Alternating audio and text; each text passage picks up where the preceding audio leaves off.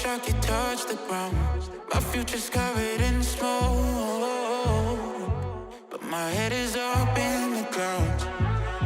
And maybe this will all fade after one bad day, and I'll be okay. But my life is in the worst place, and I can't wait for heartbreak from my mistakes.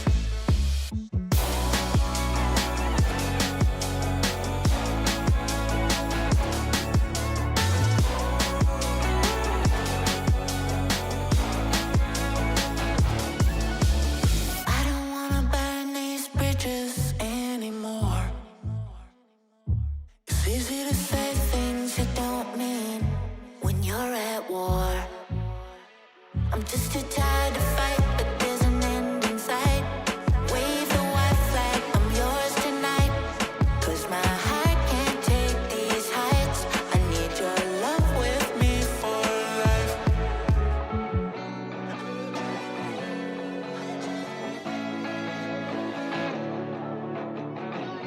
I need your love, I need your love with me for life.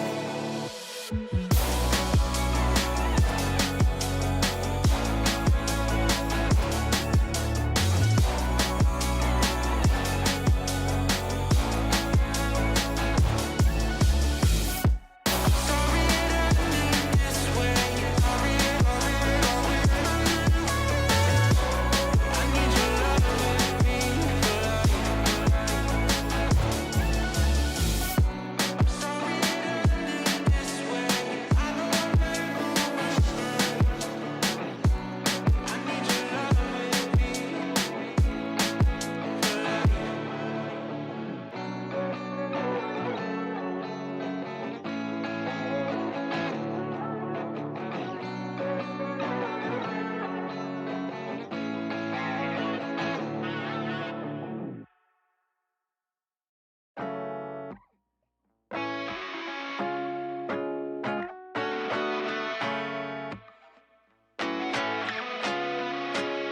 Yeah, some people like me are just destined to fuck up everything that we mess with. If I was made as a joke, I don't get it.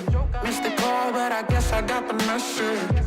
Usually I fall too hard, I'm addicted to pain. And if the world's on fire, I'll be swimming in flames, yeah. 'Cause I'm too impatient to wait for change. I know I'm far from perfect, oh yeah. But I know I can make it work. I know I can make it work. I'm crazy, everybody knows my name, but I don't even know my name. Going insane, putting heavy on my brain, and I don't even know my name. It's a story about a ID crisis. Used to think my only future was the night shift. Brain on ADHD, autopilot. And through it all somehow I kept smiling.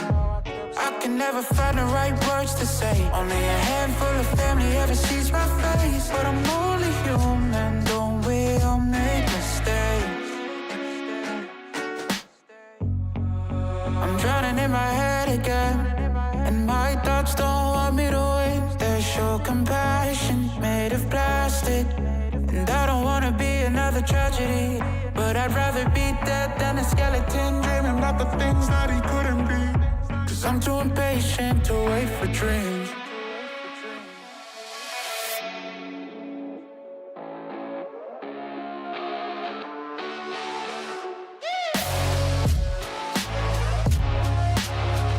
I know I'm far from perfect, oh yeah. But I know I can make it work. I know I can make it work. I know I'm far from perfection, but I know I can make it work. I'm crazy, everybody knows my name. Going insane, putting heavy on my brain.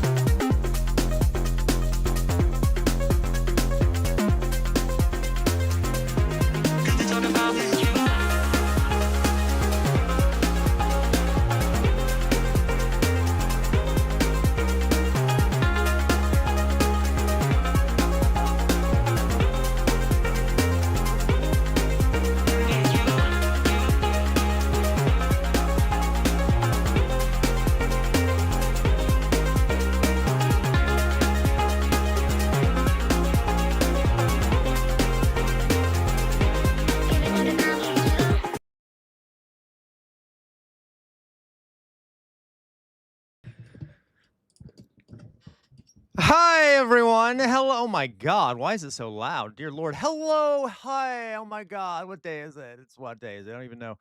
Is it Friday? It's Friday, January 30th, 2026, for those who need a reminder. How is everyone doing out there? Let's see who we got here. I am eating a little bit of lunch, so forgive me. I'm going to be shoving chicken, what is it? Chicken masala sog into my mouth. All right. Hello, body swap. Okay, let me see who we got here. Who do we got here? Hello, hello, hello. We got Druzilla. Hello, Druzilla. Hello, Druzilla.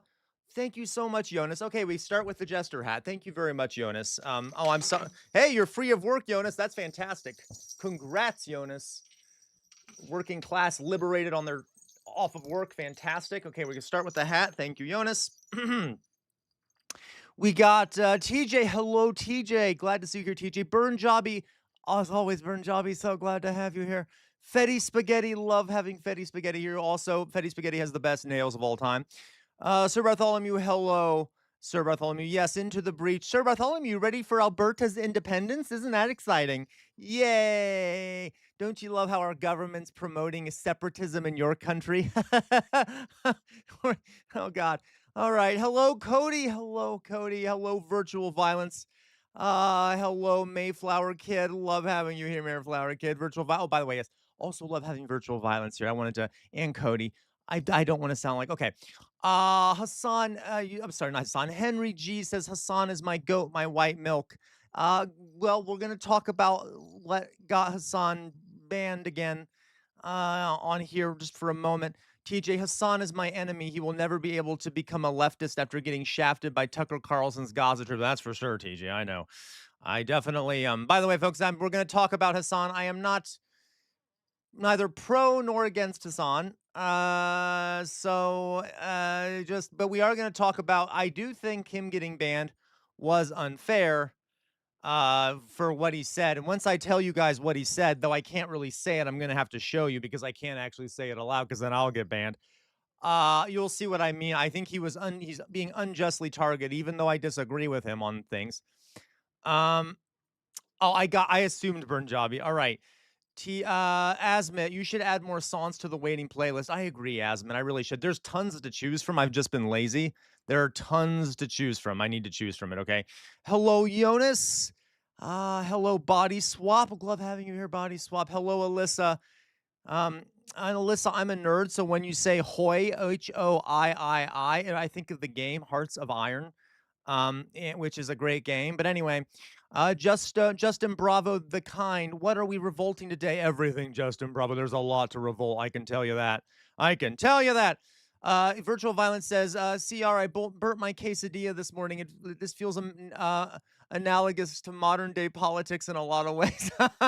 Yes, Virtual Violence, it is. It is. The quesadilla is humanity.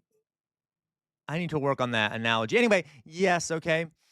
Hello, Matt Saigai. Matt Saigai, by the way, guys, I might, if I run out of things to talk about, I might, because it's a Friday, I might shift the stream over to doing gameplay. So we might end up playing, if we get through enough and there's time at the end, I'm going to be playing some Hellmart. So Matt Saigai, you shouldn't be mad at me. We might be playing Hellmart at the end of the stream, okay?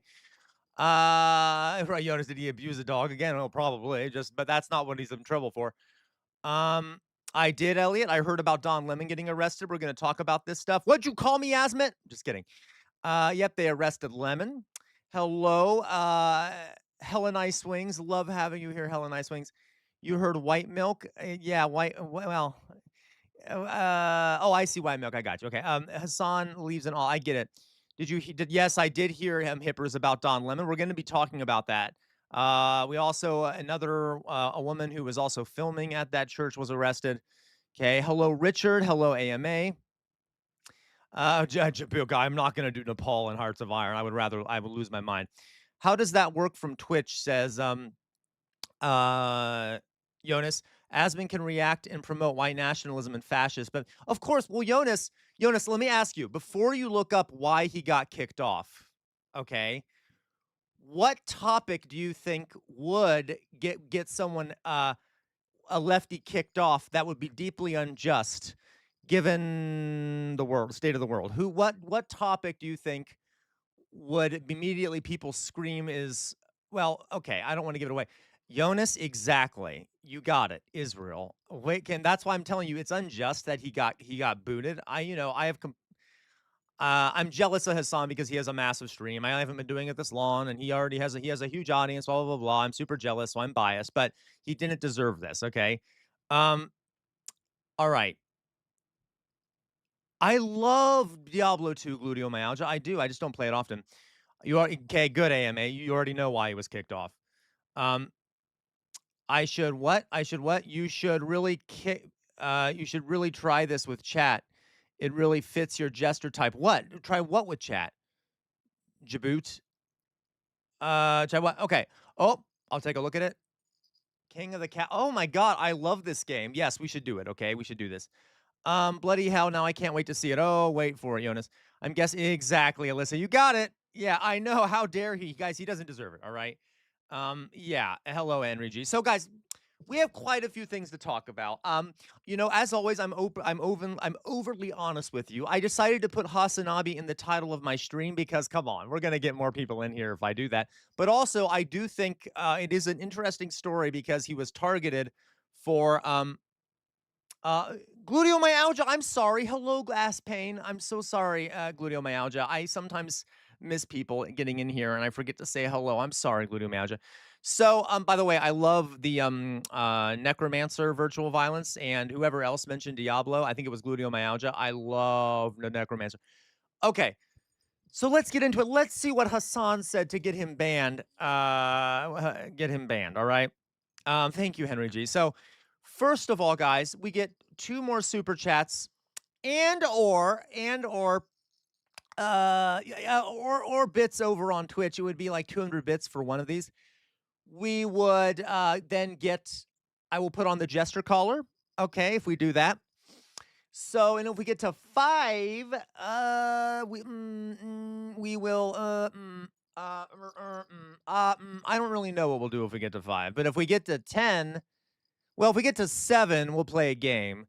If we get to 5, maybe I'll do makeup. I don't know if I'm feeling the makeup. We'll see how I'm doing. But if we get to 5, we'll do something. Okay. If we get to 7, we'll do a game. If we get to 10, I don't know. We can do. I don't know. We can immediately start doing the other game. I don't know. Well, we'll talk about it. I really need to come up with some ideas in advance about these things. Thank you so much, Jonas. Okay, guys, if we get one more.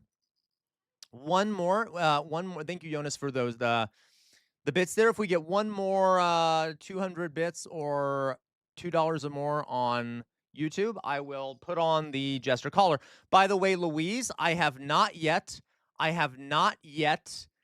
responded to your buy me a coffee, but I will. And by the way, folks, you see this little thing in the lower right here.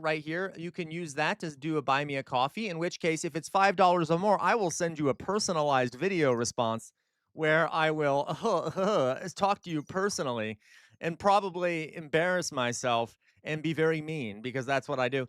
So if you would like, so please send me a $5 buy me a coffee. And if you tell me in the chat here, it'll count towards our goal. Okay. All right. All right. All right. All right. All right. No, Asmin, I don't think that's why he was banned. Well, we'll find out. Okay, so everyone ready for this? Let's begin, shall we? Hello, Tomation. I love when you're here, Tomation. As always. Oh, look, there's King in the Castle, which I just opened up in response to someone requesting it. Okay, so where's my face? I don't know where my face did. Yep, absolutely. Yep, absolutely. Pizza. Don Lemon has been arrested, which we'll talk about. Uh, yes, I did. Hella Nice Wings. I did. I did see that. Okay, DOJ to release 30 million Epstein documents global. Did you read when? Did they say when they're going to do it? Okay, yeah, cranking up the parasocial relations. Absolutely virtual violence. You know that's what I do. Okay, everyone ready? So let's go. So a few things here. This is oh god damn it! I literally just exited out of my entire screen. Oh my god, the incompetence really is just unbearable. Okay, give me a second here, folks. Dear God. All right, we're gonna quickly pull this back up. I hit the goddamn This is why you watch me, folks, because if I were a good streamer, that would be boring, right? See, if I were really good at what I did, then like why would you watch me? It would just be like it'd be perfect every time and there'd be no reason to watch. Okay, let's see here. Here we go. Let's put this back up, right? Oh, where the hell did it go? Here we go. There it is. I got to put the sound back up now. Dear Lord, give me a second. All right. Okay. So, uh, what got too paternal? What got too paternal? What do you mean? It started equal but got way too paternal. What got too paternal? What do you mean? Um, thank you, virtual violence. Please tar and feather me, daddy. Okay, I'm sorry. That's a joke. Please, virtual violence. I'm not harassing you sexually. I don't even know what you look like. I apologize. Okay. So here Hassan has been banned. Gotcha, Glue Magia. Hassan has been banned. Good, Druzilla. That's my goal. That's my goal. That you feel better about yourself after watching me. So here we got Hassan was banned from Twitch for 7 days, I believe. Now he can appeal, but the reason he got banned was because of the phrase to the right of his picture on this screen that I cannot say out loud. I'm sorry, virtual violence. Forgive me. I didn't mean to do virtual violence to you. You see this phrase right here that he used? Okay. He basically said, this is what you get, you ultra Zionist, that word. Now, okay, now let's be honest, folks, that's just an accurate statement. I mean, I'm not, yeah, like that's what ultra Zionists are, in fact, Zionist that, right? Like I know, God, I feel like such a coward because I can't use that word. I'm because I will get banned off Twitch, but like small channel and shit, I can't afford it. He can afford to get banned for 7 days. They will let him come back on. He makes them a lot of profit, but I can't do it. But come on, really? Really? You can say that, by the way, about any other group. Any other group. You could say that about Democrats. You could say Democrats are pigs. You could say that about Republicans. Republicans are pigs. You could say that Nazis are pigs. You can say that about anyone else. But he, when you say that though, okay, when you say it towards Zionists, suddenly, okay, let me show you exactly here what happened. All right. According to, uh, according to, by the way, I'm just so annoyed at how attractive he is. It's so goddamn annoying. Why don't people watch me? I am better. I am better than he is. Screw him. Okay, I'm sorry. I love Hassan. Forgive me. All right, it's all jealousy on my end. It's all jealousy. Okay, so he said, okay, oh God, I can't even show some of the things that it says on here because I don't want to be, I don't want to be, whatever it is, demonetized. Okay, so, but okay, regardless, Twitch's terms of service basically say that Zionist is an anti-Semitic term.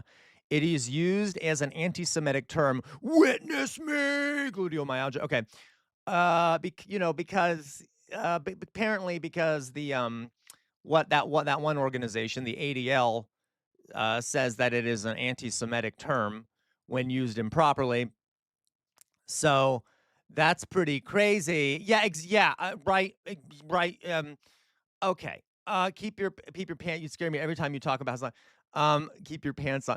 Virtual violence. I'm sorry. I keep traumatizing you, don't I? I don't mean to keep traumatizing virtual violence. I will calm down my rhetoric. Okay. Yes. Yep, TJ, you're right. Zoran is the first in the world to reverse the IHRA definition. This is Hassan's. We're not pushing his friend more to be in. Hey, you know what? That's fair, TJ. Regardless, I think we can agree. Yeah, Twabbles. I think we can all agree that this is completely unfair and unjustified, and he's just making an accurate statement. Now, I'm not going to read for you the whole statement. Look at this. Even the article I found about this, I chose this one specifically because the first line is warning. This article contains discussions of hate speech, which some readers may find distressing. Oh my God. Oh my God. Such snowflakes. The Zionists are such snowflakes. You can't, come on. Come on. Really? You can't criticize Zionism? All right. I'm going to lose my mind. All right. So, okay. So, oh my God, probably going to get banned from even saying that phrase, that saying Zionists or snowflakes. Okay, whatever. So, glutamyalgia, land of the lakes, yep, glutamyalgia, right? So, anyway, so Hassan has been banned for a few days. Okay, he probably will come back in 3 days. You can appeal. They'll never actually ban. He's been banned 7 times, and they've never kicked him off the platform because, folks, it's about money. They make tons of money off of Hassan, and their advertisers and shit love Hassan. So, regardless, still unfair that he got banned, right? I think we can agree that. And classic example of how, well, we got a lot of problems. We got a lot of problems. So much for freedom of speech. Okay, so there we go. Let's move on, shall we? That's just a little thing I wanted to cover. Also, I need to take a bite of my chicken masala zog. But are you even here, Matt Saigai? I told you we might be playing the game later, right? Okay. Good question, Jonas. Good question. I don't know. It's because our politicians are bribed, Jonas. That's why. Because all of our politicians are bribed by pro-Israel groups and things like that, probably, okay? Oh, my goodness, right? Yeah, chicken tiki marsala, or chicken, it's chicken masala sog, actually, glutamyalgia. So, no, it's not chicken tiki marsala, all right? How dare you? Matt's like, are you even here? Because how can I play the game later if you're not here? It's so good. There you go. There you go. Twabbles, or I should say weirdomorphous blob. Absolutely. Okay.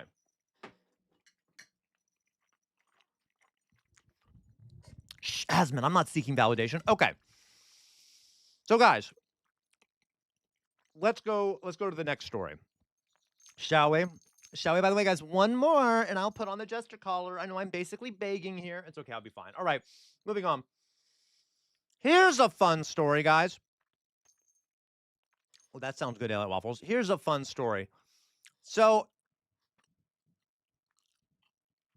I know why you keep calling me, and it's not about the game. What do you mean it's not about the game, Matt Saigai? It is about the game.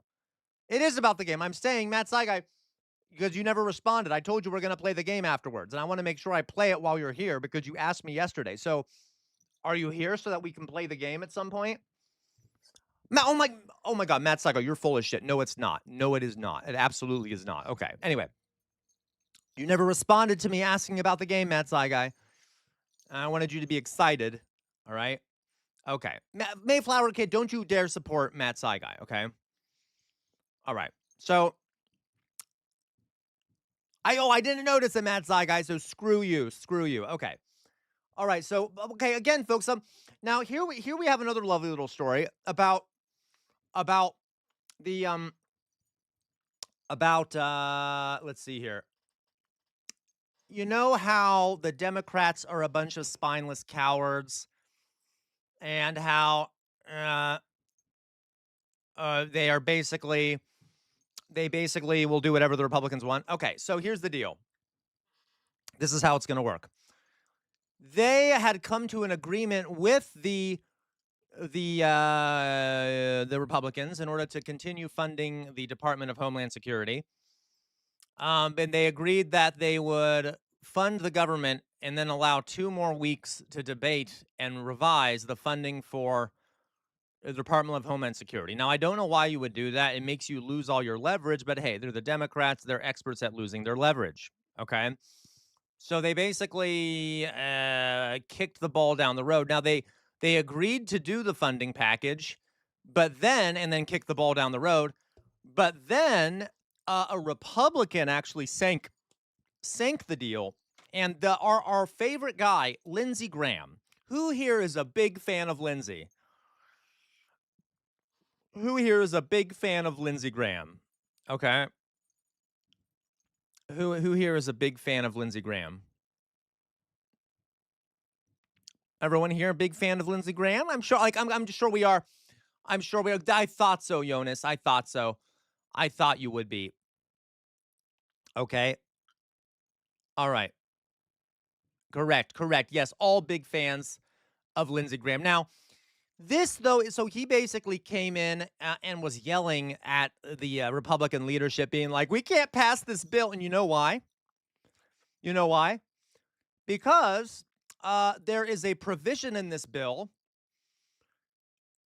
that overturn. So the Republicans had passed a bill that allowed Republican senators to sue investigatory agencies if they look at the lawmakers' personal information. Okay. So basically, the lawmakers were allowed to sue the FBI if the FBI was investigating them for anything. That sounds kind of corrupt and allowing them to get away with all sorts of crimes, right? Wouldn't it be nice if American citizens could sue the FBI for investigating them, essentially? So this was something that was in Congress. This bill removes that and says that you cannot, lawmakers can't sue the FBI for going after their data. Okay. And Lindsey Graham was like, no, no, I want to be able to sue them in case they look at my data. I need that money. I need to sue them. Now, I don't know about you guys, but that's kind of sus, right? A little bit sus that he shut down the whole thing just because he didn't want to give up being able to sue the FBI for looking at his data. You see what I mean? Kind of sus. Yeah, right, Fetty Spaghetti, okay. Uh, kind of sus. Also kind of funny, like funny that we don't get to do that, but they do. All right. So that's a problem. And forgive me, I know I'm a pig.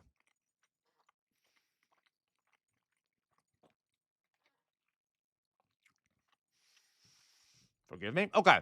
So that's no good. And so now, right now, live on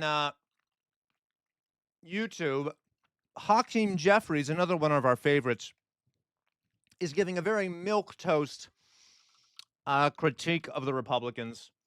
I'm going to see if he's even still alive. Let's see if he's still alive. He was live when I got on. Hakeem Jeffries. He's talking all big and shit, but he's not really doing a damn thing. Let's just see if I can. Let's just see. I just want to see how little Riz he has. Security in with the Okay. Hello, Lee Lane. Let me quickly say, don't worry, we're not going to watch the whole thing, but just to show you how little Riz the Democrats have. Whether that's sufficient time, but there's urgency to dealing with this issue. Because ICE, as we've seen, is out of control, and the American people know it. The American people know that the Trump administration on all of the things has gone too far. And that's the understatement of the year. Yeah, like negative Riz, understatement of the year. By the way, so he gave a speech basically how trying to lay out how Democrats are fighting to save healthcare and make life better for the American people. Now, what's funny about this is I looked up. Let me show you all Hakeem Jeffries. Hakeem Jeffries. What is it called? Shit. What is it called? What's the term? Open secrets. Let me show you who his top donors are. Okay. For those who like Hakeem Jeffries, let's take a look at his top donors. As always, as I'm telling you guys, is the most important thing to do. So the number one top contributor to Hakeem Jeffries is, someone tell me here. Someone tell me. Can we see that? Okay, can we see that? What is the number one donor to Hakeem Jeffries? Speaking of what happened to Hassan on Twitch. Okay, what's the number one donor to Hakeem Jeffries? And they literally donated almost $1 million to him. We see this? Do we see who that is? That is AIPAC. AIPAC, American Israeli Political Action Committee. Let's go down. Who else are the big donors? Let's go down. The second largest donor to Hakeem Jeffries. By the way, look how big of a donor AIPAC is compared to the other ones. Look at that. By like massive orders of magnitude over anyone else. Okay. Right. Oh, wow. It's such a coincidence. He's been so outspoken on Israel. Yeah, no, he hasn't, right? I mean, like above and beyond anyone else has he gotten a lot of money. Okay. Then let's look at his next biggest donor, BlackRock. BlackRock. We all know who BlackRock is, right? We all know who that is. Okay. Sure, virtual violence. I'll take a look. Okay. BlackRock is a massive realtor, what, housing company and like finance company, like massive, massive, massive corporate entity that controls like most things ever. So that's good. And then we also have MetLife, Apollo Global Management, and look down here, Lockheed Martin. Hello, Louise. Lockheed Martin. Lockheed Martin, which is a defense contractor, produces a lot of stuff for the military. You know, real morally strong organization there. So, okay. Do we think that someone like Hakeem Jeffries would indeed do anything for us? Probably not, right? Probably not. And let's see how much of his money. Most of his money came from PACs and large individual contributions. Okay, we'll check up. And someone asked it. Yeah, they're the plain people. Right, Jonas. I'm sure. Okay, I'm sure that's the case. All right, let's quickly check. Someone asked me to look up Al Green. Let's do that real fast. So if you wonder why he doesn't do anything for you, it's because he's not there for you. He's there for those groups. Okay. All right. Al Green. Let's take a look at Al Green. Someone asked me to look him up. I'll look it up real fast. Al Green. All right.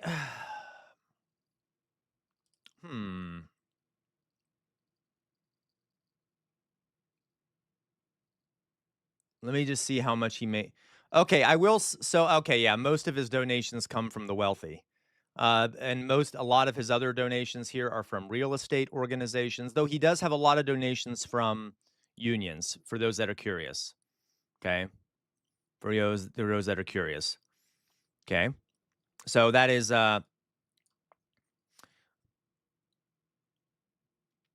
right. All right. So again, always use this site, guys, right? All right, guys. By the way, folks, all right, let's go on now. So that's happening. Again, the whole thing, the Democrats are trying to appear strong and they're not strong. Okay, another thing. And we'll get to I know a lot of people keep commenting about Don Lemon. We'll get there. We'll get to Don Lemon. Okay.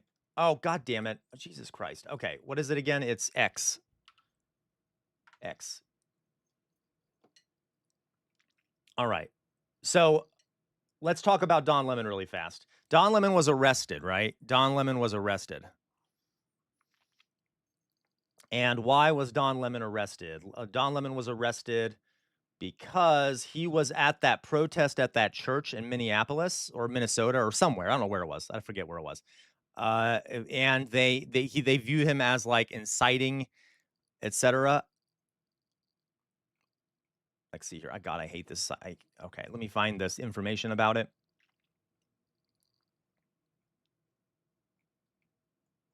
Here we go.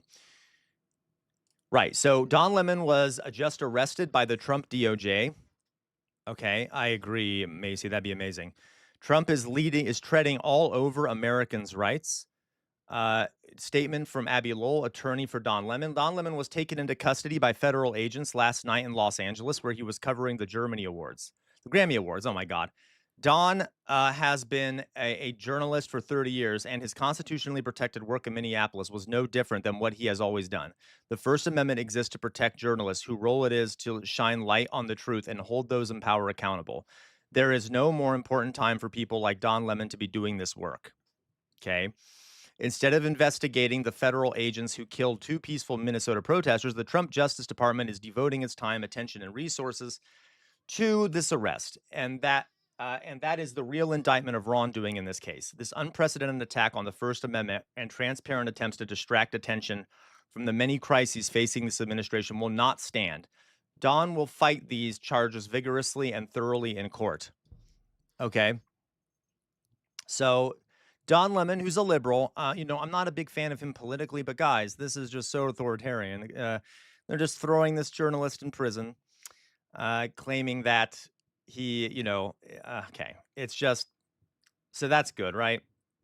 That's good. We like that, don't we? We love that for us. Guys, give me a second. I need to grab a painkiller because my tooth is killing me for some reason. Give me one moment.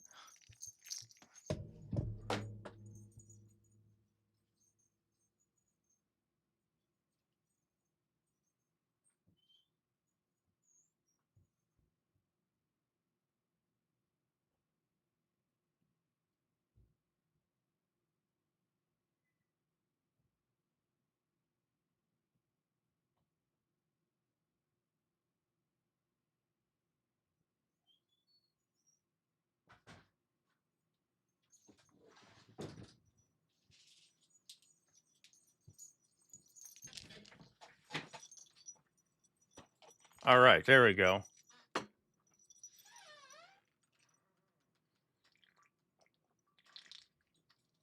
Oof, it was getting hard to speak there for a second. I don't know why it started hurting so much. Okay. All right, guys. So that's good. That's more authoritarianism. Don't we love that? Macy, you ask me.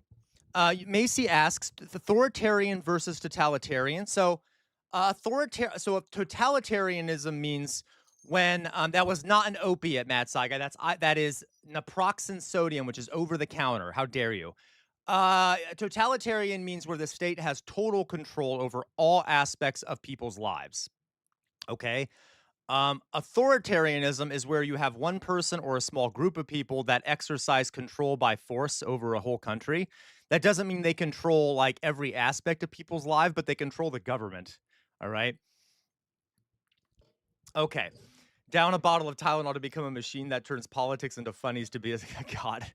All right. So that's good. Yay! Authoritarianism in the country. Oh my goodness. Oh my goodness. Whew.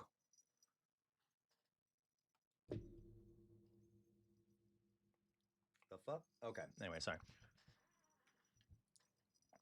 I do not, Matt Saga, but I could snort them, but I don't think that'd be a good idea. Anyway, so that's good, right? So that's more authoritarianism for us. Don't we all love that, guys? Don't we all love that? All right. Some more stuff here that I think it's important for us to take a look at.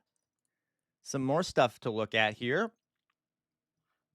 Oh, yes. The other thing that was interesting, I believe, is that there was a video out now of a Trump supporter hitting a high school teenager protesting outside of their high school and then driving away because that's MAGA for you, folks. That's MAGA for you. So it is new footage from a closer angle. MAGA driver hits and runs over a teenage student protesting ICE. Yay. First, the man stopped to yell at the students. He suddenly hits the gas to run over a girl standing several feet ahead of him, holding a sign. The car then quickly drove away from the hit and run crime. All right. Okay. So here's the video. Let's take a watch. We can watch the horror together. Let me make sure it's actually the sound is turned on. Can you guys hear it? No, you can't. Oh, you know why? I know why.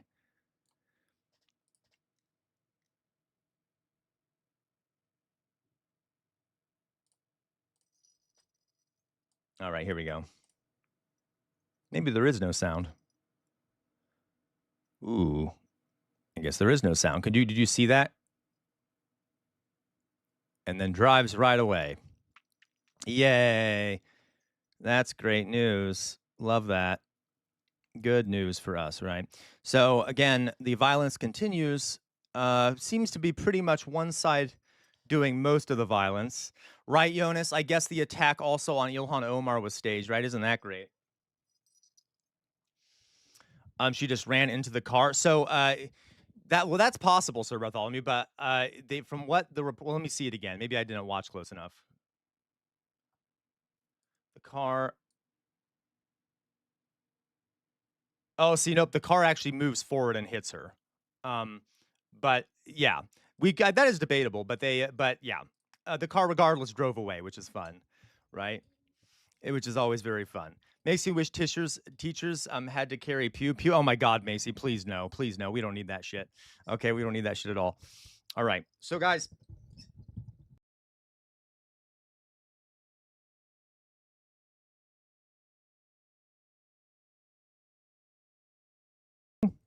There we go. You can hear me now.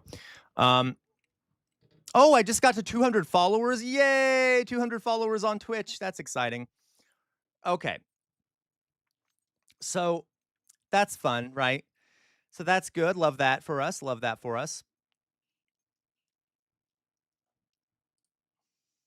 In any case, why are you driving by a school and yelling at teenagers? Hello, Luke. Hello, Luke. Someone else just did something. I don't know what someone else did, but someone else did something. All right. Okay.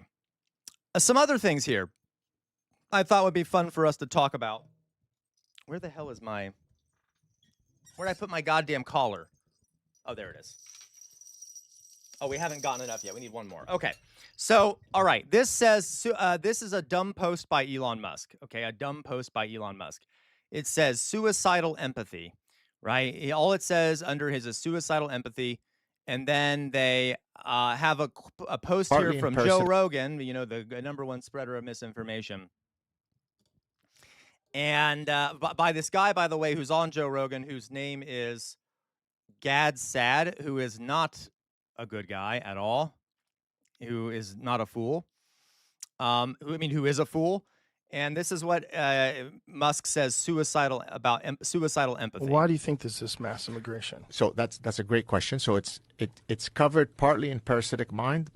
Oh, Matt Saigai asked, when are we getting the Discord Nitro Wars? I have nothing to do with that, Matt Saigai. That's up to London. So London decides that. Your book, and in my next book, which I call Suicidal Empathy, right? So empathy is a emotion that has evolved for very clear evolutionary reasons. So just like any of our other emotions, for example, envy, there are evolutionary reasons why we've evolved the emotion of envy, right? It can compel us forward. I see that Joe's doing well, keeping up with the Joneses. Maybe it'll get me off my fat ass so I can work harder. So well, Matt Saigai, you should speak to London. You should speak to London about that. London runs the server. All that stuff is his stuff, the stuff he does. There are very clear evolutionary reasons why empathy exists. But the problem is when empathy misfires, it either becomes hyperactive or it misfires in directing the empathy to the wrong person. So, for example, illegal immigrants more important than American vets, right? And I can show you many public policies where you have these insane policies, all of which are due to suicidal empathy. So to answer your question. Okay. Is it like, we all know that like you can like both, right? Why don't both matter? Why can't we say that we care about vets and care about immigrants? He's just like, no, you must hate one more than the other. Okay. I think that the Western mind is, we are kind, tolerant, compassionate, empathetic people. There are people out there, they're Guatemalan, they're Honduran, they're Yemeni, who don't have it as well as we do. Wouldn't it be nice if we open up our doors? So the reflex is a noble one. It's a nice one, but it exists in unicornia. The real world doesn't operate that way. If you let in people that have a huge hatred of homosexuality, Excuse me, guys, trust me, there are already people here who hate homosexuality, okay? We got a plenty of homegrowns in that regard, okay? And by the way, vast majority of Americans still don't care about homosexuality. As in, like, over time, most people don't care. Even though we have a lot of immigrants here, most people still don't give a shit. They used to. They don't really care that much anymore, okay? Most people are open, don't really care about gay people. As in, like, they don't care if you're gay or not gay. But, like, all right. So, all right. You're going to have an increase in homophobia in your country or a decrease, right? So you're right. I think that's the answer. The answer is misdirected empathy across the West. Is it really that simple? Because it seems like it's happened so rapidly that it seems like a plan to create more chaos. A plan to create chaos. That's the Great Replacement theory, which is spouted by neo-Nazis. The idea that like bringing people in is a whole plot by the Jews in order to sow chaos and destroy the West. Not even joking. It's happened. The border policy in America is puzzling. Yeah, it's it's baffling because it seems like there's a plan to flood the country. So it's a sort of a conspiratorial kind of cabal. This seems like there's something going on that's allowing it to happen, even though everyone recognizes it's a problem and it's solvable. Yeah. But they don't solve it. In fact, the United States government is actively trying to stop Texas from enforcing their border. So, well, but I think that's just. So I've often tweeted That's not well. Okay. that the most dangerous weapon in human context is He's Italian, Jonas. I don't even know who he is. I mean, I know of him. I know he's like a lunatic and doesn't believe, but parasitized mind, right? I mean, a bomb is dangerous, but it is the human mind that activates that bomb, right? It's a guy with a little mustache that said that Jews are the real problem in the world, and I need to get rid of the. Wait. You're talking about Hitler, and you just said that there's a cabal that is like doing all this shit. Thank you, Matt. I shall hydrate.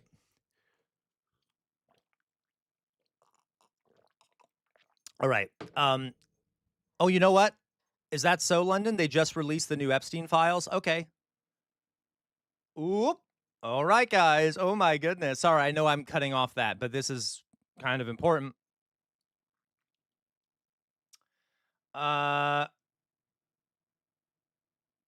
We got here. Okay, we're getting some more files and stuff.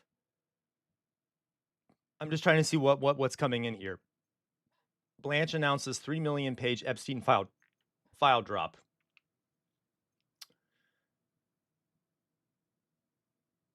No images of any men have been redacted unless it was impossible to redact the women's images without also redacting the men. It includes, okay, guys, 1 second. It includes pictures of Maxwell's booking. Okay.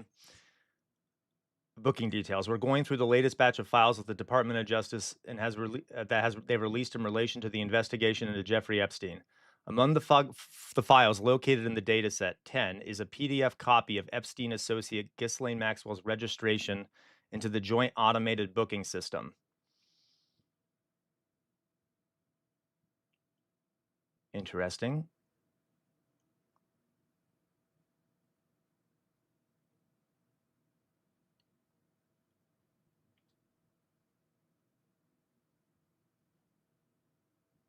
Sorry, guys, I'm just reading here what we got here.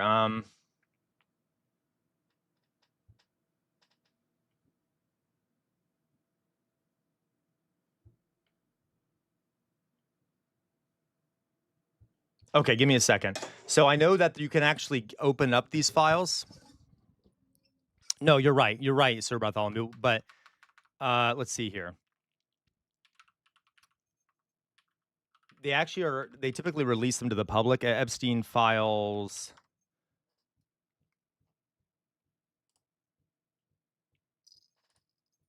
Give me a second here.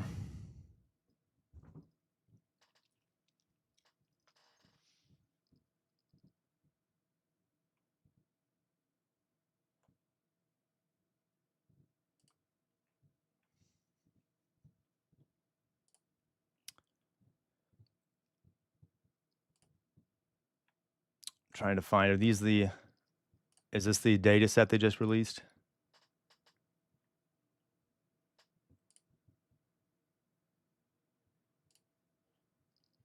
It looks like this is the data set. Okay, interesting. So guys, I'll keep an eye on if there's any updates, because obviously I can't look through them right now while I'm doing this, but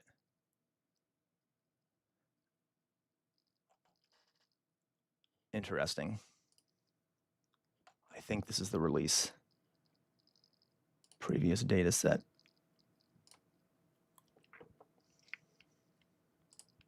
Yeah, okay. We'll keep an eye on this to see. All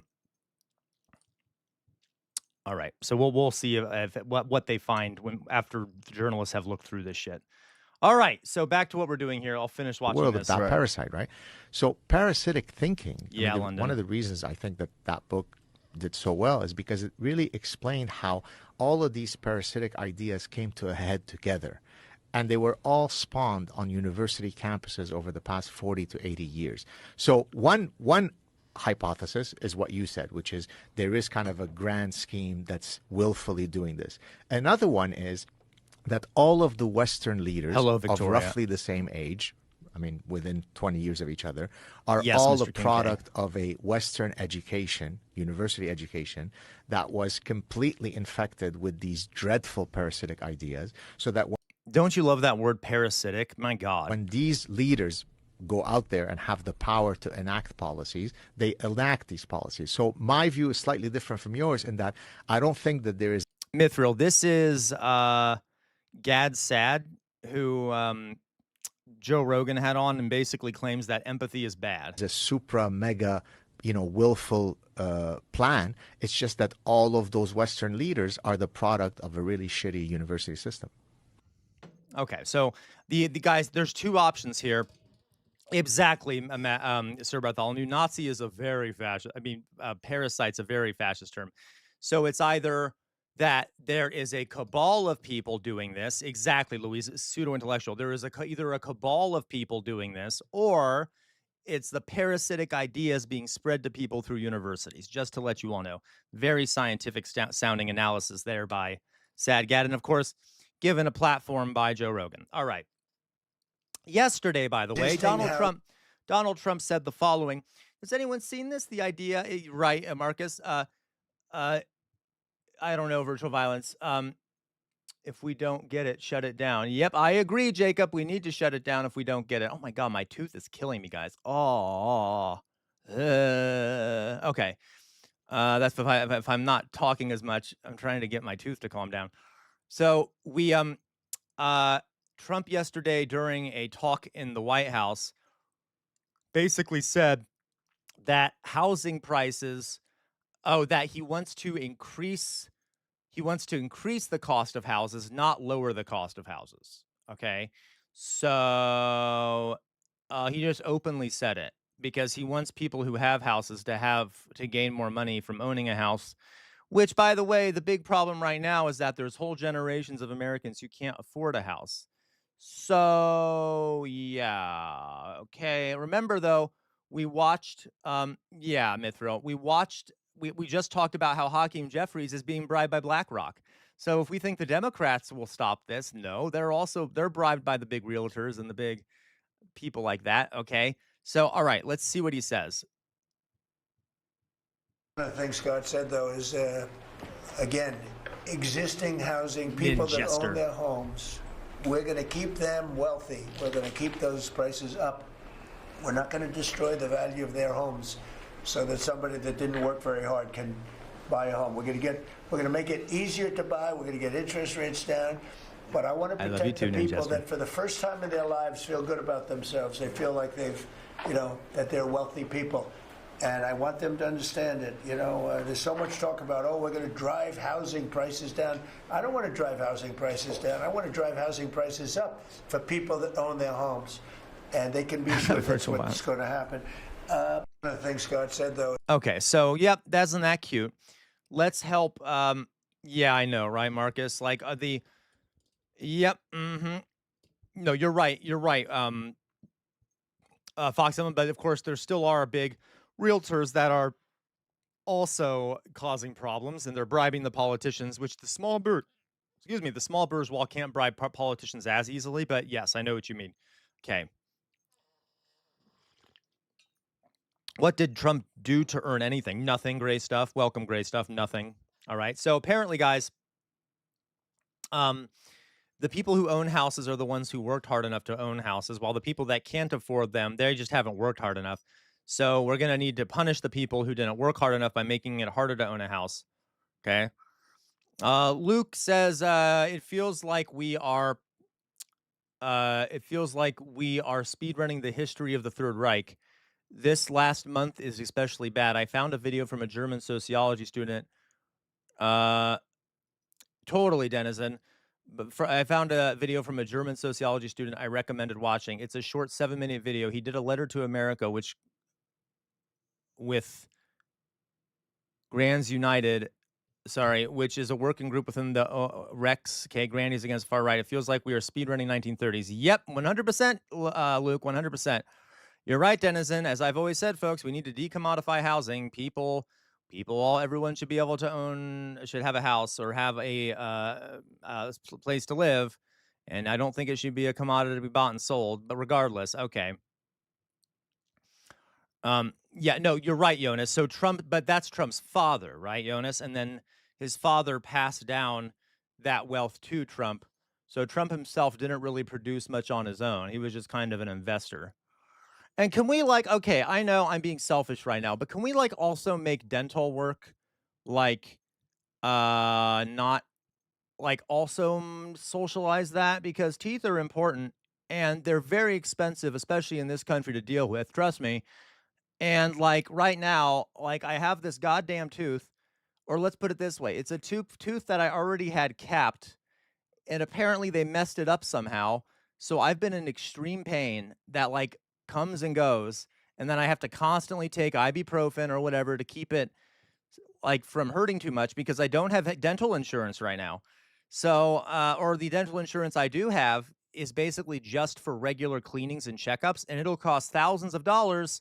It'll cost thousands of dollars if I go back in there for them to fix their mistake, because I should not have any feeling in that tooth, but I do. So okay. Ugh. So anyway, I'm gonna lose my mind. All right. Hopefully the meds will kick in soon. Yeah. Yep. Yeah, very possible, an ingester. You might be forming an abscess. Good God. Like, okay. Guys, I could just rant. I know I'm being selfish because I'm currently in pain. Macy, they know. The dental schools here do not cover the cost of an operation, like advanced operation, like removing a cap and they might even need to just get rid of the tooth now, which I've already had to do with one tooth. So, because if they messed up the root canal, then it's going to break the tooth if they go back in there. So, oh my God, it's so painful. Okay, like my eyes are watering, but don't worry, it'll be fine, guys. I need the med to kick in. Yeah, I think all of our countries need to do medical stuff. Provide more money for dental care, because dear God, if anyone's ever had like bad tooth pain, it is one of the worst kinds of pain. It just like makes your whole head hurt. Insane, Louise, insane. Okay. Anyway. All right. So anyway, it's just, oh God. Okay. So hopefully that'll get fixed soon. And then I also, by the way, I have on this side of okay, I know I'm talking real fast. I'm going to put my face up here. We on the other side, okay, I know I'm talking about personal dental stuff, but there are a lot of people in this community who talk about how they have dental issues that they cannot get resolved because of the cost of it.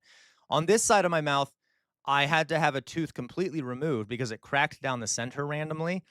And I had it removed, but now I have now scheduled an appointment 3 times to go and get an implant shoved in there that I've already paid for. And every time I've done it, about 2 months later, the doctor calls and reschedules the appointment. So I've now waited like almost like a long time to get that other appointment in. And for some reason, the doctor keeps rescheduling me without like even asking, like, oh, we have to reschedule. Oh, we got to reschedule. Oh, we got to reschedule. I'm like, okay, can we just like get it done? Because there's a hole, right? Okay. I'm gonna lose my mind. So, which by the way, you know what that does, folks? It means that I can't really chew on this side of the mouth because there is a missing tooth over there. But then I definitely can't chew on this side of the mouth because I'm in pain horribly on this side of my mouth. So what do, guys? I self-medicate. Instead, I'm constantly taking over-the-counter ibuprofen or naproxen sodium, and I take it almost every day, which you're not supposed to do because that can destroy your kidneys. But because they keep moving the appointment forward, I have to keep taking it, or I literally wouldn't be able to do my job, which is streaming. So I hope my kidneys don't go belly up, because that's the only thing that gets rid of the pain. You know what I should do? I should just start taking opiates. Why not? Why not get into opiates at this point? Dear God, maybe I should start taking fentanyl. I mean, I can understand why so many people do. Like, you're in pain all the time. Okay. Dear God. I would headbutt. Jonas, you're insane. Okay. I'm not right. Anyway, so it's starting to calm down now. All right, I just need to take a little break, folks. Sorry. Okay. Bright Love, Kratom is really bad for you. It's addictive. So, but I know what you. I would never try. Don't worry. I'm not actually ever gonna try. I'm never gonna try. Um, okay. I am never gonna do fentanyl. You should not do fentanyl unless it's prescribed to you, and then even then, only if you necessarily need it. Okay. Yeah, yeah, yeah, yeah. Okay. Oh goodness. Uh, if Sam, real talk, you should make some. I could try that, Meows, but I really could. Do cocaine chat, horse drink every 100 bits someone donates. I would love that. I would love that. Alas, can't afford the horse drink. Okay. Oh, don't you love this country, folks? I had a toothache once Friday afternoon. The first emergency work was on Monday. It took 75 Nurofen. I don't blame you, Minithro. It's so goddamn painful. Matt Saga, why are you being so mean? Okay. All right, it's calming down now. Forgive me, guys. Okay, we'll go back to this now. All right. Okay, so that was fun. Trump saying that cost of housing doesn't matter. You can get 2 minutes. I've never had teeth problem. Yeah, yeah, guys. Like it runs in my family, Marcus. A lot of us have very weak teeth. I was once told when I was younger that I have soft teeth, which is a really disturbing term. So like I'm always easy. Like I use even medicated what is it called, toothpaste, because my teeth are so like weak, but bad shit still happens. Okay. Yeah, it's just ridiculous. Yeah, oh my god, Meowzord. Yes, I have. I've seen people buy ice cream and I'm like, you psychopath. Yeah. Okay. All right. So, moving on now. Let's see what else we got here. I think my tooth is calming down. It doesn't normally start hurting that much after talking. All right. Let's see what we got here.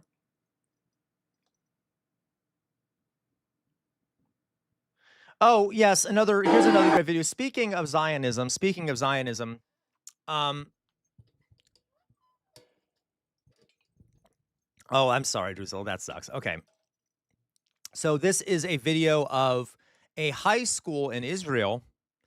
The principal of this school had a speaker come to the school to talk about whether the injustice of some of the settlements that are being built in the West Bank, okay? Which, is illegal according to international law, is a crime against humanity, blah, blah, blah, blah, blah. It's a genocidal, okay, it's okay. You know how it is, right?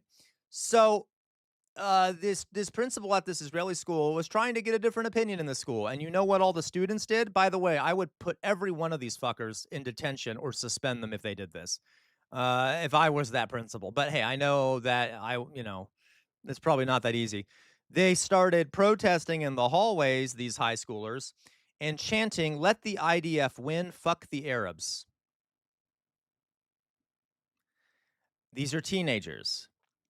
And they didn't learn that, like they probably learned that at home. Yeah, they're all a bunch of Nazis, Sir Bartholomew. Like, okay, this is the Hof Ho Carmel School in Haifa, Israel. All right, so let's watch that.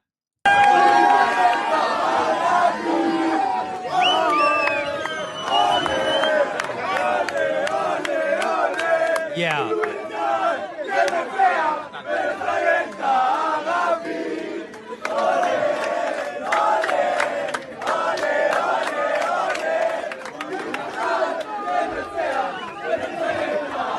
Thank you, Louise.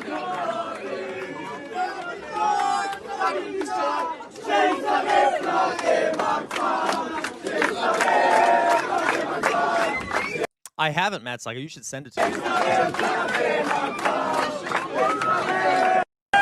So, can I just say, maybe I shouldn't say this. I don't want to get kicked off like Hassan did, but I think that, you guys know, not a fan of the American empire, but I'm getting real close to calling for America to spread freedom and democracy to Israel. Okay? And you know what I mean by that, right? I think they might need a bit of an interventionist force to enter the country to liberate the people of the region. Like, America never actually liberates people, obviously.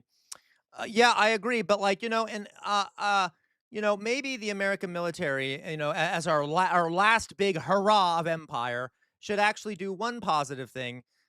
And by the way, you all know I'm joking. Please don't start being like, well, well, the American empire shouldn't do violence anywhere. Like, yeah, I know. I don't actually want the American empire to get involved. I'm doing a bit, okay? But I'm kind of not fully joking. Like, maybe as a last American hurrah, we do a little bit of a regime change over in Israel, right?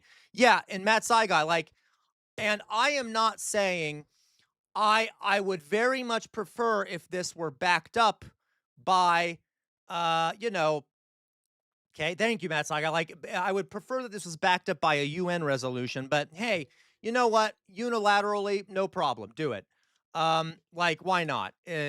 God bless America. Who cares? Just send in the troops, right? Like, this society is sick. Like, the people, you have a very, very, very sick society. Very, very sick society. And of course, America will never do that. Never, never, never do that. Neither will the UN. Of course not, Matt Saigai. Of course not. This is what I just said, Matt Saigai. I just said don't do the like, wow. Okay, that's exactly what you're doing, Matt Saigai. Okay. Yes, I know that'll never happen. I'm just saying I would not mind at all. Yeah, literally. Yeah, honestly, yeah. If any country were to do it, please, hell, Russia, hey, you've already attacked Ukraine. Why don't you do a liberatory war? Okay. Like, all right. I know LaCroix will. It'll totally will. But like, I'm just very upset. LAX Croix. I'm just gonna call you Croix. Okay, does that work? Yeah. If we also just stopped funding them, that would be nice. But of course, as we just saw a few minutes ago, our politicians are so badly bribed. Of course, they would never attack Israel or do anything like that. Yeah, it needs yeah. Okay, TJ. So, all right. So, anyway, I'm like, it's a sick society. It's a sick society, very sick society. And there are people there that are brave who are standing up to this, but not. Okay. All right. So I'm just like, it's so gross to see this. Like, it's disgusting to me. And that it's allowed, and that the society allows it, and the parents of these kids probably allow it. You're like, hey, the society has gone mad. All right. So, all right. So there was that. That's the kind of, Also, I saw this yesterday, and I didn't even think about this. This is a very good point. So there was a concept. There was Trump failed. Israel versus Gaza right now is basically Vietnam 2.0. Trump failed. Okay. So Trump failed.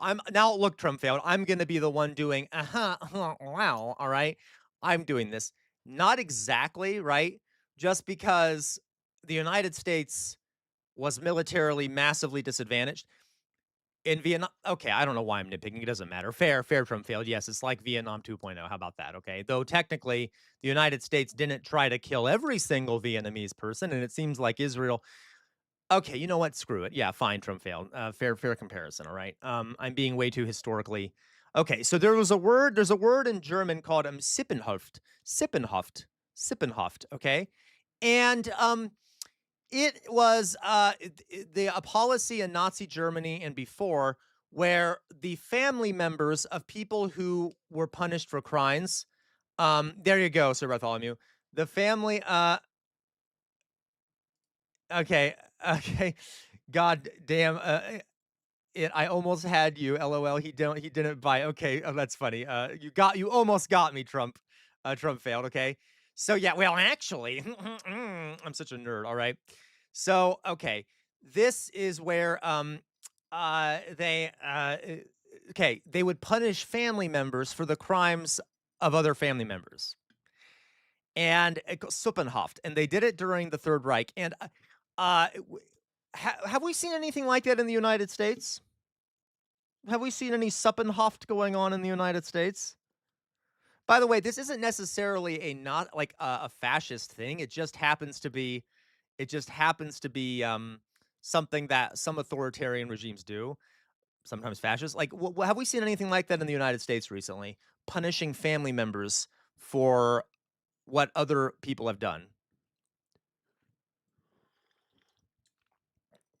Oh, I'm sorry, LaCroix. I just noticed. Thank you, LaCroix, for the correction. I love it. Also, love having you here, LaCroix. Right? You make me feel so fancy whenever I say LaCroix. So, guys, okay, no one has an answer. Okay. Oh my God, this class. Pay attention, class. Yo, pay attention. Don't make me hit. Hey, you paying attention? Wake up. Lunch is next period. Okay? Someone tell me, have we seen an incident in this? Well, actually, paleontology dog, you're not wrong. I didn't think of that, but the Japanese internment camps would be an example. Okay, paleontology dog. I was thinking about how. Wake up, Cody. Wake up. Okay. Thank you, Body Swap. I was thinking. By the way, Body Swap gets a boop. Boop. Okay, I suspect, you know how, what's her face? Renee Good, forgive me, that was rude. Her partner was being targeted by the FBI and shit, right? Like they have been targeting family members of people who have been accused of things. Okay. Oh, Fox Emblem? Okay, I'll check that. I am going to get out my Catholic paddle. Give me a second, guys. Fox Emblem has sent me something in DMs relating to the Epstein files that is apparently important. So we'll take a look at that.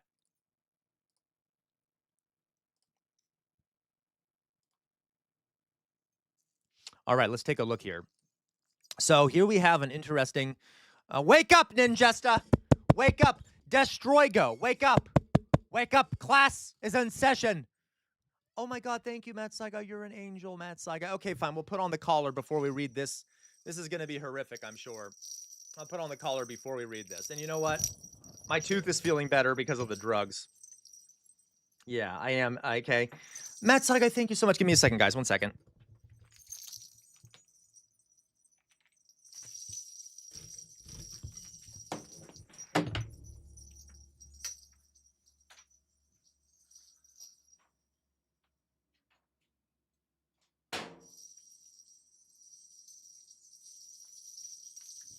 It's getting a bit hot in here. All right. Okay, now we'll get back. I know I keep pausing the stream today. I apologize. You know, I'm only human. All right. So here we go. Moving on. This is a document from the Epstein files. I am ready to read it. Matt Seig, I thank you so much, really, for all those donations. We've gotten enough now to. I guess we'll do a game, and then when we'll figure out what to do. Okay, thank you. All right, let's see here. Here we go. This is Matt Saigai, dear God, stop it, Matt Saigai. You're being too nice. Thank you, Matt Saigai, really. So let's see here what we got here for the Epstein files, shall we? All right. Oh my God. I think I can read this on stream. Yeah, thank you, Matt Saigai. Finally got paid. I can tell. Thank you, Matt Saigai. Can we help out Matt Saigai so Matt Saigai and poor Dolly Boy don't have to be like fun to all my stream, basically? Thank you, Matt Saigai, very much. Okay, so here, oh my God, this looks bad. All right, ready for this, guys? See below with criminal history and disposition. I am reaching out. Okay, here we go. Complaint summary. So, complaint summary. Blank reported an unidentified female friend was forced to perform oral sex on President Trump approximately 35 years ago in New Jersey. Oh, Malzord, thank you. Boop, thank you, Malzord. Boop, thank you, Matt Saigai. Well, that sounds dirty, Malzord. Okay. So apparently, from oral sex on Donald Trump, the friend told oh my God, the friend told Alexis that she was approximately 13 to 14 years old when this occurred. Well, this is no longer funny. What just happened? Oh my God, this train is going wild. Very bad time for the train to be going wild when I'm talking about the assault of a child. Thank you, LaCroix. Thank you, guys. Thank you. I feel bad now. Thank you, Jonas. Thank you, LaCroix. Okay. So, thank you. Oh my God. Jesus. Jonas, how dare you? Okay. Thank you, LaCroix. Really. Thank you, everyone, for everything. Highly appreciated. Okay. Is it because of my tooth pain? I should have more tooth pain more often and then like use emotional blackmail. All right. Okay. So, all right. Okay. Anyway, so apparently Donald Trump raped a 13 to 14-year-old girl, according to this complaint. Jonas, Jesus Christ, Jonas, thank you. Oh my God, Jonas just handed out a whole bunch of gifted subs. Okay, thank you so much, Jonas. Really. Oh my God, this train is going wild. I'm having trouble keeping up with everything being sent. Okay, thank you so much, Jonas. Really, guys, you're gonna make me cry. Seriously, he's gonna start a war tonight, isn't he? Mithril, you might not be wrong. Okay, Hassan Bam, we need to channel that VIP Twitch energy somewhere. Oh, that's true. There you go, Meowsort. Right. Really, Jonas, thank you very much. Okay. All right. Make him feel bad by donating money. Okay. Virtual violence. How dare you? Thank you. Guys, come on. You're being so nice. Really. Okay. Thank you. Virtual violence. Okay, for that as well. All right. Going back here. Back to the assault allegations, folks. Focus. Focus. All right. Focus. You see my rod? Focus on my rod. It's my rod of power. All right. Thank you, guys. All right. So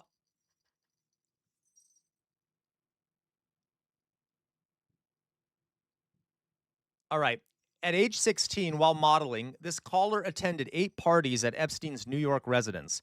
On one occasion, the caller reported she was assaulted. There's another word there. Okay. Oh, thank you, Alyssa. Oh my God, guys. There, Alyssa. Boop. Virtual violence. Boop. Jonas. Okay, Jonas doesn't like being touched, so we'll do a boop from a distance. Boop, boop, boop. Okay. And Matt Saigai, boop. Meowsor, boop. Okay. Fox Emblem, you said that these aren't allegations. What do you mean? These in this document are allegations, but if you mean, are they been proven since then? Okay. Oh my goodness. Names of some of the guests at Epstein's party included Bill Clinton and Trump. Jesus.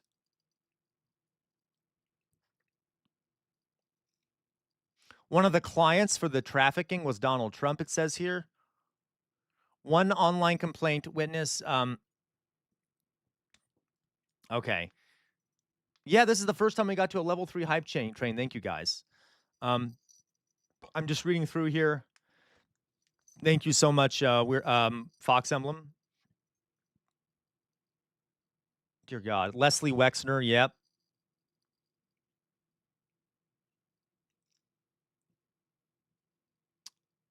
I'm sorry, I'm just reading through. Okay. While at this party, complaints stated that they had all been invited by Donald Trump to a party at Mar-a-Lago. And the complaint told Villeneuve that she wanted to go to this party, but was allegedly told by Villeneuve that it was for prostitutes. Dear God. Complaint reported his ex-girlfriend's blanks were victims of Epstein's, and one was we heard about this one. One of of these victims was murdered. While working as a limousine driver, complaint recalling picking up Donald Trump in 1995 to take him to Dallas-Fort Worth Airport. Oh, we've already read that one.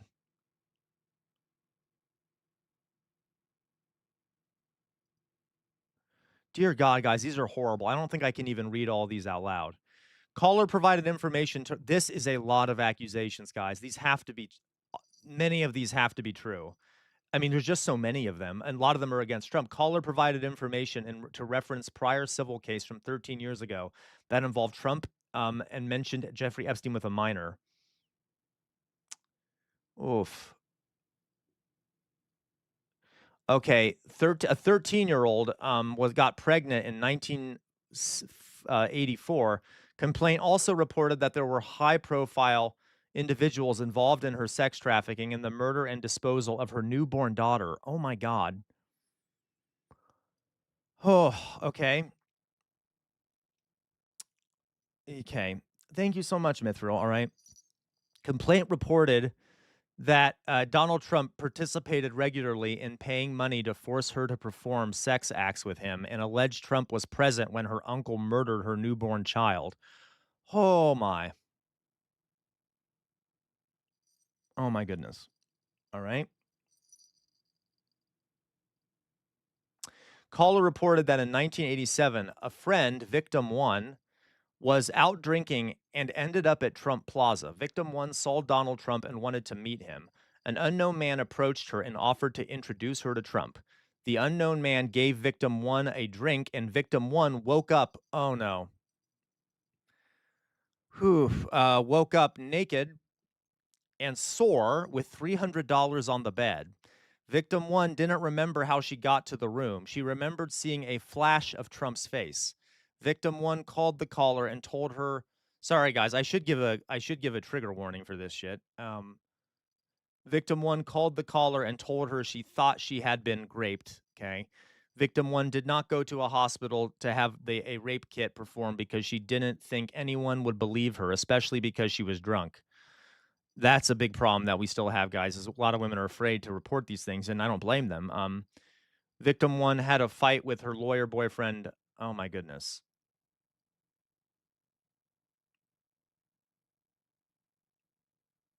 Oh, God, this is gross. In 2004, I'm sorry, guys, I know this is gross. Please forgive me for kind of just rambling here, right? Okay. We have here in 2004, 2005, Sir Ivan Wilzig. I don't know who that is. Anyone from the UK, do we know who that is? Sir Ivan Wilzig hosted a party where Jeffrey Epstein, Sammy Sosa, and Donald Trump were in attendance. Patti LaBelle's PR agent stood at the door. At the party, caller met an individual who was approximately 18 to 23 years of age, who was brought from Oklahoma for a modeling job, but then sold to a man in France. Several women were being auctioned, and a woman possibly known as Colette LNU was the madam. A couple years later, callers saw Colette at the Cheetah Club in New York, and she told one of Santos' friends that Jamie Foxx was interested in spending the night with her, and that he could pay her a lot of money. Oh my God, this is so disgusting.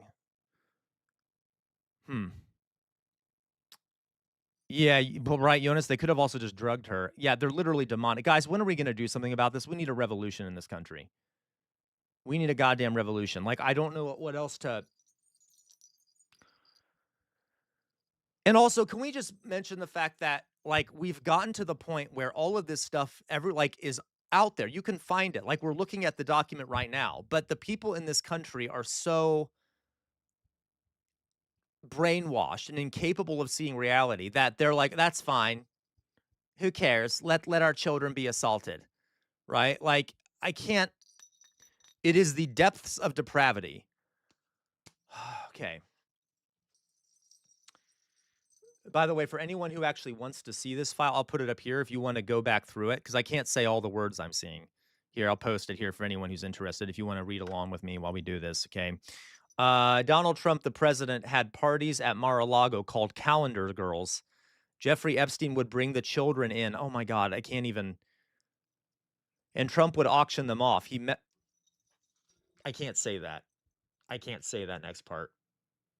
Actually, I think I can, but guys, really big content warning here. Oh my God, I'm going to cry. Okay.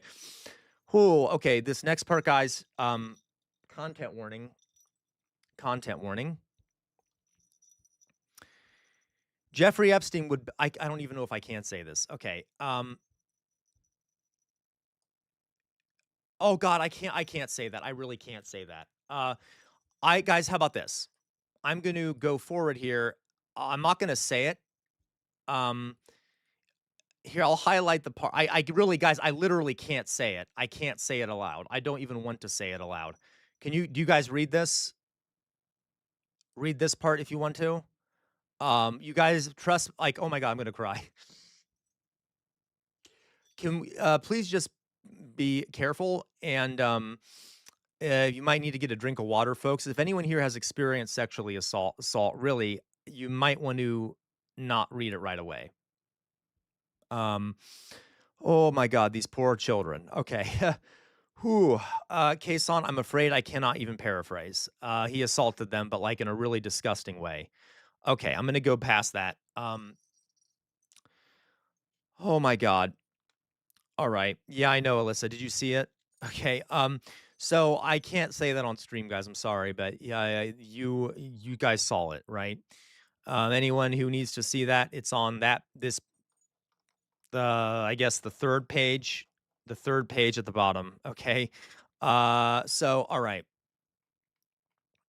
Okay. They also, by the way, they were taken in rooms and forced to give oral sex to DJ T. Oh God. Oh my goodness. Oh.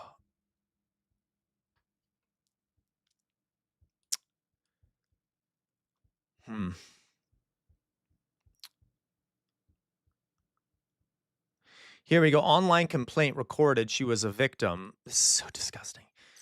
This is like a horror movie. I know exactly. Mithril must not fed post.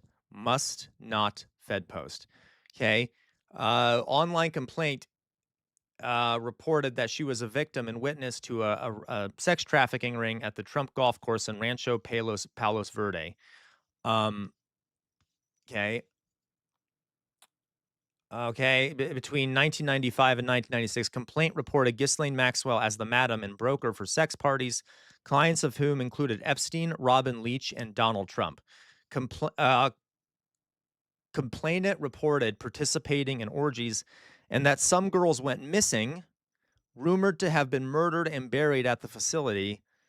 Complainant reported being threatened by Trump's then head of security, that if she ever talked about what went on there or who she saw, she would end up as fertilizer for the back 9 holes, like the other, and I can't use that word.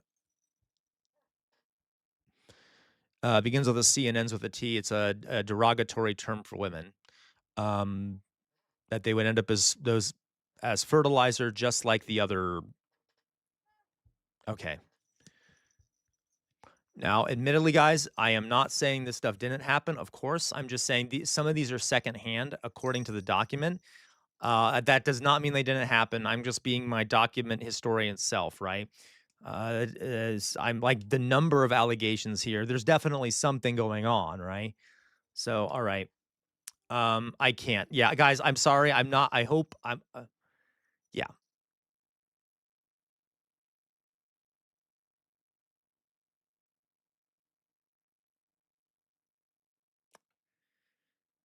Whew. Oh, here we go. The caller is talking about crimes committed against her. She claims to be a prisoner. She references Lisa Marie Presley, the British royal family, President Trump, and Jeffrey Epstein. Oh my God. Okay.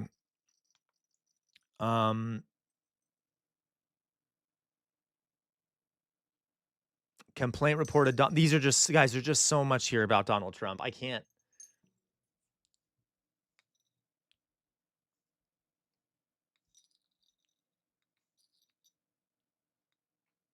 Okay. So that's really disgusting. Yeah, they didn't get followed up on. I'm not going to go through the rest of those, but they're, you guys get the idea. I sent it for anyone who wants to look closer at it, okay? It's in the public domain. You can see it. This is like so disgusting. Oh my God, it's so disgusting. So fucking disgusting. And by the way, guys, both parties have covered this up. The Democrats covered it up. The Republicans covered it up. And you wonder why. I mean, look at this shit. All these people are, there's Bill Clinton is in a lot of these, okay? There are the royal family is in some of these, the British royal family. Yeah, and guys, I'm concerned that there will be an attempted distraction here soon from these files. Probably Chuck Schumer. Like, okay. Yeah, nope, I don't blame you, Cody. You don't have to. So we, like, the rot is so deep. We need, like, I don't know how you can't reform a country like this, right? No, I know, right, with my Lord. There you go, Matt. It's like you can't reform a system this disgusting. You need to get rid of it. Okay, yeah, you know what, Louise? I would not be surprised. I would not be surprised if Iran started to be bombed soon. It would be a lovely distraction, wouldn't it? So just be aware. Like every time there's been a massive release of these documents, something horrific has happened on the international scene, whether it be the bombing of Iran. News came out that the United States was meeting with members of there's a province in Canada called Alberta. Yeah. Oh no, I forgot about that. Lacroix. There is. They've been signaling about Cuba recently as well. As a matter of fact, that is something I kept on X here to show all of you. There's been hints that they're going to be attacking Cuba soon as well. They've cut off Cuba. They've cut off Cuba from trying to find here. There we go. Okay. Trump has signaled a sweeping executive order declaring Cuba an unusual and extraordinary threat, which is laughable, by the way. That Cuba is not an extraordinary threat to the United States. It's a tiny island. It is a tiny island. Like, it's not like, all right. Like, just on the face of it, it's laughable. It's like when we screamed that Panama was a threat to the United States. Like, it's insane. Okay, an unusual and extraordinary threat and authorizing broad new sanctions, including punishing foreign countries that sell oil to the island, even directly. This reports come in that there's only 15 to 20 days left of oil on the island. The shortage has already fueled near daily blackouts and fuel rationing. Mexican President Claudia Sheinbaum said that her government provides oil to Cuba via contracts with Pemex and via humanitarian aid mechanisms. The latter, she said, would continue. So they are literally destroying Cuba right now, and it might be that they're about to invade. There is, of course, an American fleet over near Iran right now, threatening to bomb Iran. And there is an attempt by America. I even saved this, guys. Is Sir Bartholomew here? Here's Sir Bartholomew. Sir Bartholomew's here. The United States was meeting with, there's a province up in Canada called Alberta, for those that don't know. Oh, of course, they're not going to let me see it here. There's a province up in Canada called Alberta, and there are I don't know what, Albertian separatists or whatever the hell, who want independence from Canada. And the United States, neither am I, Sir Bartholomew, but the United States sent representatives to meet with these separatists who want to declare independence from the Canadian government. It's just stupid. So we are a threat, guys. America is a threat to the planet. And us Americans, for the Americans in here, we would be heroes, not only saving ourselves, but saving the planet if we did something about this government. Okay. Because all right. Yeah. Right, Sir Bartholomew. All right. Hey, Retro Asher. Okay. And so there could be an attack anywhere in these places. Yeah, absolutely, Mummified Butterfly. We could be that he will distract by attacking Cuba or Iran. Oh my God, I'm getting stressed. Okay, I mean, I already was stressed. All right, so there's that. That's the shit we got to live with. Meanwhile, guys, okay, can I just point out how moronic this country? Okay, I don't mean the American people, all right? I know most of us are victims of this system, but meanwhile, this is the shit that the conservative right wing is putting out. Because, guys, this is the important shit, right? This stuff that you're about to hear is the important shit that we have to talk about all the time. Because apparently this is much more important than the fact we're living in a fascist government, or the fact that we can barely afford anything, or the fact that, journalists are being imprisoned. Ready? Everyone ready to hear the very important topic that we're talking about, that the right wing is talking about?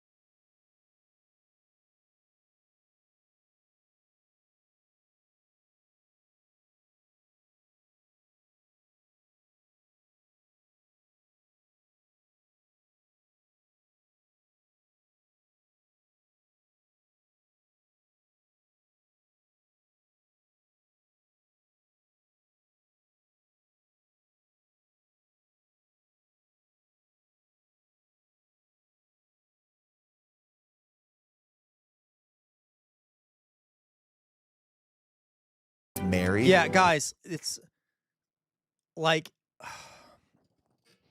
Who gives a shit? Like, really, guys, who gives a shit?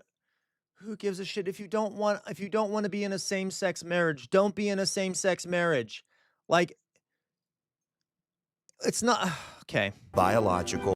This is much more gay than gay marriage, Meowsword. Absolutely. Yeah, and you're right, guys. A lot of these lunatics were arguing for child marriage and arguing for child labor. And like, this is why I'm the reason I'm showing you this now is, do we see how this works as a distraction, right? Like, what the hell why the hell is this even a topic right now?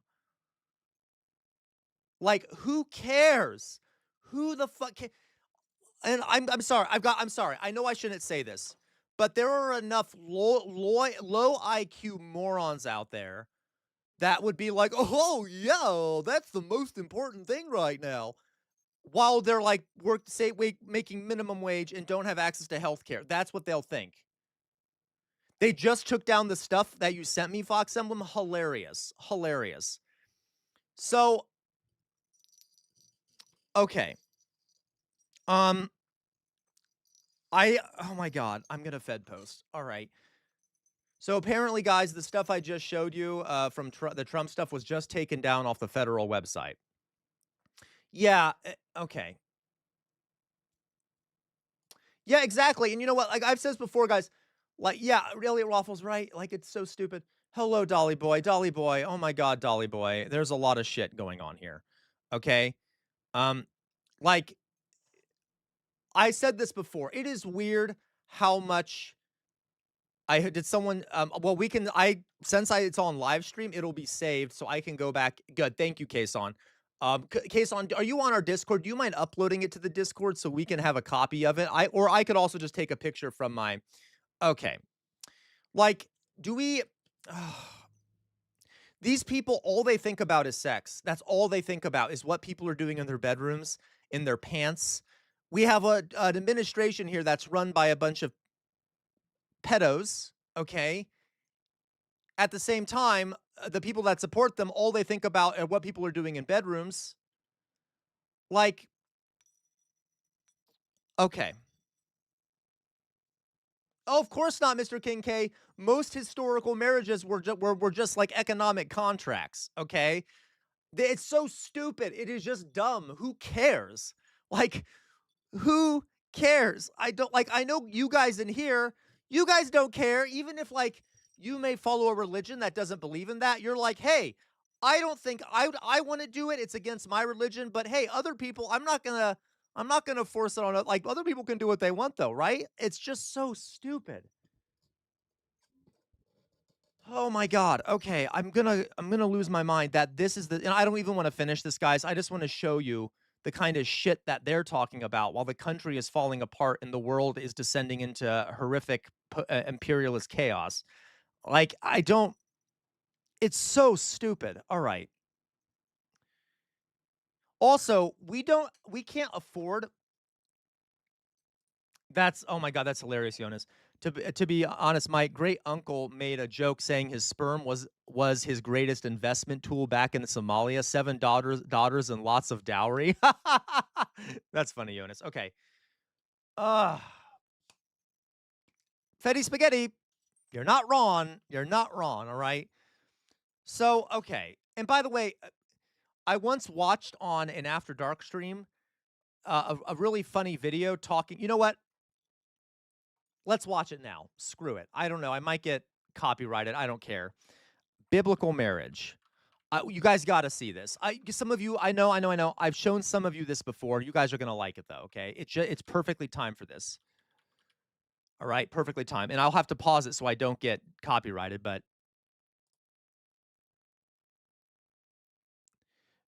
biblical marriage. Where is this thing? Biblical marriage. Oh, I totally spelled it wrong for some reason. Okay. Church, what's her name? Best Christian. This always makes me laugh whenever I watch it, and I think you guys will appreciate it. Oh, marriage according to the Bible. Is that what it's called? According to the Bible. comedy.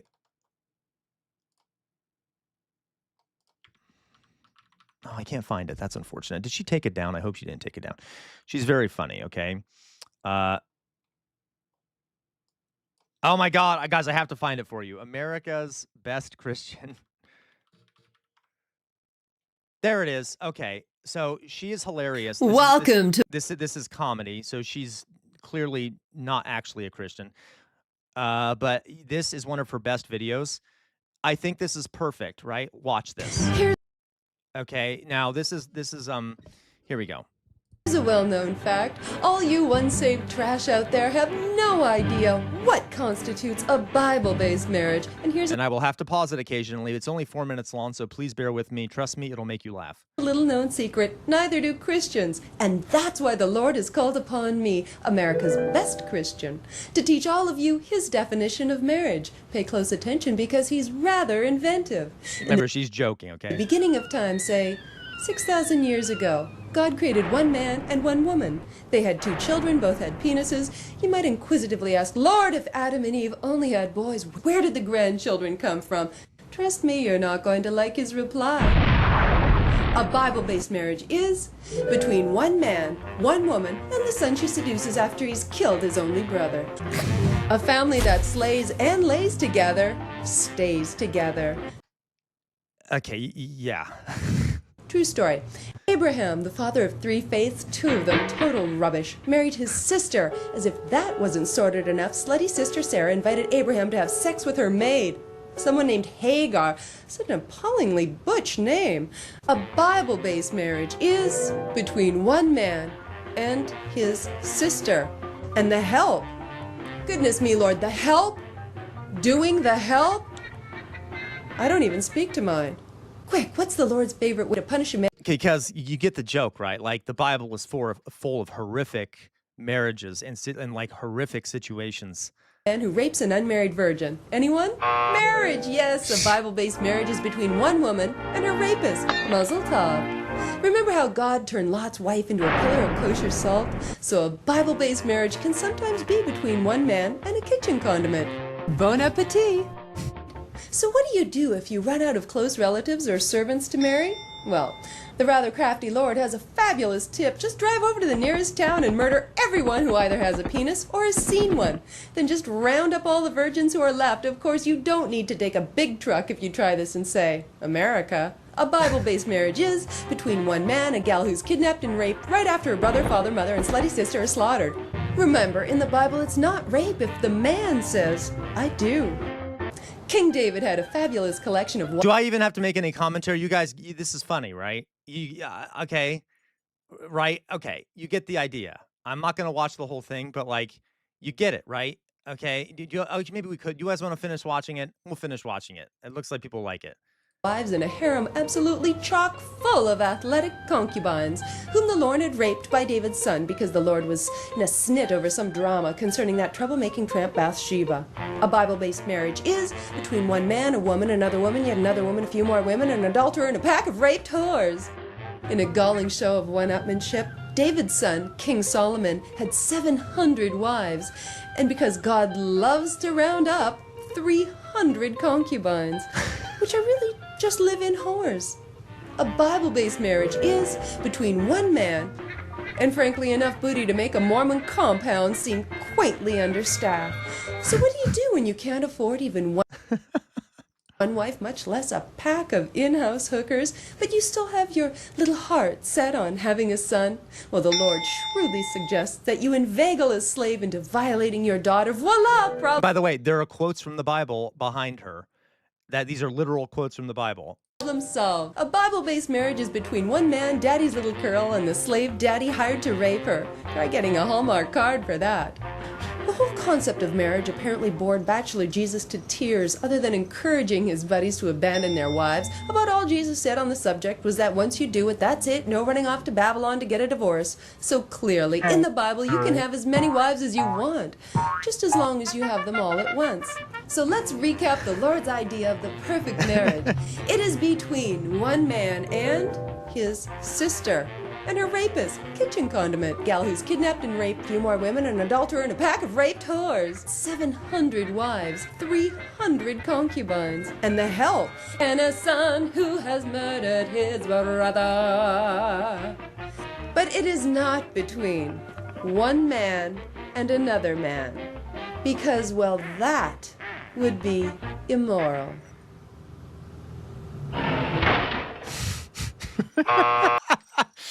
Anyway, you guys get the joke, right? Like, okay, like, who cares? Who cares? I don't, right? Oh my God, who cares? All right. Oh my God. Anyway, yeah, right. Well, guys, don't, like, you gotta love Betty Bauer. She's hilarious. She does a lot of things like this. Some of her best stuff is from years ago, but that thought was a good palate cleanser with all the horror I'm probably gonna get demonetized after doing all that with all the rape and the, okay, well, who cares? Like, all right. But Jesus. Yeah, I know, Cody, she's hilarious because she actually, I don't know if she posts as much as she used to. And that's a really old video of hers. I think it's from like 10 years ago. Yeah, you can marry the donkey, Drusilla. But she's so funny. Okay. Anyway, if anyone is interested here, I will share her channel with you, or I'll share that video with you so you guys can go to her channel. There we go. I support her. We should all support her. Yeah, exactly, LaCroix, right? Exactly, LaCroix. Okay, all right. So there you go. Anyway, so that's fun. All right, so okay, I'm going to quickly, let me go back over here to Discord. All right. Let me see here.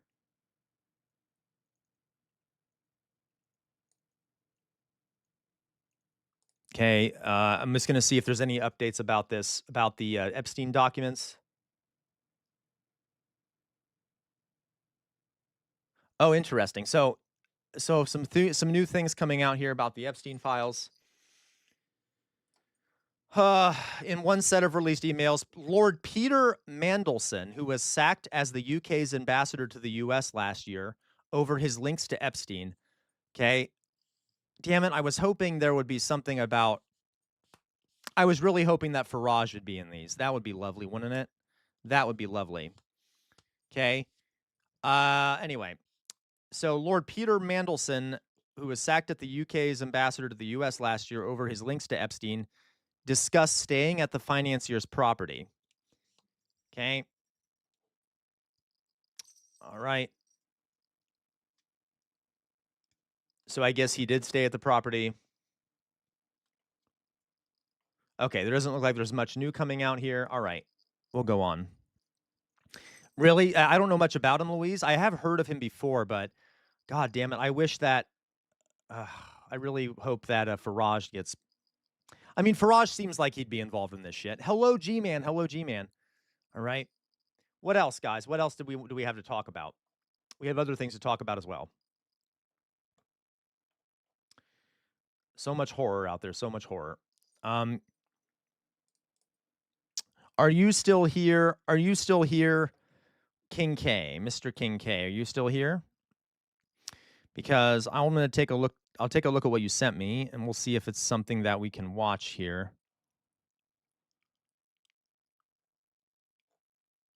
Where did you send it, Mr.? Did you send me something, Mr. King K, to look at? I'm just taking a quick look here.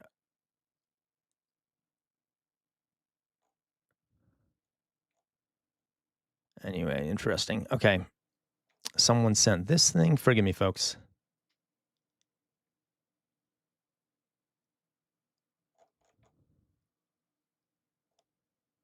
You know what? We'll go back to this stuff in a second. I wanted to do something first. There's a lot of good stuff here to read. Oh my God, there's a lot of good stuff here. All right. We'll go back to that here in a second. Okay. Okay, Mr. Kincaid, we'll go back. I saw you sent some interesting stuff. A lot of people sent interesting. Thank you so much, Jonas, really, for the donation there, okay? All right, you guys. So thank you, Matt. I do need to take a drink. So let's do this. There were some videos I wanted to watch with you guys. I know there's a lot going on in the news right now. Like, all this stuff is coming out because of the Epstein files. So I will keep my I'll keep the story up, so in case any new updates come through, we can talk about them. I did want to show you guys this, just to further increase your anger. This is from a nurse working in Minnesota, and this is what she's saying. Because there are people coming in with cracked skulls and that have been beaten up by ICE, all right? Minnesota, we're getting news from healthcare workers that there's individuals that are showing up to the emergency room who require amputation, and some with cracked skulls, because ICE is taking individuals, stripping them naked, and abandoning them in the woods. Really, Meowzord? There's thousands of videos in the new drop? Oh, dear God. Okay. This is the time that if you are a dog owner and you're taking your dogs for a walk at a nearby park or something, please just keep an eye out. Make sure that there's no individuals in there who had succumbed to hypothermia. This is really important. Please share this with everybody, and let's just come together. Are being taken out into the woods around the Whipple and released in the middle of the night, sometimes with no clothes, always with no phone, if they're brown, with no ID. And it's a death sentence. One of the people had a cracked skull that's been treated. So people are basically being dumped, essentially, guys, to dumped into the woods in the cold after being detained by ICE if they're found to be not legals, I guess you could say. So here we go. Yeah. So glutomyalgia, sure. I will send a link to the document if it is still around here. Okay. So here this is. Can I even download it? Good. I can download it. We're gonna download that to make sure we don't lose it. Here's a link if it's still up for those who want to see it.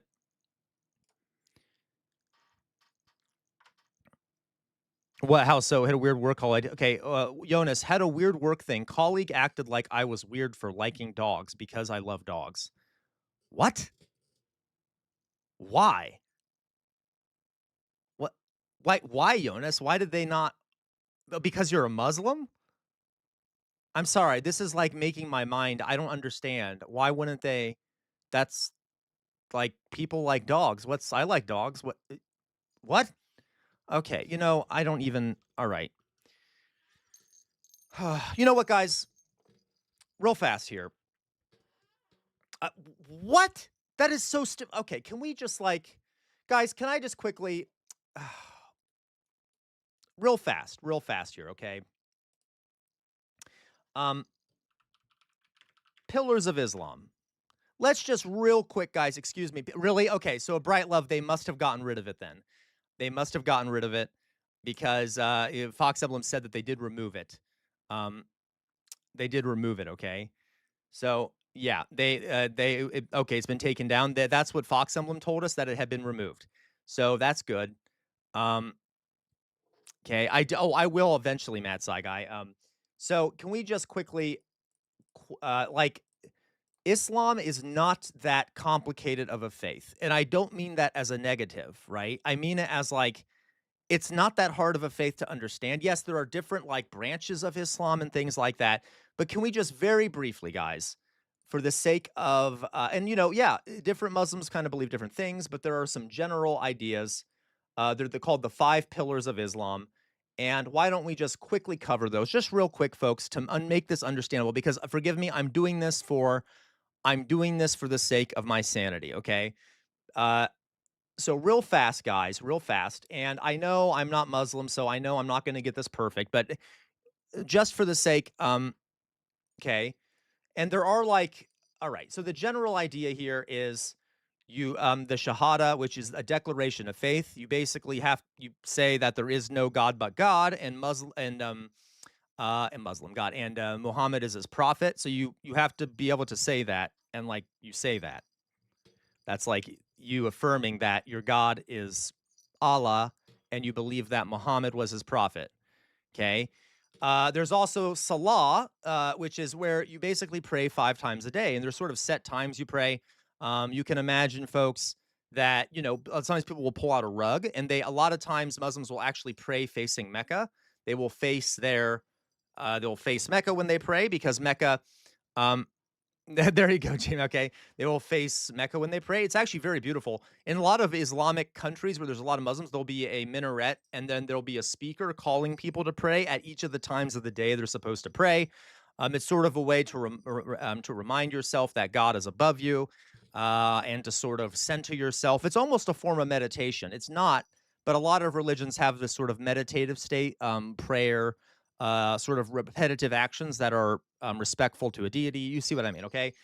There is zakat, okay? And I may be pronouncing that wrong. Now, a lot of people don't know about zakat. This is another one of the 5 pillars of Islam. Charity. Charity. If you thought that Christians were the only ones who did charity, zakat is it's obligatory in Islam to be charitable to those who are struggling.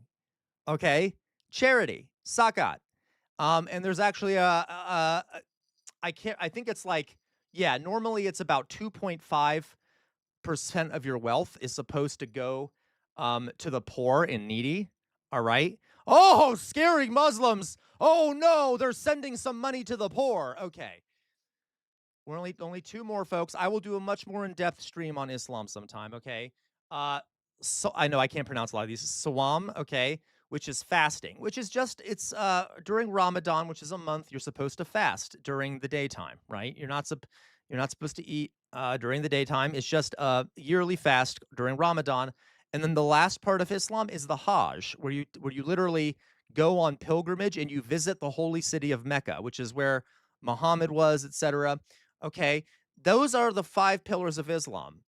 You pray 5 times a day, you declare the faith, you give charity, you fast for a month, and you go on a pilgrimage to Mecca.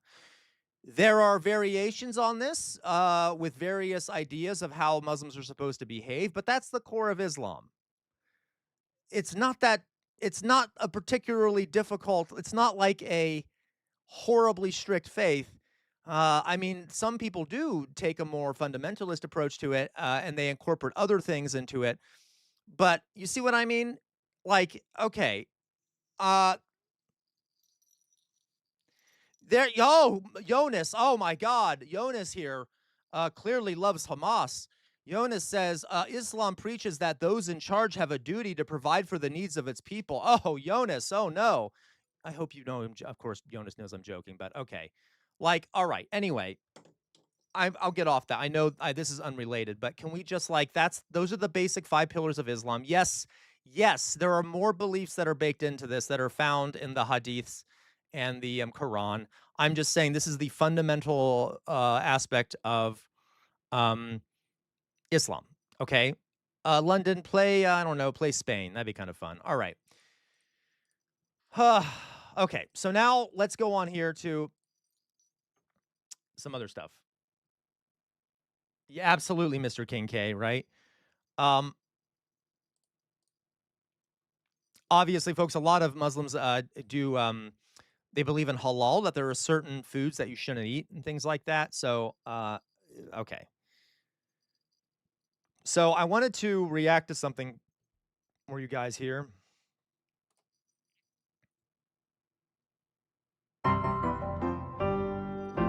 Okay, so this is and again, folks, I'm going to be keeping an eye on what is happening. A 4th grade with regards to the Epstein files. I did want to quickly watch a video with you all that I thought would be very important, given the state of the country. So this is, yes, basically the same as kosher, Henry G. There's a few differences in terms of what's considered halal versus kosher, but they're similar in a lot of ways. Yeah. Okay. Yeah. Yeah, and Mr. King K, a lot of Christians aren't that charitable. Correct. And guys, I gotta be honest, there's Muslims who aren't that charitable. Even though these are like the fundamental rules of Islam, people are people. Not everyone follows those things exactly, okay? Not every Muslim is able to travel to go on a Hajj. And there's some exceptions in Islam that allow you to not go on a Hajj. Okay. Anyway, so let's watch this. Someone just gave me something. This is a video about 40% of kids can't read in America, and teachers are quitting. This is a big problem, right? This is a very big problem, especially with how much we've just been talking about how brainwashed a lot of Americans are. It's kind of disturbing that there's so many Americans who are now not going to be able to read, all right? So let's watch. Asked their teacher, why do I need to learn how to read if AI can read for me? Right now, 40% of 4th graders can't read. We're witnessing the collapse of Jonas says, but I do wish Muslim countries were more secular. Jonas, I wish Christian countries were more secular. Dear God, the United States is a Christian nationalist country. I mean, okay. Yeah, no, I do know what you mean, though, Jonas. Of course, it's very hard to kind of have a non-authoritarian, secular country when those countries have been oppressed for generations and have been been made impossible for them to develop independently outside of Western bombing and Western geopolitical manipulation and things like that. Okay, like I suspect, like remember, like Iran used to be secular. Iran used to be very secular, and then suddenly America overthrew that secular regime, installed a authoritarian secular regime, which then it convinced a lot of Iranians that a religious regime was needed. So, okay, we can go on about this. Of the American education system. I teach 8th grade history, and I have 110-ish students. 2 of them are reading on grade level right now. 18 of them are at a kindergarten level. 55 of those students are between a 2nd and 4th grade level. We were doing guided notes, supposed to be a real easy day. It was review. They wrote down Maryland was founded as a safe haven for Catholics. Now, guys, we've seen this video. We've seen this clip before, but the rest of it we haven't seen. They wrote it down, and before we moved on, I call on a student and I ask, hey, where were the Catholics? One more time. Oh my God, and these I've students, experienced what this. they do is they look at me, and then they look at their notes. Thank you, Louise. Thank you, Louise, so much for the donation. Forgive me, I just saw it. Thank you very much. And then they look at the board. They look back at their notes. And some of them never answered me. They never figured out the answer. It was wild. And I kept giving them hints, like rephrasing the question and saying, like, it's in your notes. We just wrote it down. HGMS, we talked about it. Where are the Catholics? It's on the board. And they never got it. They can't read their own notes. And I don't mean their handwriting. I mean, like, they can't. Jesus Christ. They can't make heads or tails of it on the page. These kids have a frightening ability for information to go from their eyes to their hands and not pass through the brain at all. What do we do, y'all? That ship is sailing across the ocean and there is no one at the wheel. That's true. What she described is terrifying. The information goes through their eyes, down through their hands. Guys, I saw more and more shit like this too as I was teaching. Like, over the years, it has gotten worse. It's one of the reasons why I'm kind of happy I'm not teaching anymore, because every year it just got more difficult. And I swear it's I swear it's social media. It's partially social media. It's just rotting all these kids' brains. And I know I sound like a boomer when I say that, but they're so used to like short form content and shit. And I've told you stories before, guys, where I would assign below grade level books to read over the summer for students, and I would get parents complaining, saying that the books are too hard, that they're not going to be able to read it, even though they'd be like below grade level. Okay, and so parents would even support the kids in their inability to read. There's a lot of, it was bad. It got worse and worse and worse the longer I taught. Without passing through their brains. But this isn't an isolated incident. This is nationwide. I looked up the actual numbers. Only 23% of 4th graders can read at a proficient level. Just 23%. Then we have the 8th graders. Only 26% are reading proficiently. After all the reforms, adding technology into the classrooms, and debating about funding, we're now at... And like Lee Lane, so real fast, Lee Lane says, okay, yeah, it's really unfortunate, virtual violence. So Lee Lane says, I got you had a student who was having, you had a child who was having difficulty reading, entering 2nd grade, was having a difficulty reading. I contacted the school. We were all big readers in our family, so I wasn't sure what it was. It might have been ADHD. The school wouldn't address it until 4th grade. And so Lee Lane had to get a private tutor. Yeah. And like, and I got to say that this is a problem because the schools also don't have the resources to necessarily help all these students who can't read. There are so many kids now that are struggling, and the schools don't necessarily have the resources to take the time to help every single student individually. It's bad. It's very bad. Yeah, HGMS, a lot of school systems, there's massive shortage of teachers because, guys, I want to be clear. People don't think of it this way. and I know I'm kind of biased because J-Mac, how dare you? I know I'm kind of biased because I am licensed as a teacher, but teaching is a profession. You know what are some other professions out there? Nurses, lawyers, doctors. It's a highly educated profession. Most teachers have master's degrees and master's degrees with more credits on top of it. So teachers are highly educated, and yet they are barely paid for that education. So, and they have massive debt because of it. So you go through all this education, you're deeply educated, and then you're barely paid. So there is no payoff for your education if you're a teacher. Okay. You get tons of education, but then there's no economic payoff for it. And if I were a really bright person that had a good education, I'd want to make more money, right? That's sort of human nature. You want to be paid for the education you have. So the people that are highly educated aren't going to go into teaching. They're going to go into non-teaching fields, which basically means the only people going into teaching, okay, are like people who, I don't know, well, a lot of them aren't going to last. Let's put it that way. Okay, amazingly, Lane. That's great. All right. So, yeah, absolutely, Jonas. Oh my God, you guys, you guys are going to make, yeah, thank you for, Jonas, you would be so shocked at the number of people who'd be like, well, you're a teacher. At least you get a bunch of extra time off. Henry G, I had to pay for the school supplies for my room. I absolutely did.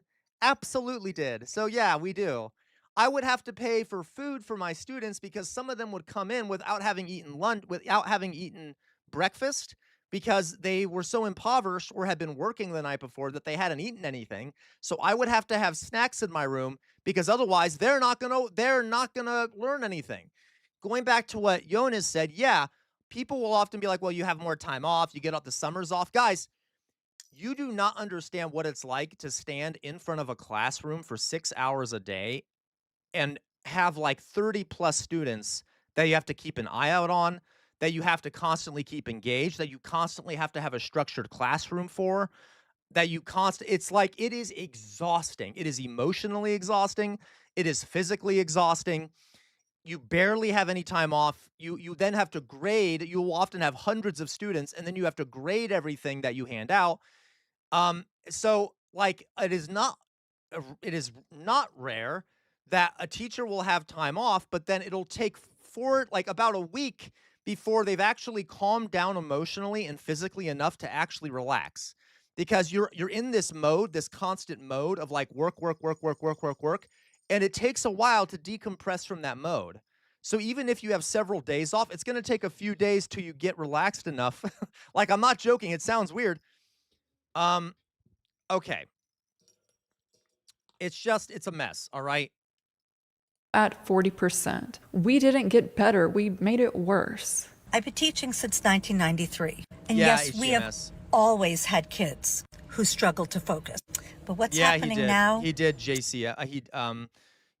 Trump did. Is on a whole other level. Do you remember how it used to feel when the teacher would pull out the cart with the big TV and the VCR attached? Yeah, not anymore. Now I've got kids asking to skip it. They literally can't just sit and watch. Guys, oh my God, it's so true. I haven't seen this video, but this is triggering. Like, you guys, do you remember when a lot of you were in school and like it was always a great time when your teacher showed you a movie? I mean, come on, we all remember that, right? Like, oh yay, it's a movie day. We just get to watch a movie. Kids can't even do that anymore. You can't even, like, if you were to assign a movie, definitely, they're not going to sit and watch the whole thing. They can't because they're so used to short form content. They cannot sit through a movie. It is impossible. They can't sit through a movie in a classroom, right? Like, all right. I'm a 90s kid, so I know exactly what she's talking about. When that rinky-dink TV rolled into the classroom, that was the best day ever. But today's kids are overstimulated. TV is not cutting it. I have a treat for you. I agree. I totally agree. Ban the phones. This sounds authoritarian to me, and I know people will disagree. States need to pass laws banning phones in schools, and maybe even other limitations, because a lot of schools, because there aren't any rules, like, you'll get so much pushback at a school if you try to ban phones. Okay.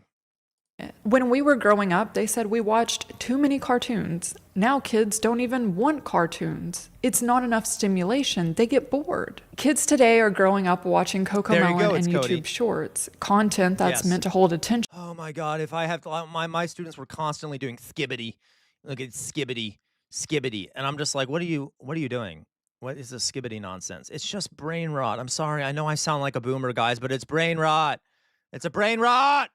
Okay, no, LaCroix, it is not nearly as big of a problem in other places. It is largely an American issue. There are other issues in other countries too, but like our school system is particularly bad at this. Okay, okay, no, Lee Lane, and that's the problem, Lee Lane. Right? You're right.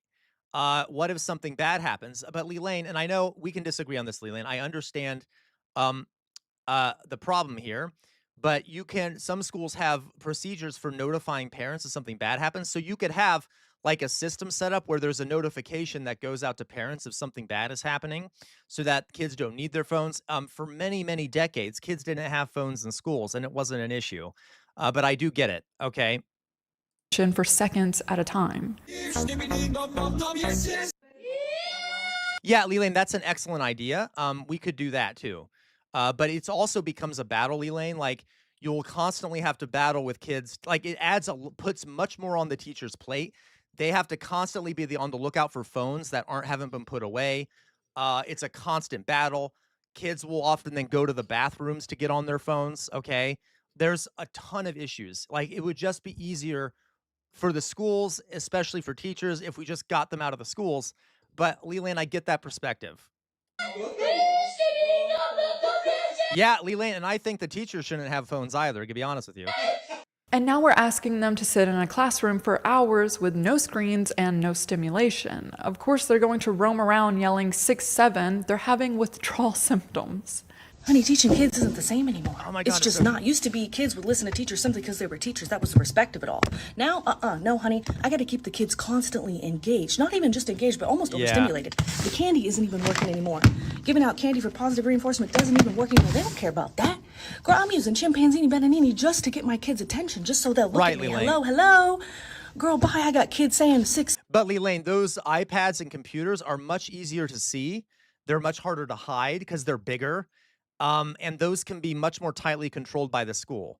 I get it though, Leland. This is something we can debate. But just from because we have different perspectives, right? Because obviously I was a teacher and then you had a kid in school. So it goes both ways. Like there's problems with both approaches. I see that. 7 repeatedly. They don't even know how to spell 6, 7. Catching me doing this mid-lecture just to see if they're paying attention. You watching? Hello, we there? Girl, it's so bad now. It's so bad. It is. Oh my God, it's TVs so bad. don't work. Candy isn't working. The only thing that grabs their attention is TikTok memes. Chimpanzini. Guys, oh my God, it's so true. Guys, I'm not joking. Like when I would have to present to students, when I would have to present to students anything, I would have to put memes. This is not a joke. I actually learned this from a fellow teacher who was an older teacher. She's like, okay, you're having trouble getting them to focus. Just put a bunch of memes all throughout your presentation. So I did it all throughout the presentation, all throughout any packets or anything. Like I don't use packets a lot, but if, like you put memes throughout them because then the kids will suddenly seem much more interested. Like, okay. Bananini, wah. Bananucci, monkey, uchi. Mr. King K, I partially disagree with you. It is not just a curriculum issue, okay? Like, I would teach things to my students that were very important for them to know, like media literacy, how to be, finance stuff, things that would be applicable to them. It is not like you can teach them the most relevant shit in the world, but they won't care because a lot of them are so, like, it's the internet, a lot of it is, okay? That's fair, Mr. King K. Sometimes there are cases where the curriculum is crap. Or chimpanzini, cocosini, wah. Boop, bada bim. Oh, I know, Weird Amorphous Blob. I did the same thing. Okay? Coconucci, monkey, uchi. Despite these apps requiring users to be 13, kids are on them way earlier. One study found that a quarter of kids aged 11 to 15 Absolutely, HDMS. I'm desperately worried about the acquisition of TikTok. Said they use social media to forget about their problems. 17% said they tried to cut back but couldn't. These kids are describing addiction. Yes, and they, oh my God, I'm sorry, I keep pausing this, but it's just so true. And it's, okay, it's like an addiction. And like this newest generation of kids is so stressed. Like all the indicators show their anxiety is through the roof. Okay. He was the first generation to grow up on social media, and they're the most anxious, most depressed, loneliest generation on record. And now Gen Alpha isn't just growing up on social media, they also have generative AI. Okay, this is becoming a genuinely concerning issue. As a substitute teacher, I am encountering a really concerning number of students who truly do not see any value in learning because as one of the 4th and 5th graders that I was teaching the other day asked me, why do I need to know any of this if a computer or AI can do it for me? A little girl didn't want to learn how to read because why would she need to when she could have the computer read it to her? Or when she could just take a picture of her math problem and have the AI do it for her. This is a legitimate issue. There's tons of apps out there that literally you just send a picture of a math problem, it does it for you. And like, there's no way, like math teachers are having a hell of a time because even if they send homework home, the kids will just use an app to do the math problems. So like kids will do great on all the homework. And then as soon as you give them a test in class, they fail because they don't actually know how to do the math. And so there's no way, there are very few ways that math teachers can know if the students have actually learned the concept before they've tested. So they will have to then make students do questions in class, which is more pressure on the it's just a mess. It is just a mess.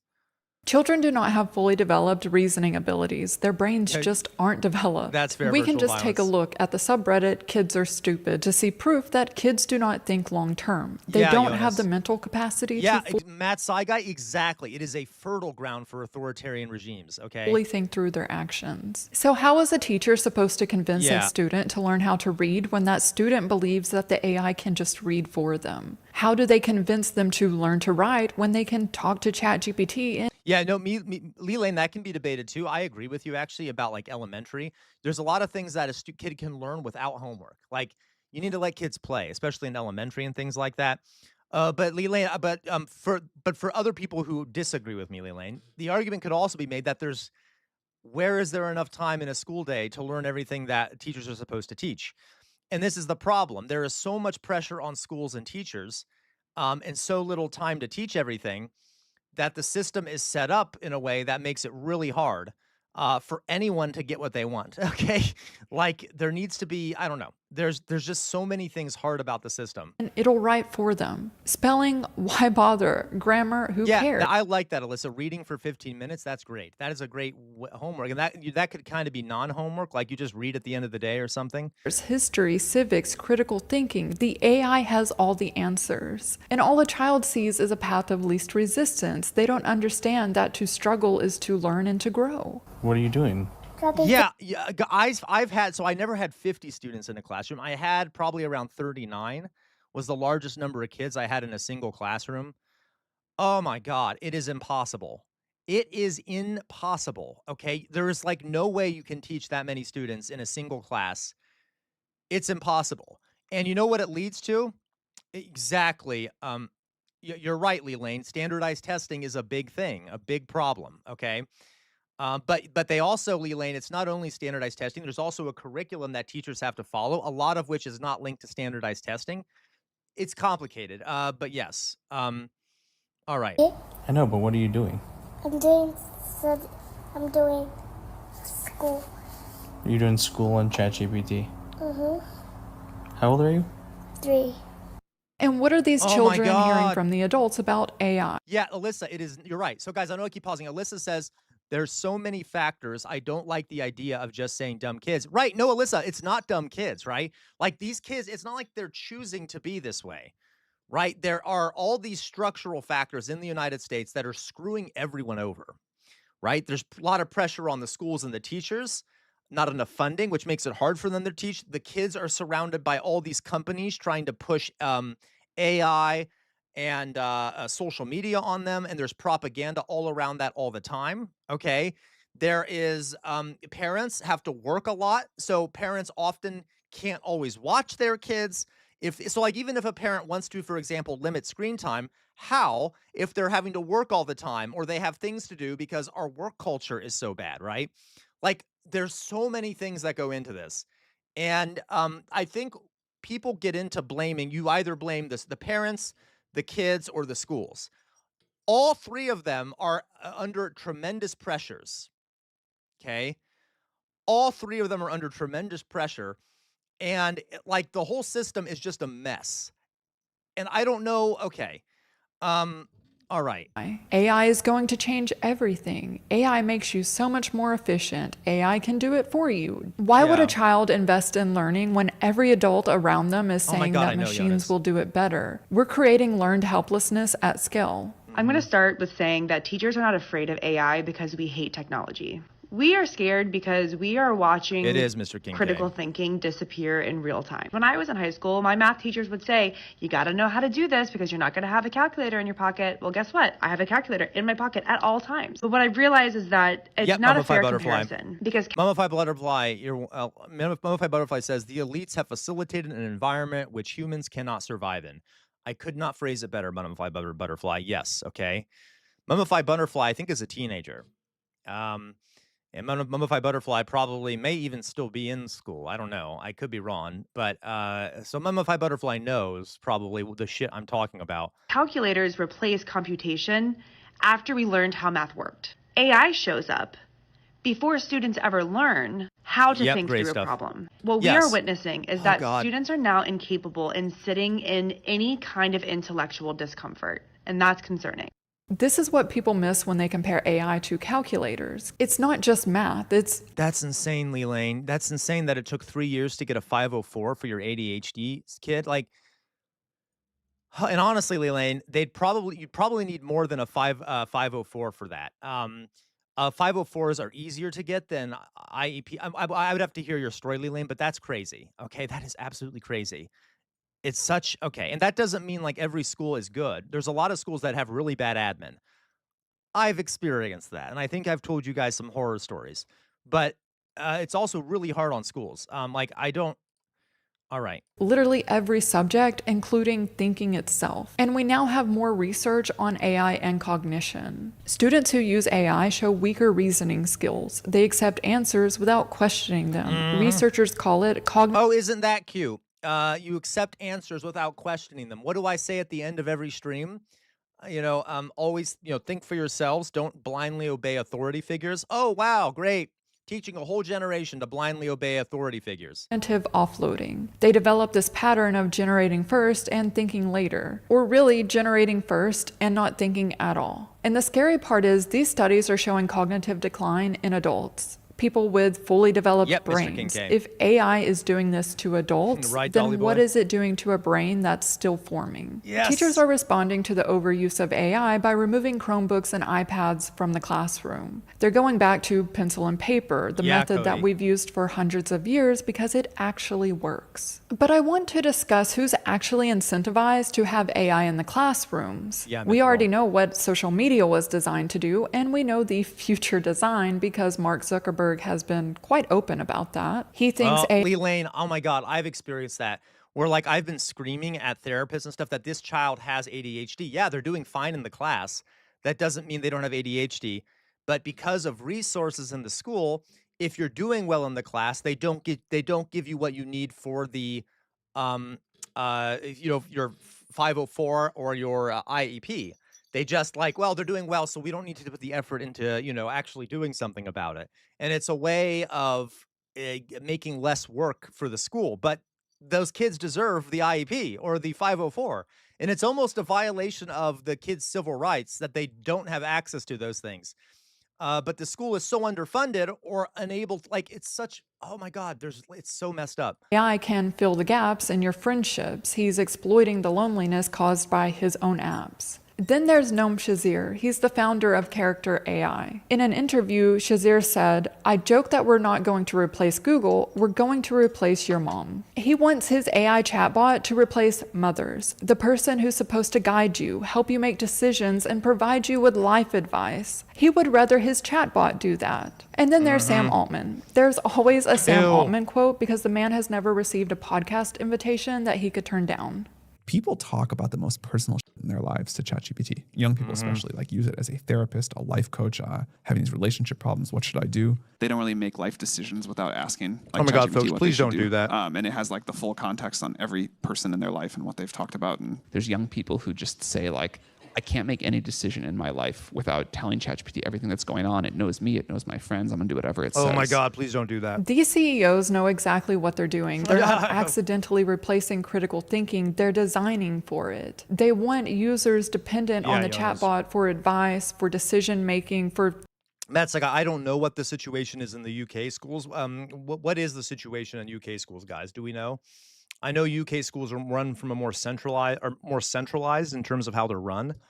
It's probably a little better there, but I don't know. Thinking it's right, Alyssa, great. Self, because dependency is a business model. In fact, it translates to $20 a month for ChatGPT. But all of this has a societal cost, and we are paying for it. I don't get to teach. I spend my day managing behaviors and teaching students how to regulate their emotions. I'm not a counselor. I'm not a behavior specialist. I'm a teacher, and most of my job is managing behaviors. I just watched a video of a teacher getting pepper sprayed by their student in the school because they took their phone because it was being used to cheat on a test. She didn't sign up for this. Yeah, guys, literally, this is why, this is my thing about a kid once got revenge on me because I found them, I found that they had been cheating, and this kid went out into the hallway and kicked a TV that was out in the hallway and put his foot through the glass front of that TV and just destroyed it because I removed his phone because he had been using it to cheat on a test. And obviously, teenagers have some emotional regulation problems. They do. That is not to say that that's not sort of standard for teenagers, but it's gotten to the point where they're almost exhibiting behavior of a drug addict, someone who has a major addiction addiction. All right, you take the phone and they lose their minds. They go out and they destroy a TV or they pepper spray you. There are I've seen and heard even worse things than that have happened. When I worked in the group home, someone had their phone taken away, and this girl punched through a window with her bare fist and then held a piece of the broken glass up to her neck. And we had, all right. It's weird. I don't know what to do. None of them did. Teachers go into the profession with the expectation that they will teach, similar to how their teachers taught them. They didn't realize that they would be managing behaviors because they're not behavioral therapists. But today, that's what the job entails. Severe breakouts, tremors, daily anxiety attacks, crying before work, crying after work, dreading the drive in. But Leland, I also don't fully blame the parents. Because you guys got a lot of shit to do. You have to take care of the kids. You have to work. You have to, you can't sit there all day with the kids in the school. You know what I mean? So that's my point, is that there's the whole system is messed up, right? There's problems all around. Casual Revolt. This is super interesting because there is currently a massive epidemic of kids kids' chronological age and their mental age. Yep, Fetty. Yes, the year out, as I was teaching guys year after year, the effective average reading age of my classes would be dropping, and their behavior would be dropping too. Year by year, it would get worse and worse and worse. Exactly. I have a treat for you. It's the whole thing. I'm not making it up. It's a study I've been reading to prepare for our adoption. I can send you. Please, I'd love that, Fetty Spaghetti. All right. Guys, like this is almost Trump. Like I experience these symptoms. A lot of teachers do. Like you get shakes. I sound like a fool. Okay. This makes it sound like I'm weak or whatever, but I hope you all will be merciful when I tell you this. I still have like trauma flashbacks to teaching. Like so one of the reasons I have trouble sleeping is because I get flashbacks to teaching. What are we doing to our teachers in this country? And I'm not the only one. I've known tons of teachers. I cannot count. Well, I can count. I think it's been about 3 or 4 times that fellow teachers have called me in tears. After they've gotten home, they just sit down for a second and start thinking about their day, and they just break down crying, and they need to talk to someone who experiences it. Like, you're constantly being disrespected, but like, in a lot of times it's very cruel. Teenagers especially can be very cruel. And yeah, you're an adult, but you're a human. And you're also constantly having to do things like shooter drills. You're constantly, a lot of times there are admin coming in your room to judge your teaching, even if you haven't gotten sleep, even if you're having a bad day, even if, yeah, Azmet, and like, you get used to it with time, but like, it still is hard, right? Because you also care for your students. Like, you start forming relationships with your students, you care about them. And then it's kind of like if like you have a kid and you're a parent and that kid suddenly says something really mean to you, it can be really hurtful. But like, okay. And then, all right. Like I told you guys, all right. Oh my God, I'm going to shut up, but we'll keep going. Work home because there's not enough time to do your job at your job. The data shows teacher shortages were being reported on back in 1998, but back then it was fewer than 30% of states. Fast forward to today, and it's 86% of school districts that can't fill their positions. 86% is a collapse, not a shortage. Yeah. 411,000 teaching positions are either empty or filled by someone who isn't fully qualified. Yep. As a result, guys, I'm one of those teachers. I'm not teaching anymore. Do you know someone tell me in chat, what are the average number of years a teacher teaches before they quit and they move on to a different career? Someone take a guess right now in chat. Don't look it up. In chat, how many years does a teacher tend to cheat? No, Jonas, lower. Lower, Jonas, not 4, lower than 4. Anyone else want to take a guess? I want someone to, nope, I have a treat for you. 2 years, Cody. The average number of years a teacher teaches is 2 years before they quit. That is an average. Some are less, some are more.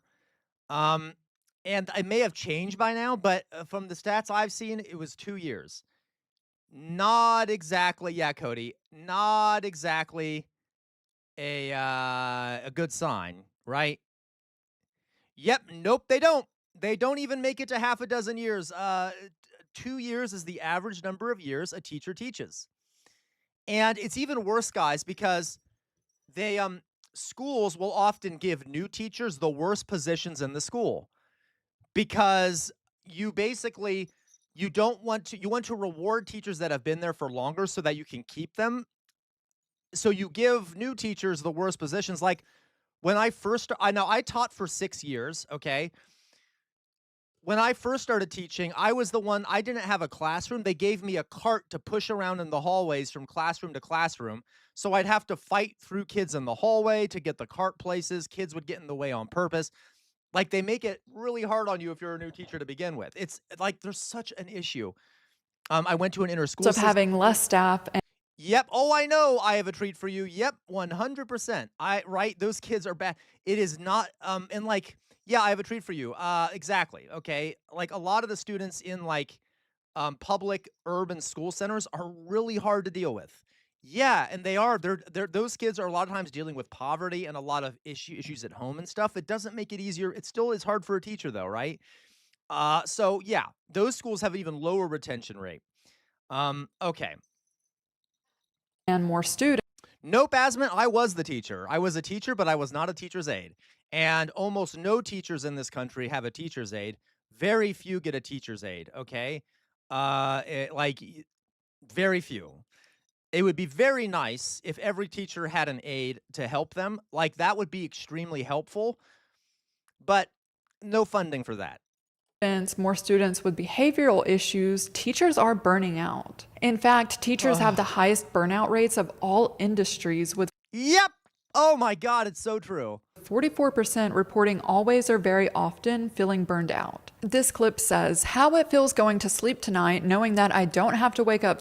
Matt Saigai, I've heard an anecdote from an academic at my uni wherein they were talking about how the students are extremely disrespectful. Absolutely. One of the students in their class asked AI to summarize a two-hour lecture slide into one slide, and the student then got up and started yelling at the academic, asking them why he was wasting their time and money, given how AI condensed everything they were teaching. And that is so stupid, Matt Saigai.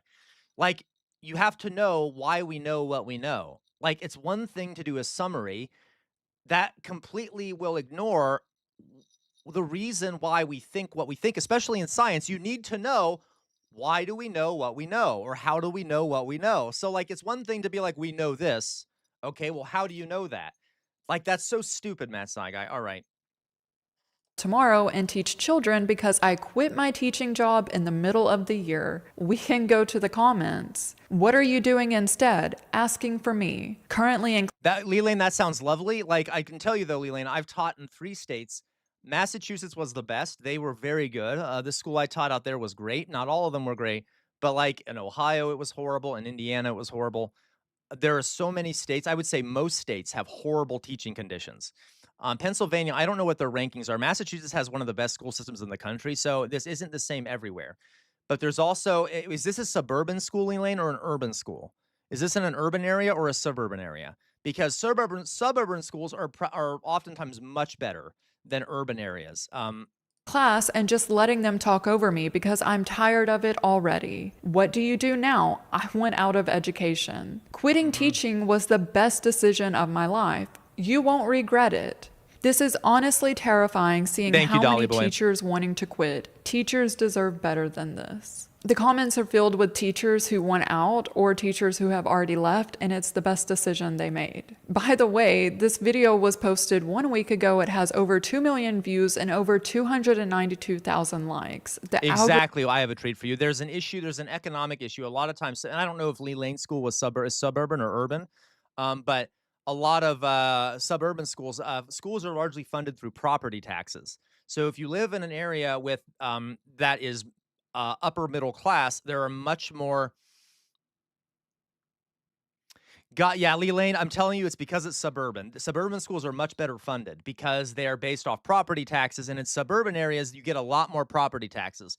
I bet if you went to Philadelphia, Lee Lane, the schools there would be horrific. And I've actually read about Philadelphia schools. They're not great. So a lot of times suburban schools are great. That's just because the funding is better. So anyway, but yeah. Rhythm found every burnt out teacher in America. I live like this. Yeah, Louise. Yeah, oh my God, guys, this is traumatizing. I lived in a 1-bedroom apartment when I was a teacher. Okay. Like a 1-bedroom apartment, and it was $1,200 a month because you know how expensive renting is, and it wasn't exactly in a place where I felt safe all the time. Regardless, yeah, Lee Lane, and like, okay, I couldn't afford anything apart from basically rent and food, and so like, guys, I taught for 6 years, and by the end of that 6 years, I basically had nothing saved up from all that time. Like, I had a little bit, but not much. Like, it's because you don't have any extra left over. Okay. So that my students can live like this. Yeah, Mr. Kincaid. So how can I afford to do this on a teacher's salary? The answer is I can't. I'm living paycheck to paycheck. I am beyond broke. These are the people that we're losing. Teachers who are willing to live paycheck. And remember, they have a lot of education, so she probably has college debt too that she's having to pay off. That's where a lot of my money went. I had to pay rent and college debt. Okay, not fun. To paycheck to nurture the next generation. Yeah, a survey found nearly 97% of teachers use their own money to buy classroom supplies. Oh my God, Teachers yes. earning between $35,000 to $50,000 are spending $700 out of pocket each school year for kids to have pencils. Critical amazing, thinking is becoming a class marker. Who can actually question things? But Elaine, I can guarantee you they won't hire me. Suburban schools typically hire teachers that have like PhDs or like a lot. Like I have a lot of academic work, but I probably haven't been a teacher long enough, even though I was a teacher for 6 years. But I could definitely try to apply there, but I'm probably not what they're looking for. It's weird, but they're very not discriminatory, but they're very careful about who they hire in suburban school districts because they can afford to be. There's a demand for teachers want to work in those places, so they get tons of applicants. But I could try. Yeah, that's crazy, Elaine, and that's what I'm saying. I probably wouldn't be hired there because they're going to get lots of applicants. So the suburban schools tend to get the best teachers also, because they get to pay more, and so the teachers try to go into those schools. To be expected. For years, education has been systematically devalued, defunded, and deprioritized. Yes. But who truly benefits from a population that can't read, can't write, can't think critically, and ask questions? These same tech companies... Right, Jonas? Glad to know the U.S. can afford to run 750-plus army bases worldwide. Isn't it great, Jonas? Don't you love a collapsing empire that has a deeply uneducated populace? Like, I'm sure, great news for the world, guys. Rating these problems are... Elaine, trust me, how many applications do they get, though? They're not going to hire someone that just has a bachelor's degree if they get 100 applications and, like, there's 5 people that have PhDs. You see what I mean? I could try, Elaine, but I can pretty much guarantee you I probably won't get the job, okay? But all right. Selling the solution. The same government that claims prosperity is defunding schools, while at the same time using our tax dollars. But Elaine, maybe you could write me a letter of recommendation, okay? Write me a letter of recommendation. To build yet another AI data center. What every educator on this app is talking about, and what every educator in the field is noticing, is a dramatic decline in basic critical reasoning skills and basic literacy skills among students. This is particularly pronounced among high school age students, where they're engaging with more complex material and can't grasp basic concepts or manage basic memory about those concepts. By the way, I love the teacher outfits. Like these, he has a good little teacher outfit here. Teachers have such an interesting fashion style. It's like, it's funny, okay?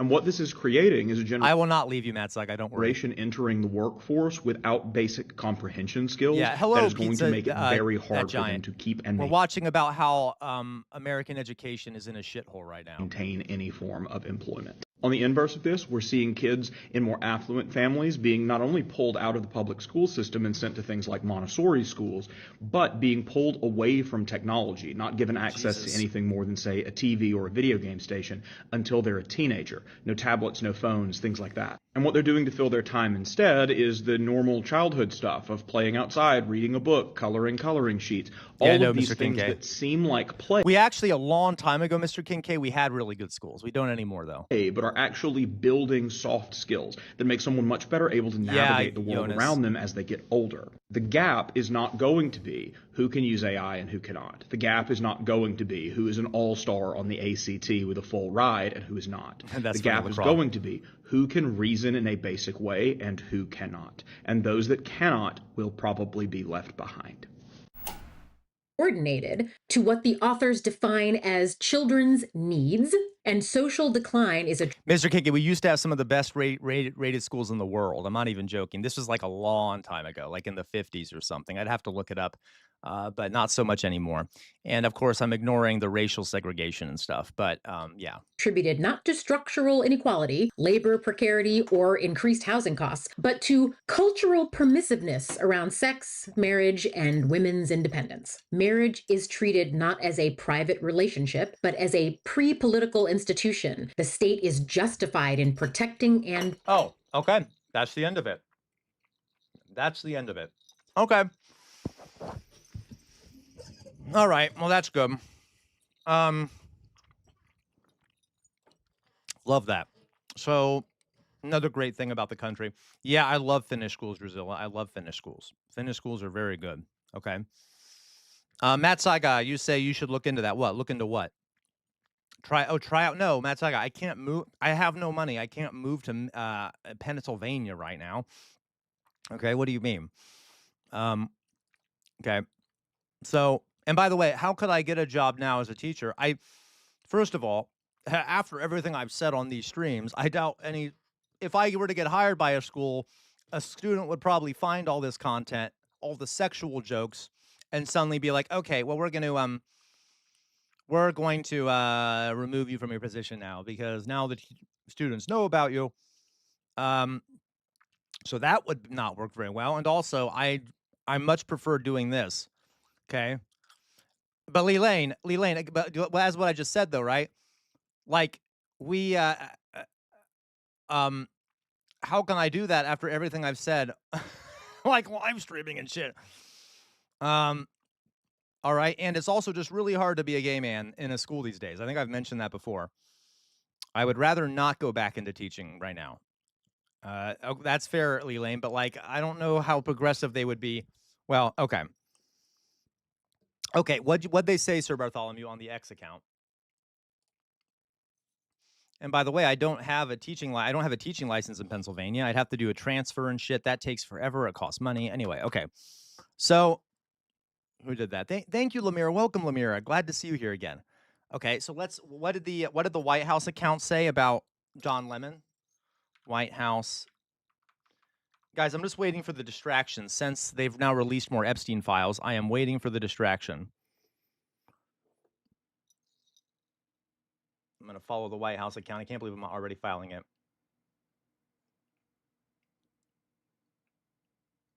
So, guys, where'd you see this? Where did you see this, Sir Bartholomew? You said that they released a thing about Don Lemon.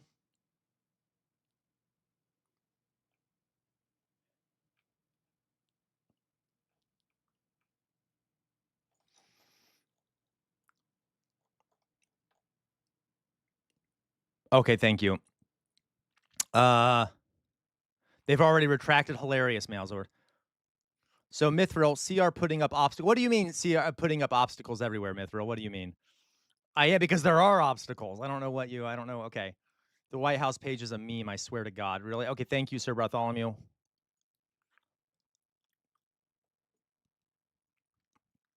Okay. So I guess, so what, do all of you want me to stop streaming then? Do you all want me to stop being a streamer? Is that what you're saying, Leelane? Is that what you're saying, Mithril? Is that what you're saying, Matt Saiga? You're like, no, we don't want you to be a streamer anymore.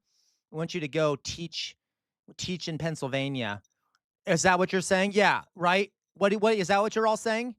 Huh? Okay.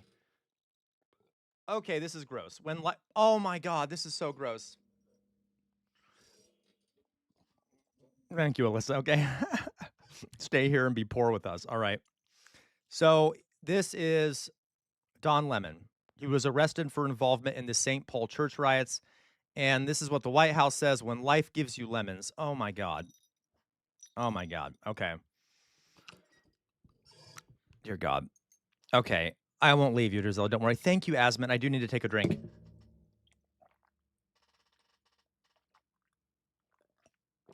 Thank you, Lamira. Okay, see, good. Leelane, selfish Leelane is like, I want you to move here so that you can only teach my kid. Okay, Leelane. All right, so this is disgusting. And guys, remember I told you the stereo, how they oftentimes, there's that classic idea in America of posting an image of a person of color and then like making it black and white and then making it like a wanted poster. And it's a very sort of racialized, fear-mongering way of talking about crime. And they're doing it with Don Lemon.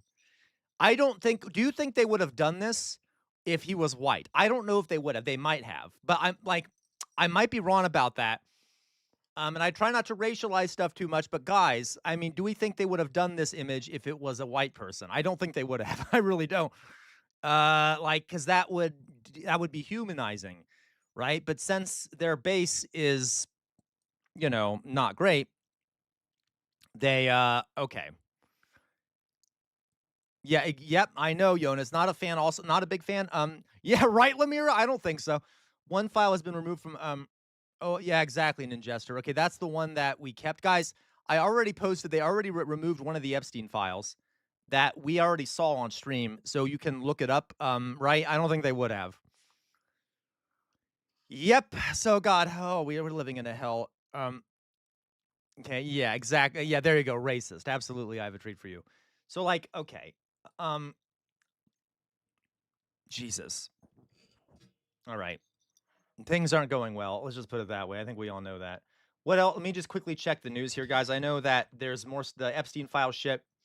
They're already removing some of the documents, guys. Earlier, for those who came in later, I talked earlier on the stream about one of the files that Fox Emblem sent me that have some really, really disgusting things in them. Okay. You know what? How long is this? As we've been reporting. Okay, we'll talk about that in a second. So let's, I'm going to go back. What was I going to do here? BBC. Okay.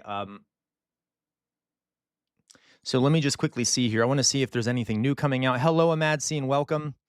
Yeah, 3 million pages. It was very incriminating. Guys, I'll send it to you again. I think I still have it. I think I saved it. Hopefully it'll open. If it doesn't open, then they've already gotten rid of it. Yep, they've already gotten rid of it. They've already gotten rid of it. Okay, did someone get a copy of it before? Did someone post a copy of it on Discord before they removed it from the website? I'm going to go, let me go here just to see. Because, guys, but real big warning here. Real big warning here, because for those that were here, you saw the really disgusting things that was in it. Like, real big warning. Really pretty explicit stuff. Okay, I'm going to see if I can find the original doc. Guys, did anyone save the document before it disappeared from the internet? I'm trying to find the document. Anyone? Let's see here. It's in the media on the Discord. Thank you. Guys, please join our Discord if you haven't already. You can, you'd be able to see this thing. I'll copy and paste. Thank you, Jackson. Thank you so much. Oh, thank you, Jackson. Okay, so this is great. Copy. What I'm going to do, guys, I'm going to copy the link here in. Yes. Yep. They just deleted they released it and then they deleted it. Because you can see why. If you guys click there, hopefully it'll, oh, God damn it. You're going to have, it's not going to work because that's okay. That's not going to work. Ignore that. Okay. But if you can find it, if you go to our Discord, guys, the document is there. So here, let me post the Discord link. It is horrific.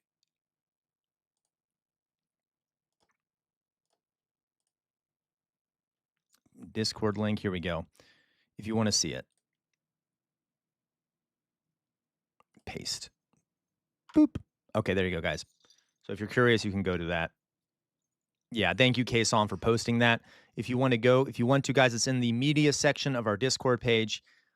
Content warning, seriously. There was stuff in there that I could not say aloud on stream because it's extremely disturbing. And yeah, a mad scene, guys. There's two reasons why they might be deleting stuff after they release it. One is incompetence. Okay, they released it and then they realized that they released something they didn't want to release, and so they quickly unreleased that document.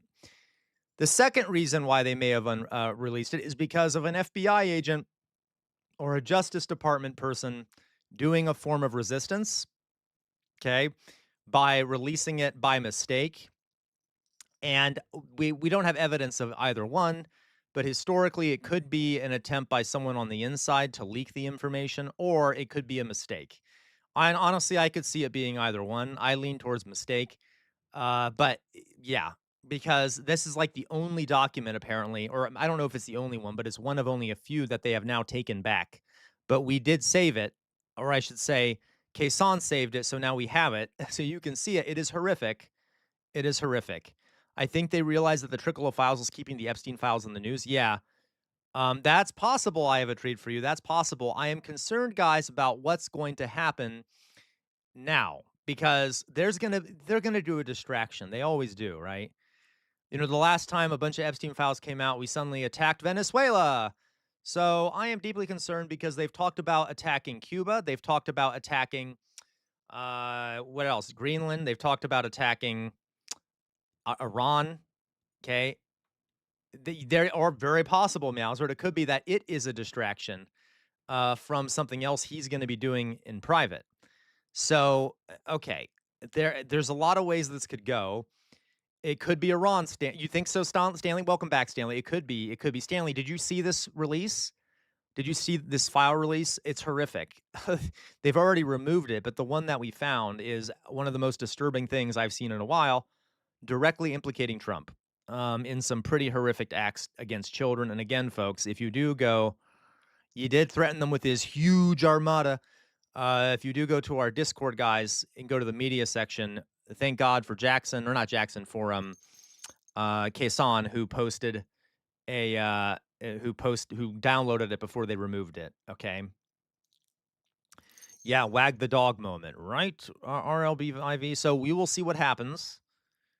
I know Jonas, he like can't even hide it. It's obvious compensation. He's always using these a mad scene. I don't know. I think they will eventually, but you know, a lot of mainstream news sources are very slow because they like to go very slowly through everything and verify. So they might not talk about the removal soon, but they definitely removed it. Okay. The calendar girls and Andrew Cuomo thing is so disgusting but expected. Yeah. Oh, I didn't hear about the Andrew Cuomo thing unless maybe we were reading it and I missed it. What's the thing about Andrew Cuomo? I should change the title of the stream. It would get more people in here if I'm like, shocking Epstein file release. Okay. Cuomo.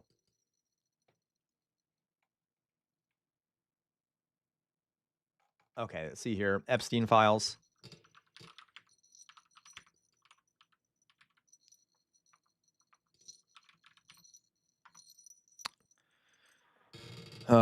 Yeah.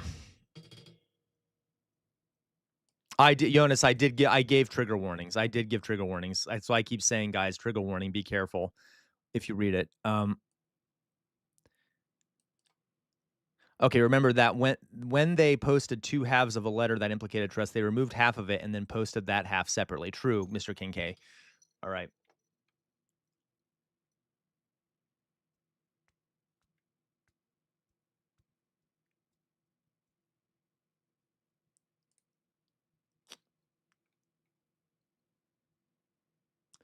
Ooh, Musk. Musk is implicated? Oh, thank God.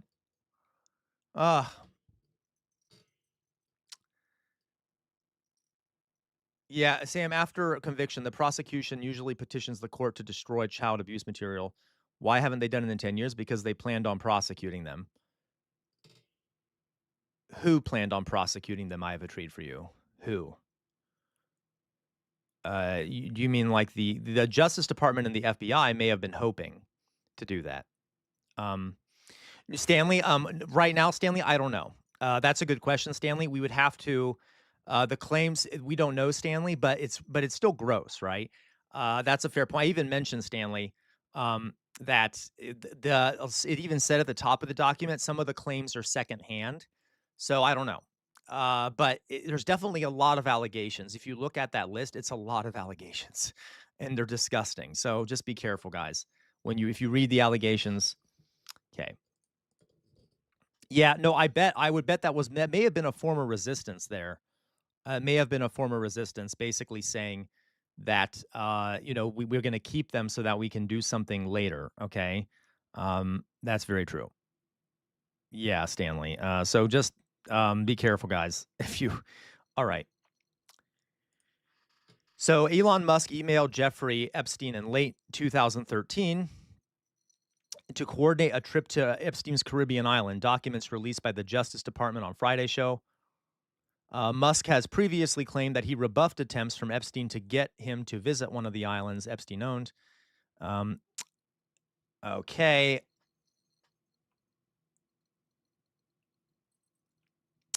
But again, this doesn't tell us much. This doesn't tell us if he actually went there or... Yeah, this doesn't tell us if he actually went there, if he did anything wrong there, okay? Yeah, thank you, Kason. Definitely download that one too. Did you read it, Stanley? It's pretty horrific. Okay.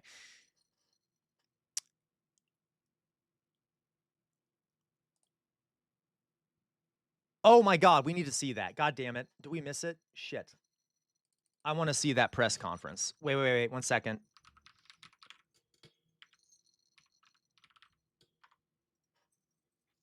Shit, we missed it. Okay, I didn't see that. Guys, let's. Okay, guys, quickly. I want to walk it a little. I do want to watch it a little bit. Okay, I just want to see. Apparently, it got pretty intense for the 30 minutes after they released the files. Let's just quickly watch some of it. Okay, I'm gonna be doing some. I'm gonna keep it down a bit, but. Good morning. President Trump signed the Epstein I'm gonna keep looking at stuff while we're watching this. Into law on November 19th, 2025, directing the Department of Justice to produce all documents, files, records, videos. Yeah, you're right. I have a and tweet for you. images related to the investigations and prosecutions of Jeffrey Epstein and Ghislaine Maxwell. I'm here today to talk about the department's compliance with its production obligations under the Act. Around, I think right now, and continuing throughout the day-to-day, as the indexing and uploading completes, we are producing responsive materials under the Act. We are also releasing today a letter we are transmitting to Congress and various internal protocols associated with our review. I want to take a moment to thank the professionals at the Department of Justice who met twice daily, sometimes more, for the last 75 days to get to where we are today. Okay. The leadership teams from the Office of the Attorney General, from the Deputy Attorney General's Office, the Associate Attorney General's Office, the Criminal Division, the National Security Division, the FBI, the Southern District of Florida, the Southern District of New York, and the Northern District of New York all gave up many hours every single day on top of their other, of course, full-time obligations to fulfill the President Trump's promise of transparency to the American people. I also want to thank the more than 500 lawyers and professionals across all those divisions. Okay, we get it. Blah, blah, blah, blah, blah. Who worked long days, nights, weekends, Christmas, New Year's Eve, New Year's Day, nights, weekends, and holidays to complete this production. These highly trained reviewers spend their careers putting bad guys in jail and effectuating the mission of the department. And to a person, they work tirelessly to protect victims and comply with the Act since its passage. So okay, guys, he's just doing the regular shit. all of them. Yeah, get to the point, right? Today, we are producing more than 3 million pages, including more than 2,000 videos. In your groove, I don't think I'm going to do makeup today to protect my face because it's kind of, I also don't want to, I don't know. I don't feel like, I don't know if I should put the makeup on today. Forgive me. And 180,000 images. In total, that means that the department of course, I have a treat for you. 3.5 million pages in compliance. Of course they are, Stanley. Jesus. Just a quick note about the videos and images. The 2,000 videos and 180,000 images are not all videos and images taken by Mr. Epstein or Thank you. someone I have a around treat him. for you. They include large quantities of Really? He commercial did? pornography. Oh my God, Jonas, thank you. Oh my God, Jonas trying to distract from the Epstein files by sending me 5 gifted subs. Thank you so much. That phrase, sending me subs, could have another meaning. But anyway, thank you, Jonas. You're amazing. You're amazing. Images that were seized from Epstein's I'm a devices, potato. but They just released 3 million more of them, and they're pretty disturbing. I cannot share what they say, but there's some pretty serious allegations that are really disturbing in them. which he did not take, or that someone around him did Against Donald Trump, etc. not take. Some of the videos, though, and Thank some you of the so much, images do Jonas. appear to be taken by Mr. Epstein or by others around him. Now, I want to talk for a few minutes about the department's document identification and review protocols. It consisted of multiple layers of review and quality control designed to ensure compliance under the Act and protect victims. On top of the review protocols that the department had in place, the United States Attorney's Office for the Southern District of New York employed an additional review protocol to ensure compliance with a court order requiring United States Attorney Jay Clayton to certify that with respect to certain materials, a large quantity of the materials, a rigorous process was undertaken to protect victims against any clearly unwarranted invasion of their personal privacy. So boring. Where's the The Riz? department's collection effort resulted in Okay, we're gonna go was forward. obviously excluded. A summary of redactions viewing since December. Let's go forward. Here we go. I want to hear the Happy questions. Take any questions anybody has about that.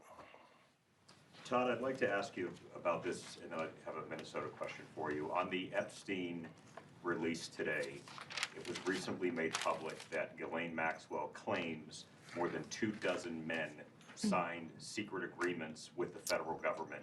In your groove, content warning, major content warning. But if you go to the Discord in the media channel, I posted one of the files that Kason downloaded for us. It's really disturbing, but you should read it, especially the third page at the bottom, so you can actually read it, okay? For anyone who's out there who wants to join our Discord, you should, and you should go to the media section if you want to see one of the worst files, one of the ones that was pretty quickly removed, at least one of the worst files that we know of so far, and it's pretty bad. But again, folks, please, content warning. I mean it. Don't. If you have any sort of trauma related to sexual assault, I highly recommend you don't read it, okay? It's pretty disturbing. Yeah, there we go. There's the link, guys. I just posted the link again. Go to our Discord, go to the media section, okay? Not to be prosecuted. What is your reaction to that, and what does that mean for her case? I read an article that described, I wasn't aware that it was... Thank you, In Your Groove, amazing. Men that she's claiming. I thought it was accomplices, which I'm not sure if that's a reference to some of the financial institutions or other individuals that... 25. So yes, I don't have a reaction to her filing. I can tell you that we reviewed, as I just described, every single piece of paper that we have associated with these investigations. Right, Jonas? Mr. Jesus. Epstein and Ms. Maxwell.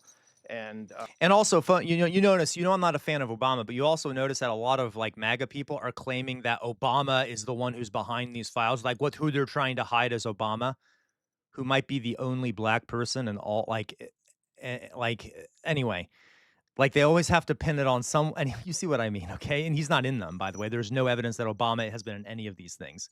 So yeah, the Somali fraud, Obama, okay. And to the extent that such arrangements exist, I'm not aware of them. On to Minnesota, if Thank you, Ninjester. That's in the topic, in the headlines right now.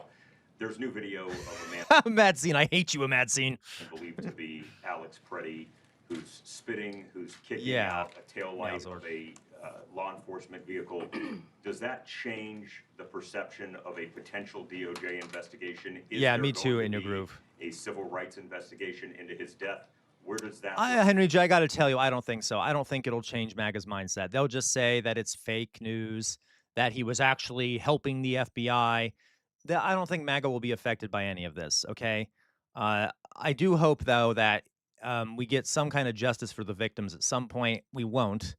But, like, it is good at least to have the information out there so it's not hidden anymore, although it probably is still partially hidden. I don't know. We'll see, all right? I'm all for the more information getting out there, even if, like, a chunk of the country are a bunch of lunatics who don't know what reality is, okay? And now that video's out, then I have a quick follow-up on that. So look, I don't think a single video should change any perception the Department of Justice may or may not have about that tragic occurrence last Saturday. We've said that tragic occurrence. Stanley, I don't know. That of course this is he was a teacher, and then suddenly comes into millions of dollars. Sus, right, Stanley? Circumstances like this, and so there's an investigation that's ongoing, which I'm not going to talk about. But just look, the problem is an initial reaction to a particular video, one or another. You're talking about one that happened apparently some days ahead of last Saturday. It's an investigation. So an investigation necessarily means not good enough, Jonas. Several videos from different angles. That's fake news, Jonas. That's fake news. It means just that. It means talking to witnesses. It means looking at documentary evidence, sending subpoenas if you have to. And the Department of Justice Civil Rights Division has the best experts in the world at this. They've been doing it for decades, and so I expect that investigation will proceed with those parameters in mind. Are you looking at a nexus of left-wing groups? This DOJ said that that's something that you guys were concerned about. Are you following money? Are you looking at a potential that all of this may be related somewhere? I mean, yes. Henry G, that's a good question. I don't think so. I don't think so. But would someone, do we have a different opinion here? Henry G says, can this mess up the Republican Party for Trump actions to non-MAGA Republicans? They're pretty much hook, line, and sinker for Trump there, Henry G. I don't think it would, but maybe. I don't think so, though. What do we think, guys? I don't have a monopoly on truth in that regard. Thank you, Mr. Deputy Attorney General. You said in your remarks that you've withheld some documents because of ongoing We're investigate what in your groove? investigations. I've done this long enough to know you can't comment on ongoing investigations, but can you say a little bit more? Because as you know, the department has been criticized for not bringing charges against more people. Are there still Right, open Doug. investigations? Yeah, I don't think they related to care, and I don't think there's really any non-MAGA Republicans. Even if they like secretly aren't MAGA, they're in every other way, they're MAGA. Jeffrey Epstein? So what I was laying out in my comments is the statutory, what the statute talks about what we can withhold and the reasons we can withhold it. I wasn't pointing to any particular, I wasn't trying to be coy or otherwise suggest there's some investigation. Right, Gludio Mayanja, which is why we need a second Nuremberg trials, okay? You all know Jay Clayton in New York is in charge of any potential investigations, and I'm not going to comment beyond that on that. You were referring to Clayton. Excuse me? You were referring to Clayton's investigation. I wasn't referring to anything. I was just saying that Congress, in their wisdom, allowed us to withhold documents if there were ongoing criminal investigations. That's one of the 4 reasons. I wanted to make clear with respect to any national security information that we were not withholding. There's not some tranche of super secret documents about Jeffrey Epstein that we're withholding. We're actually not withholding anything based upon NDI. So. Deputy Attorney General Prince, thank you for your time. 2 questions for you. Number 1, pushing politics aside and everyone else aside, some of the victims of Epstein have expressed frustration with the entire process. I want to give you the opportunity to speak directly to them. Well, I don't know what you're speaking to. I mean, if there's frustration with, quote, the entire process, same here. I mean, you have a situation where for many, many years, nobody even breathed a word about Jeffrey Epstein, and then all of a sudden it was all anybody would talk about going into the last spring and summer, culminating in the passage of the Transparency Act. And President Trump has said for years what I think everybody will find to be exactly true, which is detailing his relationship and lack thereof with Mr. Epstein, and what he thought about Mr. Epstein, and oh God, here we go. What the department has been saying for a very long time. We're still where we are today. Listen, victims of Mr. Epstein have gone through unspeakable pain, and there's nobody that should say anything differently. And I to the extent that there's frustration, I understand where that comes from, just from what we know about Mr. Epstein. We might not watch much more of this. I just wanted to see the work that the men and women within this department have done over the past 2 months. Hopefully is able to bring closure. I think that what we told our reviewers is that was the goal. You know, there's this mantra out there that, the Department of Justice is supposed to protect Donald J. Trump, and that's what we were telling. That's not true. That was never the case. We are always concerned about the victims. When we said that we were not legally allowed to release documents, that's a fact. That was true. It remains true today. And then with the Act's passage, we are able now and directed to release documents. Bye-bye, Henry which G. is Good what luck. we are doing.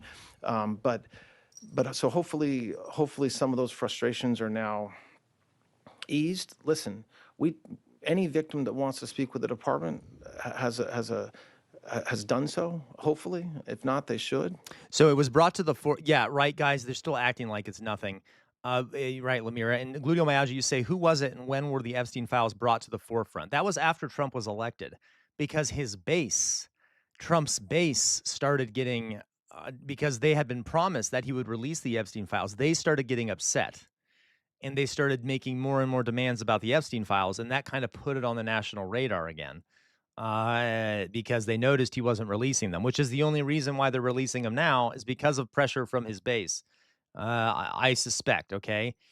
So yeah, but still, a lot of them are like, well, Trump is not to blame or whatever. Okay. The prosecutors from this case in New York have given hundreds, if not thousands, of hours to working with victims, and that's what we do every day, and that's what we did in this case as well. So very quickly, can you assure the Trump American 2 gluteal myalgia. that President Trump, like every other prominent person, Trump 2, whose name came up in relation to the Epstein files, that all documents, photos, and anything relevant to him connected to the case are being released?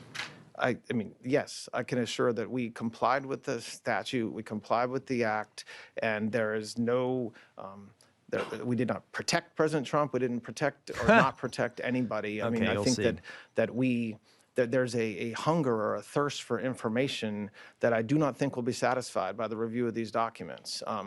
And there's nothing I can do about that. But President Trump, of all the people in Washington, D.C. and around this country that have said for years the same consistent message about Jeffrey Epstein as President Trump. And so there's not been a change of course or anything, and certainly his direction to the American people and the Department of his direction to the Department of Justice was to be as transparent, release the files, be as transparent. Why does this guy seem like he's about to fall asleep? And that's exactly what we did. right, Lacroix. Killing. Are you saying that the Justice Department has opened a civil rights investigation into his death? Yes. Yep, 100%. You're right. You're right in your group. It is required to explain why certain things are redacted. They have not released those explanations. Look, and I know there's been a lot of discussion among the media around that. Jonas. But just think about what that means. All that means is that DHS, as the Secretary has said, is conducting an investigation, as they should and as they do every time there's a tragic event like this. And the FBI, in their role, which is a separate role from DHS, is also looking into it and conducting an investigation. And that's not that shouldn't be treated as No, they were talking about a gluteal myalgia. What happened are some things started coming out about Trump and Epstein that raised eyebrows and then got people reignited with the Epstein stuff. Making news. We've said that for a week, and it remains as true today as it was last Sunday when I said it. 2 questions for you, one on topic and one. There you go, Doug. It's exhausting to sell your morals. Absolutely. Separate. Yeah, 2 questions for you, one on topic and one separate. On topic, do you have any information that you could just share? Because 3 million documents is a lot for people who are watching this at home. Are there any new names or new people, public people in positions of power who your department found in these filings? I don't have anything to share about what's new or not new, and no, I don't have anything to share about that. And to follow up on that, do you have a reaction to the arrest of Don Lemon overnight? Do you have a reaction to what? To Don Lemon's arrest overnight. He's so mad. Do you have a reaction to it? I don't know what that means. What are you looking for me to do? There he Jump goes up and over down? No, I don't have a reaction to it. I don't know that the charges are unsealed yet. Yeah, Jonas. So no, I can't. I'm not going to comment on that. Thank you. You said this is the end of the Epstein, of your review of the Epstein files. So just to clarify, is the public going to learn the identities of the men who abused the girls with the information that you're releasing? And if not, why not? Well, we did see that a lot of the men were named, right? Here's the problem, though, guys. You have to understand, if you look at this from a legal perspective, just someone making an allegation is not going to be enough for the FBI or whatever to charge them with anything. So I would bet that, they probably aren't going to look much into any of these people. They're just going to be like, well, yeah, those are allegations, but we have no corroborating evidence, so it doesn't count as anything. That doesn't mean it didn't happen. It just means that legally they can't build a case against those people without more evidence, which is deeply disturbing because a lot of these people will probably just get away with it because they probably don't even want to build cases. You see what I mean? Yeah, so we'll probably never have justice, but come on, guys. When are we ever going to have? We know that, though, right? We all know there's never going to be justice, right? Because this country is deeply corrupt, and we would never go after the elites for anything. We'd rather talk about gay marriage or whatever else it may be, okay? So, right. I have a quick follow-up. I mean, you just baked in an assumption into your question that I have never said, and I don't know. There you go, Meowser. The justice was the friends we made along the way to the camp. Correct. Be true. Is the public going to learn about men that abuse these girls? Like, what does that mean? I don't understand what that means. Well, the men who abused the young women through Epstein's. Look, we said in July, and it remains as true today as it was in July. If we had information, we meaning the Department of Justice, about men who abused women, we would prosecute them, right? Would you? Would you? Because only 2 people were ever prosecuted for this whole thing in the United States. 2 people.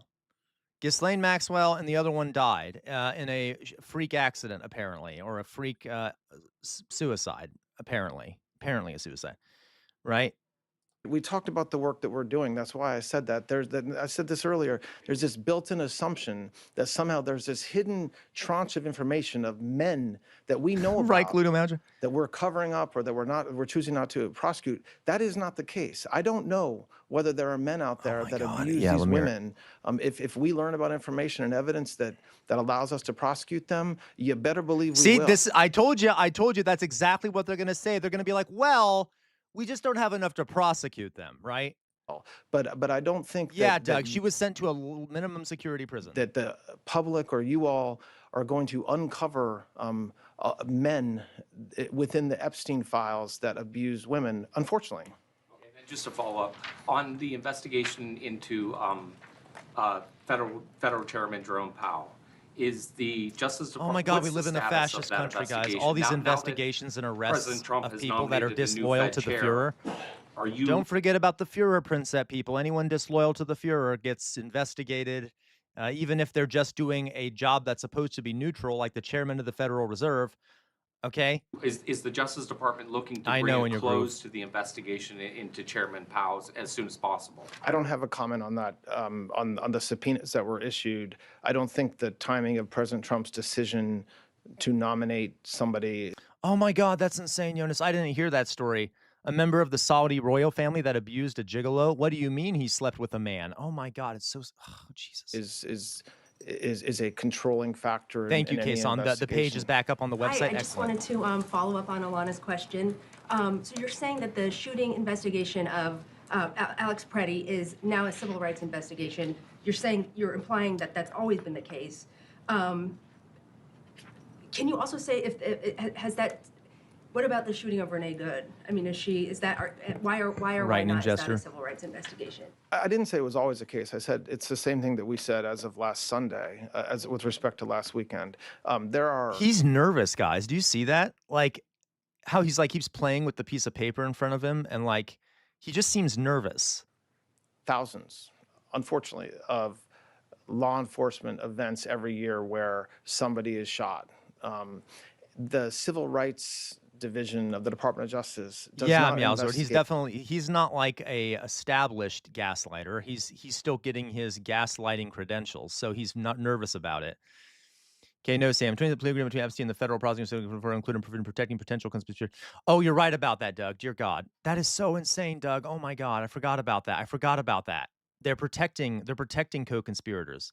Jesus. Every one of those shootings. There has to be circumstances or facts. Right, Lemira? Exactly. Or maybe unknown facts, but certainly... Totally, Lemira. He needs to learn from Caroline Leavitt. Really, she ought to give him a lesson on how to lie more confidently. Circumstances that warrant an investigation. So when I talked about last weekend, and when others have talked about this week, the fact that President Trump has said repeatedly, of course, this is something we're going to investigate. That's what I meant about what we're doing. It doesn't mean that every time that there's a federal officer-related shooting, that's something civil rights takes up. It depends on the circumstances. Follow up on that. Can you just? I know you can't be specific about details of the investigation. That's for sure. Can you just characterize the scope of the Preddy investigation? What kinds of things that they'll be looking for? So apparently, the Alex Preddy investigation has now become a civil rights investigation. Interesting. And involved? Guys, it might just be for show. They might not end up doing any kind of prosecution, okay? Well, I mean, it's an investigation, so what do we think we're looking at? We're looking at everything that would shed light on what happened that day and in the days and weeks leading up to what happened, and that's like any investigation that the Department of Justice and the FBI does every day. It means we're looking at videos, Yeah, talking to Malcolm. witnesses, trying to understand what happened. I mean, you're talking about Right, in jester. an incredibly tragic morning, and then trying to unwind and investigate that it takes a lot of time. I'm not going to prejudice what they're doing or not doing by laying any markers, Right but in your I groove. expect that the folks that are doing this are the most experienced in this space and are doing that. Yeah, so to follow up on that, how would a civil rights investigation work with DHS Probably taking the Lamiro. lead, which is what was said over the weekend? And are prosecutors in Minnesota, I mean, who is involved in this? We know that there's a lot of frustration within the department, both in Minnesota and the Civil Rights Division, that they feel they are not being brought in and they are the experts here. So just to follow up, how would That's this possible, work with Blue Deal. DHS taking the lead, and who is from DOJ involved in this investigation? I don't think that, look, I think anytime there's every single federal agency, including DHS, has a process that they use when there's something like this that happens, an internal review, investigation, however you want to call it. That's what DHS was doing, as they do every single time. Happy Friday, by the way, everyone. Unique to Yay! these facts. There might have been outsized Yay, focus on guys. it because of what happened, but Oh. DHS was doing an investigation. I don't know that will stop. I don't expect that investigation to stop because we're investigating, and of course we're coordinating with them. We're not working against them, but it's Happy there's, Friday. I suppose potentially separate goals or potential goals in the two investigations. I mean, DHS is conducting an investigation, and then the FBI conducts an investigation. It's not as if one goes one way and one goes the other, but they are their own investigations. Very clearly said on Sunday that HSI is leading the investigation and he did not want to overstep and say anything. Was that not true anymore, or was that true at the time? I don't think it's fair to say whether it's true anymore, okay? And I don't think it's also, I don't want to say who's lead or not lead. I don't even really know what that means in the course of the investigation. The FBI is investigating. They are for sure coordinating with Secretary. That's supposed to be snoring. I expect DHS is also continuing their investigation to some extent, and there's outside folks on this. This happens, like I said, thousands of times a year, and it is tragic every single time it happens, and it's tragic this time like it's tragic every other time, and so there is a process. Okay, that was supposed to be someone saying you're an idiot. Okay, I'm sorry, I'm getting distracted. And certainly with the FBI as well. Okay. To allow this investigation to go I'm sorry, I'm having trouble focusing on him, guys. I'm having trouble focusing on him. The Epstein files.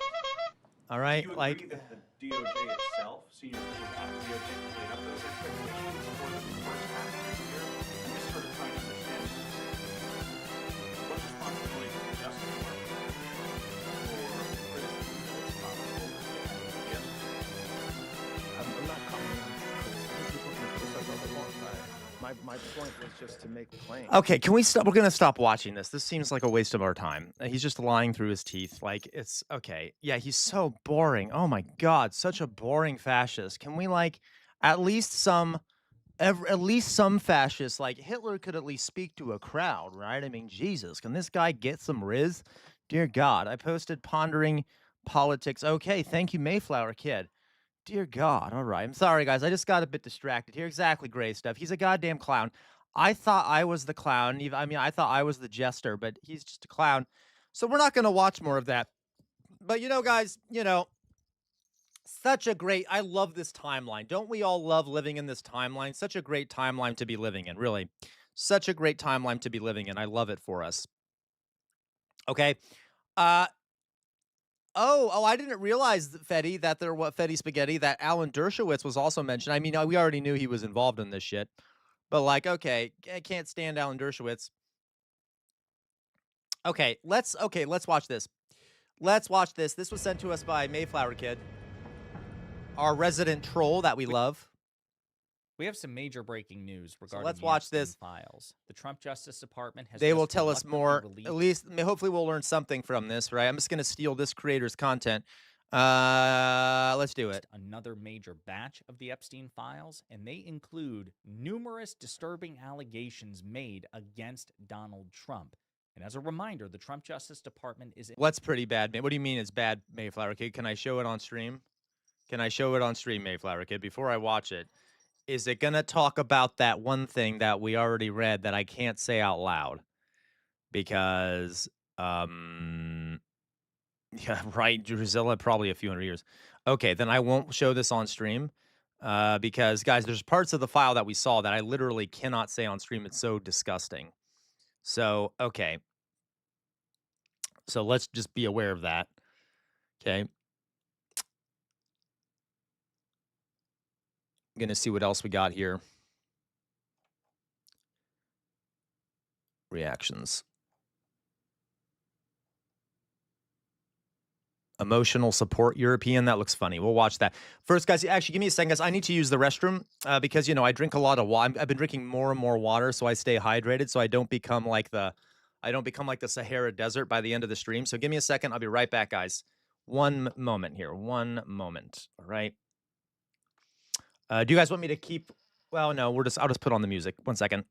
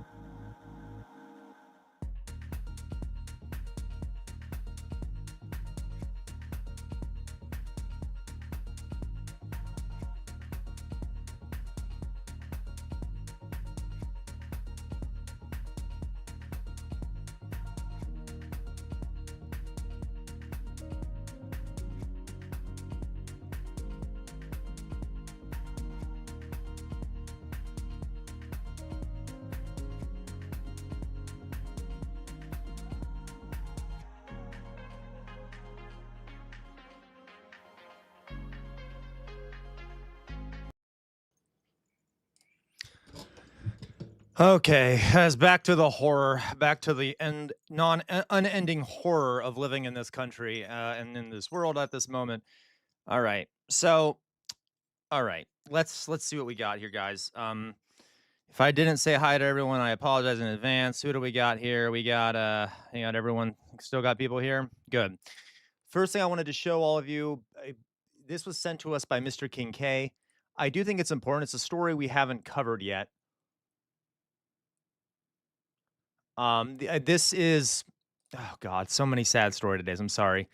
What do you mean? There was entertainment. I had the song on. Was that not good enough? Was the song not good enough? Did you guys not like the music? There was music. Yeah, you how dare you, Mad Scene, okay? I'm not like Hassan. I'm not gonna post just a video up there, okay? Thank you in your groove. Okay, thank you. All right. So this is a video here. It's also kind of sad. I'm sorry. I know it's a dark news day. It's one of the reasons why I'm not gonna paint my face. Thank you, Stanley. Stanley, thank you. All of you need to be more like Stanley, okay? Stanley gets a boop. Boop there.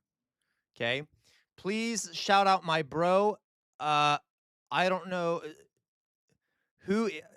Forgive me, Ishak Newton. I don't want to call the person out in case they're like someone I deeply disagree with on the internet. You see what I mean? So I'll say this. I will give a shout out to Dixon. Okay, shout out to you, Dixon. I just won't say the last name, but welcome, Ishak Noon. All right. Add some. I can't, Jonas. I'd have to get permission from Ren, which is easy, but because they're very open about that. But I could do that.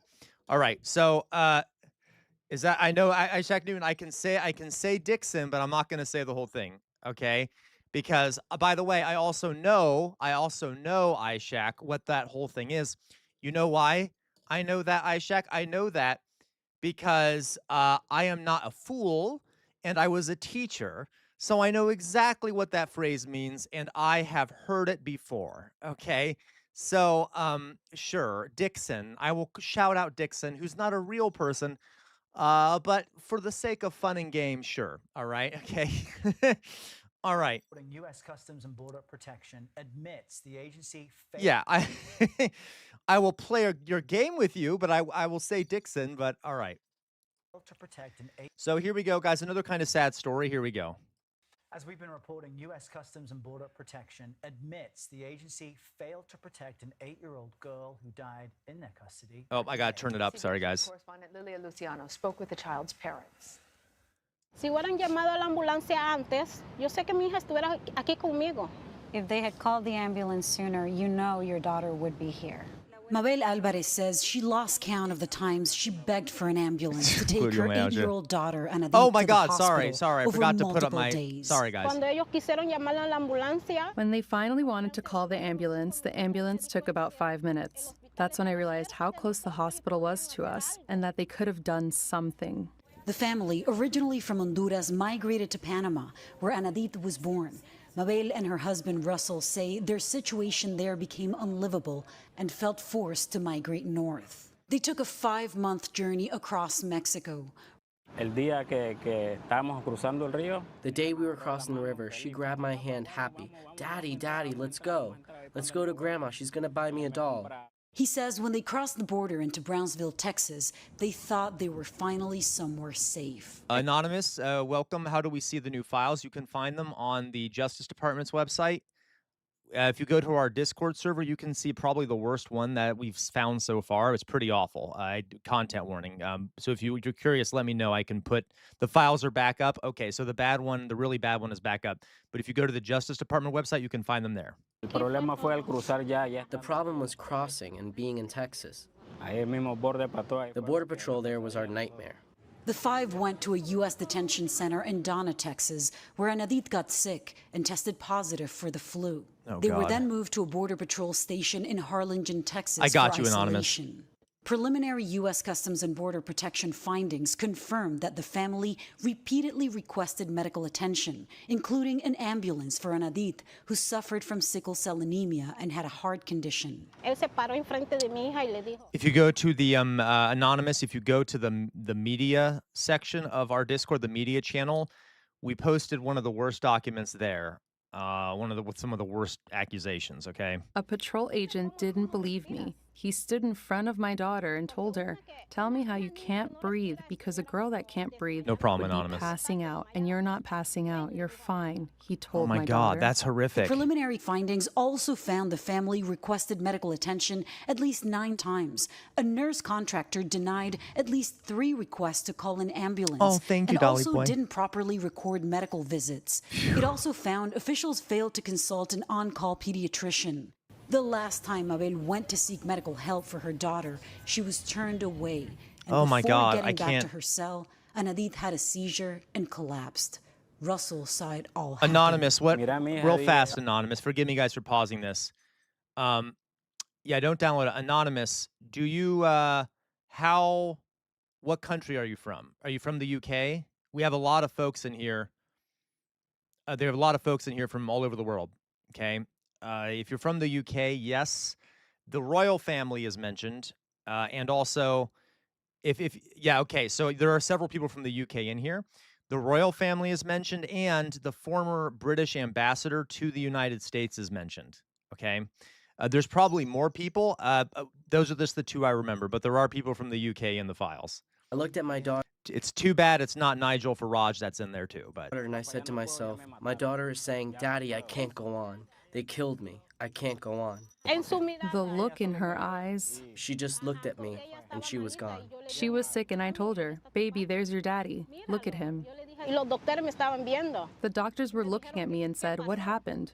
I told them, "You've already killed my daughter." A CBP God. official concedes the system failed her, saying, quote, "There were many parts of the system that did not function as designed to protect Anadith." That official says They're not- reforms are underway to ensure those errors don't occur again. It's still difficult for me. I miss her at night. I remember her as a loving child. She dreamed of so many things. She had big dreams for herself. On Tuesday, an independent court-ordered review cited Anadith's death as a preventable Lamira, tragedy that raises profound concerns.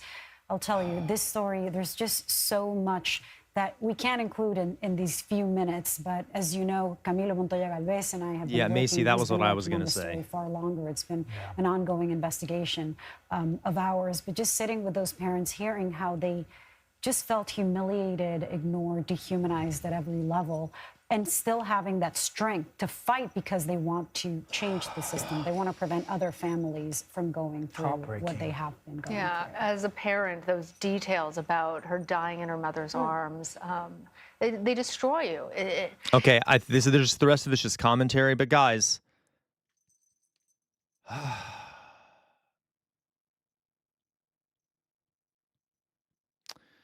yeah. Oh yeah, don't worry, Mr. King K. I said that it's not like this is how it's designed. They're not going to try and stop it from happening again. I'm going to put my face up. Mr. King K says, I want you to keep in mind, they said they want to make sure this doesn't happen again. The video I shared to you before this one proves that's a lie. Oh, of course, Mr. King K. Give me a second, guys, and put my face up. I don't know why it's not working. There we go. It's working now. Okay. So,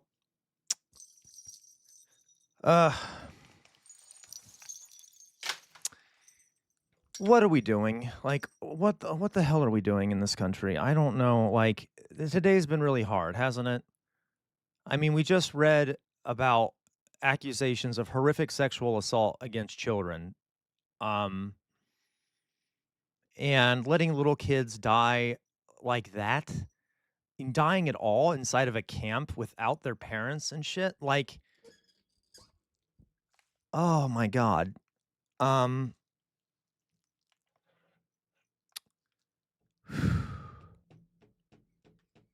As Lamira says, there's not a hell hot enough for these people. And I don't know, I don't know what, I don't know what to say. I just feel like it's useless. Like, what is there to say? If this doesn't motivate people to do something, if this whole, and you guys know what I mean, but the country is still just so passive and doesn't give a shit. Like, they don't give a shit. there were already years upon years of us not giving a shit about the people we were killing overseas, about people being killed by police in this country, about, you know, so it's not necessarily surprising, but are we like, I don't want to live in a country like this. Okay. I don't, is that, I mean, who wants to live in a country that is killing children? It's comically evil. It is comically evil that we have a regime in place full of people who assault children, who are murdering children inside of concentration camps that we've set up for them. I don't know what else to say. What is wrong with this country? The cruelty is the point. You're right, LaCroix, but I'm heartbroken. I don't know. It's almost hard for me to feel angry anymore because I feel so powerless. I know I'm not, and we're not powerless, but I'm very angry. At one point, I am angry. I don't know. Guess I'm making you my therapist right now. What are we gonna do? Because this can't. Oh my God. There's nothing worse than a parent losing a child, guys. The emotional trauma. I don't even want to think about it. I'm gonna cry. Of that, and okay, if we can't care for our children, what's the point? I don't understand. Dolly Boy, yeah, they do want you to feel powerless, Dolly Boy, and we aren't powerless, right? We aren't powerless, but it's hard when we're constantly every day is a story of some other kid being murdered, some other adult being murdered, someone being killed in the street, some school being shot up, some kid dying in ICE custody. And what are we doing? I can't. There's what is left of this country. There's nothing to like. I don't understand. I almost want to leave now. I just want to get out. What's the purpose? I don't want to live around these people. I don't want to live in a country full of people that don't care. Okay. Oh, I know. Oh, you're right. I have a group, but I'm sorry. I have a treat for you're right. You're right. There are more of us than there are of them. So what are we going to do? Because when is the breaking point? When is the breaking point? And that's what bothers me is when is the breaking point? Comically evil stuff is happening, stuff that you can only imagine in your nightmares or that you think was from a horror movie. And yet nothing. I suspect, guys, that my fear is that historically, what has led to people doing extreme change, okay, is basically when people have nothing left to lose. If you were in France right before the revolution and you're starving and your children were starving and at some point you're going to revolt because there's nothing left to lose. So are we all going to wait until there's nothing left to lose before something happens? Okay. That might just be what happens, okay? And I know, hey, it's easy for me to sit here. I'm not out on the streets right now, okay? It's easy for me to sit here and say these things when I'm not out there, but we also have to understand, how something like that wouldn't succeed unless there's a lot of people on board and they're organized, right? There's for any of us in here, there's not much reason right now to do much because it wouldn't do anything unless there's a big organized effort and push. I know, Meowzord, and that's what's really disturbing to me. It's almost I need to leave the denial. I need to get out of the denial of that there is hope. And I know that there is hope. We cannot think that there isn't hope because we need people to take action. Yeah, no, I have a treat for you. Correct.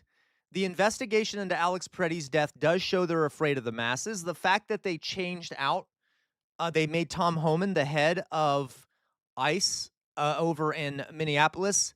But they are afraid, but so are we going to do something about it then? It's clear we have power.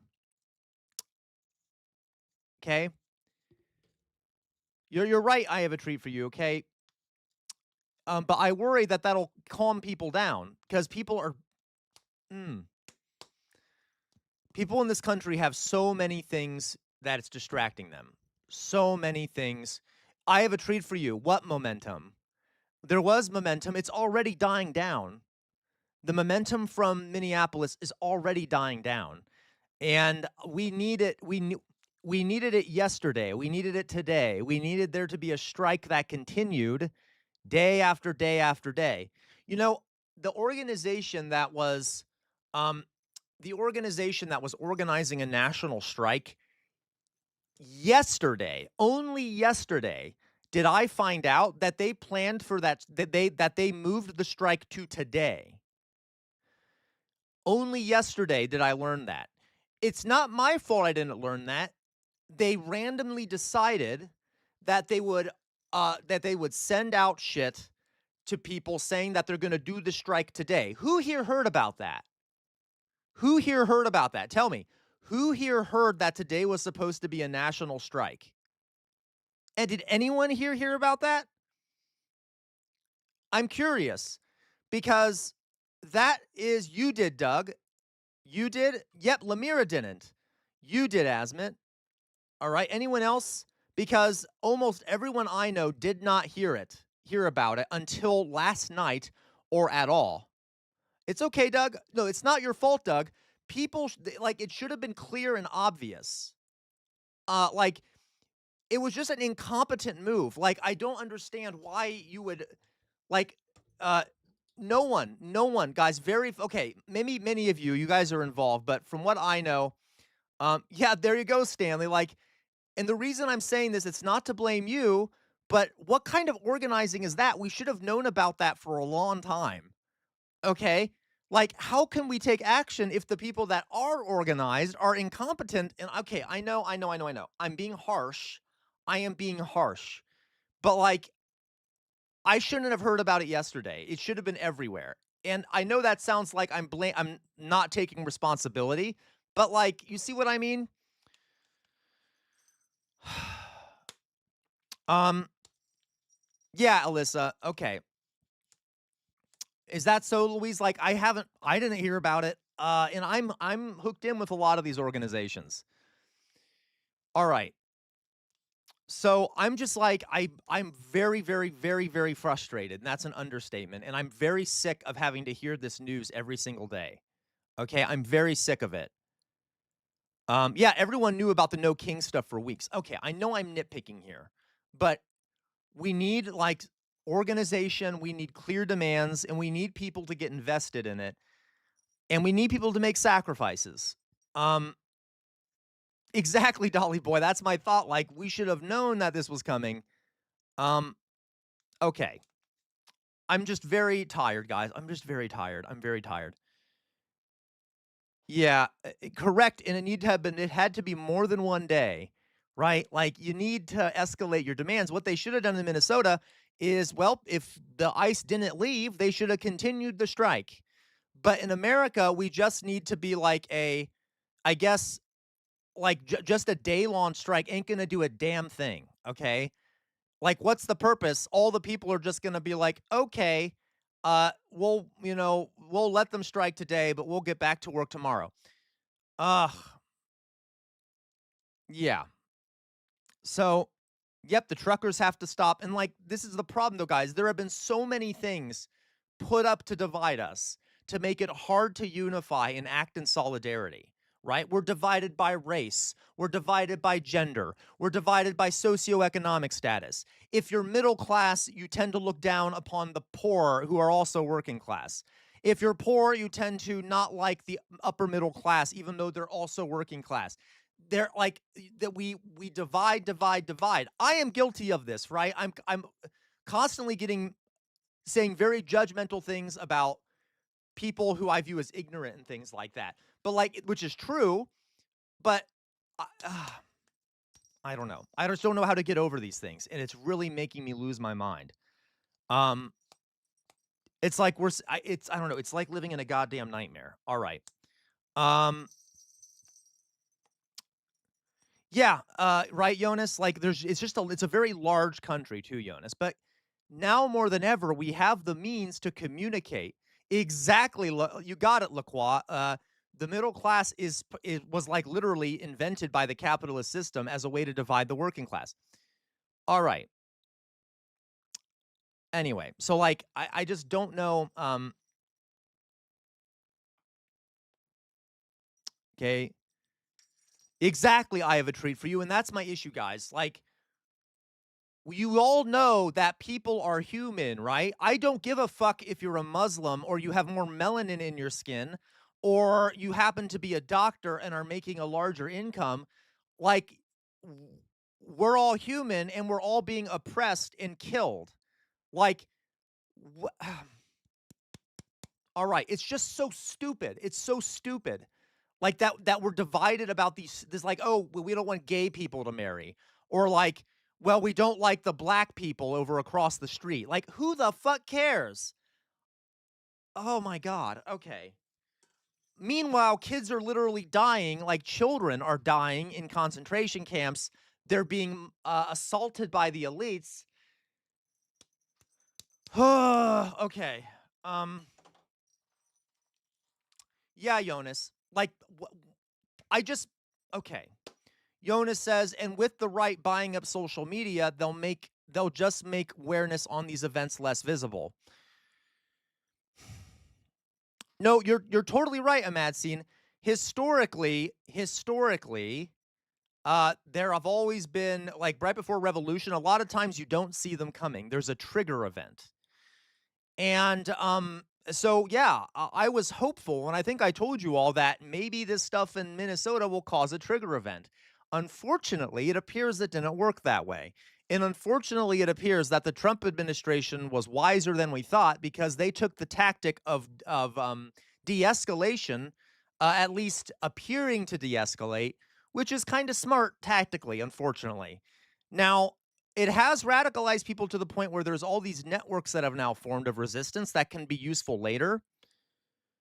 But okay. Anyway, all right. I'm sorry. We'll get back to the stream. I just needed to. I'm so tired, guys. I'm just so tired. I'm so tired. Oh my God. All right.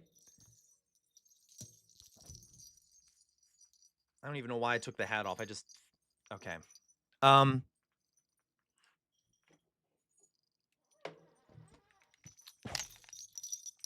Yeah, Dolly Boy. Yeah, we need to look up. We need to take out the elites, right? Yeah, Jonas, right? I think I'm worried that it will need to be economics. And guys, sure, the crash is coming. Oh, Anonymous, you're not wrong. You're not wrong at all. Anonymous, this is not an exaggeration. We are one of the most propagandized countries in human history. I'm not joking. There's so much propaganda. It's a multi-billion-dollar industry. Every advertisement you see is a form of propaganda. All over the news, there's propaganda. The government puts out propaganda everywhere. And there's so much information flying at us from all directions. It becomes very hard to determine what's true or not true. Like, it is, oh my God. Okay. All right. So guys, I studied this shit. I studied systems of social control. And like, so it's like, I know how these systems work in shit, but like, I always thought it was super interesting how these systems work. But it's very dark, and like, especially recently, I just don't like I don't know. I just don't. It's just like, how do you fight against this thing? How do we fight against this thing? It's so all encompassing. And there are ways to fight against it. I don't want you guys to lose hope or whatever. We need people that have revolutionary optimism. We could build a future where everyone had access to healthcare, everyone had access to housing, food, had clean neighborhoods, had ways to get around other than cars, had good public transportation, where you worked less days of the week for higher wages, where you got paid time off, a lot more paid time off, where, you know, we could do all these things. But okay. Jesus Christ, it's just so insane to me. Okay, guys, let's see what else we have to react to here. All right.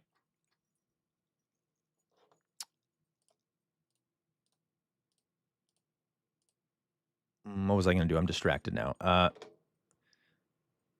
Thank you, Louise. All right, let me take a look here.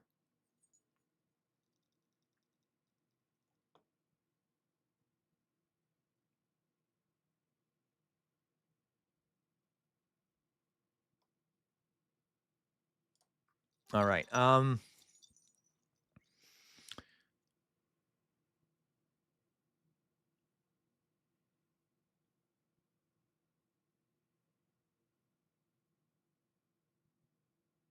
Hmm.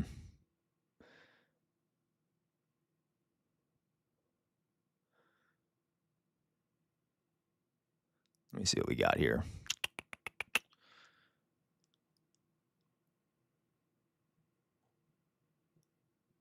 Oof, God, everything is so depressing. Good God. All right. Okay, you know what? We'll do Drusilla's. I need a palate cleanser. Let's do a palate cleanser. All right, we'll do a quick palate cleanser here. This is a palate cleanser sent from Drusilla. Thank you, Drusilla. Let's take a look at this. Of course, Jonas. Of course we did. Of course we put up a new military base in Kenya. We can afford that, right, guys? I'm sure all of you have plenty of money. You don't have to worry at all about a tooth that's killing you, or you know, a medical payment, or how your child, what. Okay, I'm sure you're all doing fine, right? Sure, you're all doing fine economically. We can just build another military base in Kenya for the collapsing empire. Why not? Fuck it, right? All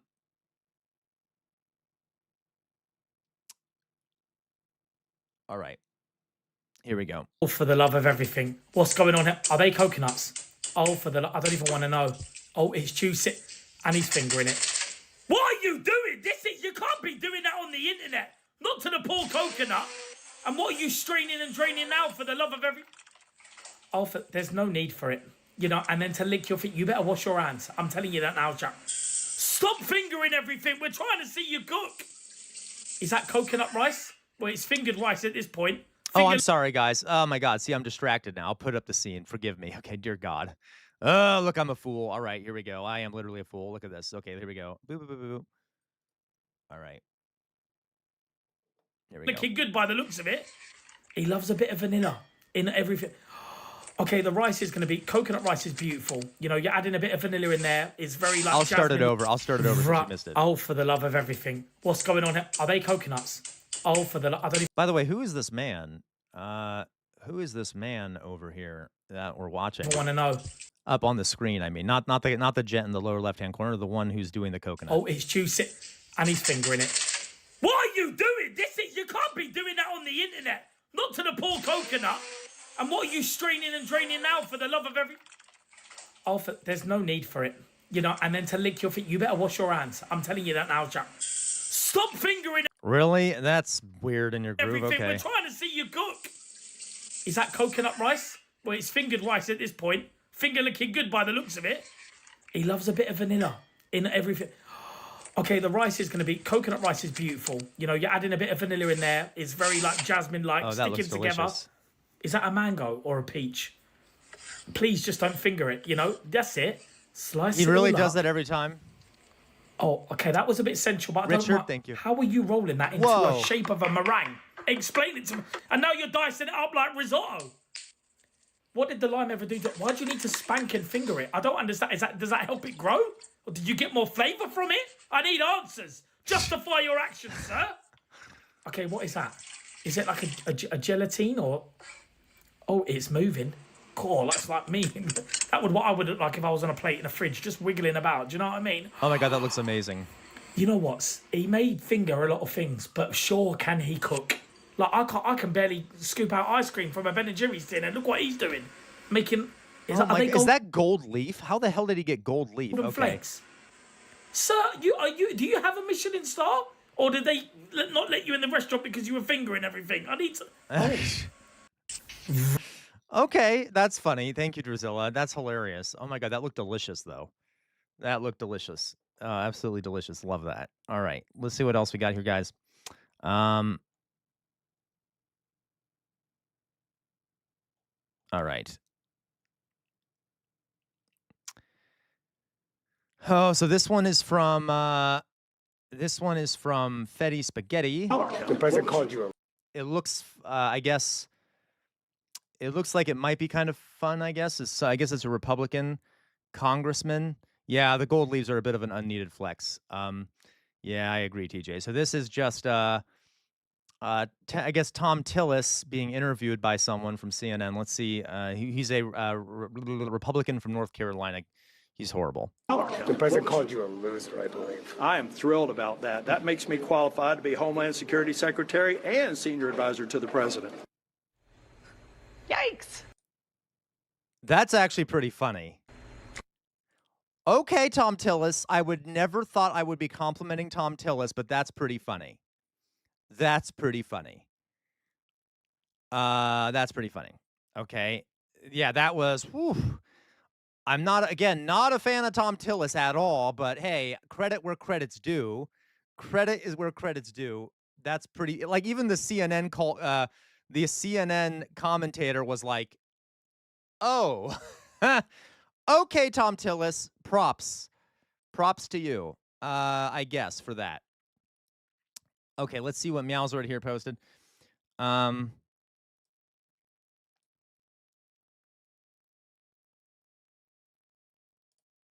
All right, let's see here. This is...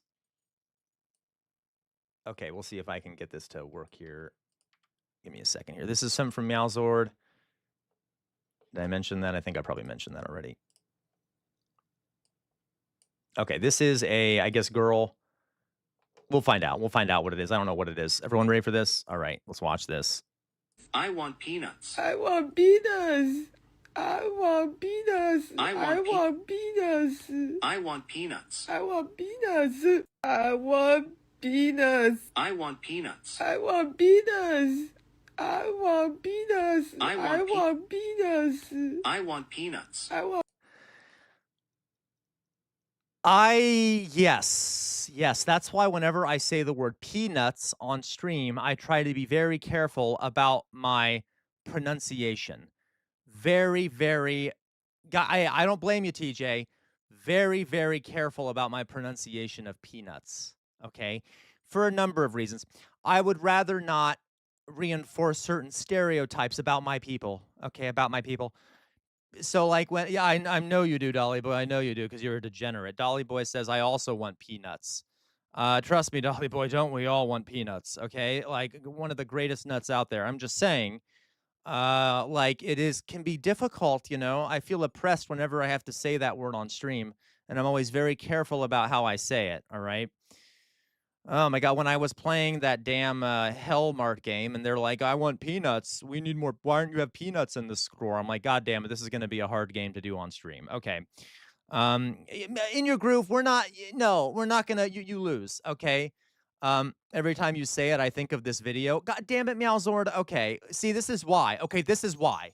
This is why, Meowsword, I don't say these things, okay? My favorite is French people saying squirrel. I don't even know how they would do it anonymous. That's funny. Okay. What else we got here? Do we get a different one? You said, TJ, did you send one too? Where is it, TJ? I don't see anything that you sent. Is it in the reactions channel? That's where you're supposed to send stuff. I don't see anything here. I'm not claiming a lot either. The founders not being victims is moot to the grand. All right. Do we get anything here, Jonas? Okay, you know what? We'll do this. We'll just do what Jonas sent me. Here we got Jonas, all right? Jonas sent this. Oh, I'm sorry. It's okay, DJ. Maybe I misunderstood. I told you to stock the peanuts. You were right, Macy. You were right. I should have listened, but I didn't see any peanuts. Okay, so here we go. This is, I guess, Are You Twins? I don't know what it's about. I thought they were twins. Okay, ready? This is from Jonas. 在笑耶你这东北话说这么好呢？还行，应该是你是姐姐，她是妹妹吧？是姐姐。她是姐姐，你是妹妹。她能抱着我。她能抱着你呀？那你能抱着我吗？我抱不动她。你抱不动她？你是她姐姐呀？真的假的？这是你的孩子。我俩孩子。啊。你这东北话说太好。谢谢。哎呦，你真是太棒了你。这东北话说的有味儿啊。肯定没有你说的好了。叔叔，你是非洲的吗？你是非洲的吗？我是尼日利亚的。Oh, this is so cool. 你们是双胞胎。Oh, that's cute. Thank you, Jonas. That's fantastic. Aw. That's really cute. I like that a lot. Yeah, that's so wholesome. That's really cute. Okay. Oh, that's adorable. Thank you very much, Jonas, okay? He does speak Chinese very well. Whatever, I'm not sure which dialect that's speaking, but okay. Some dialect of a Chinese language. Okay. But that's amazing. Right? I would love to learn Chinese, but it's so hard. Okay, it's not hard if you're Chinese, if you were like born into that, if you were born into that milieu, but it's so different from English, like the pictographs and like the, okay. It really, Meowsword, it isn't? Okay, I need to figure, I've heard it's hard because isn't there a lot of tonal stuff in it? Like you say like one tone of the same word and a different tone of the same thing is like two different words. I would have, okay, I'd have to look into it, but okay. Like tonal stuff I always struggle with because we don't have much of that in English. Okay. Sure, but people understand. I got you, Meowsword. Okay. Well, that's pretty good, Meowsword. Do you speak it, Meowsword? Do you speak some dialect of Chinese? Okay, tons of people out in Minnesota you can see in status quo, but the energy is still being channeled. Yeah. How dare you, Ninjester? You're always oppressing me. TJ, I'm going to hold off on that right now. I want some less serious stuff at the moment, but that's fair, okay? Also, I would have to look more into Bad Empanadas, other stuff. All right. I tried French on Duolingo, and it was like, pick the different sound. Yeah, there you go, Macy. All right, guys. So what else we got here? Let me see what else we got. Okay. What I might do here, folks, in a second is I'm gonna find where'd I put that? Oh dear God.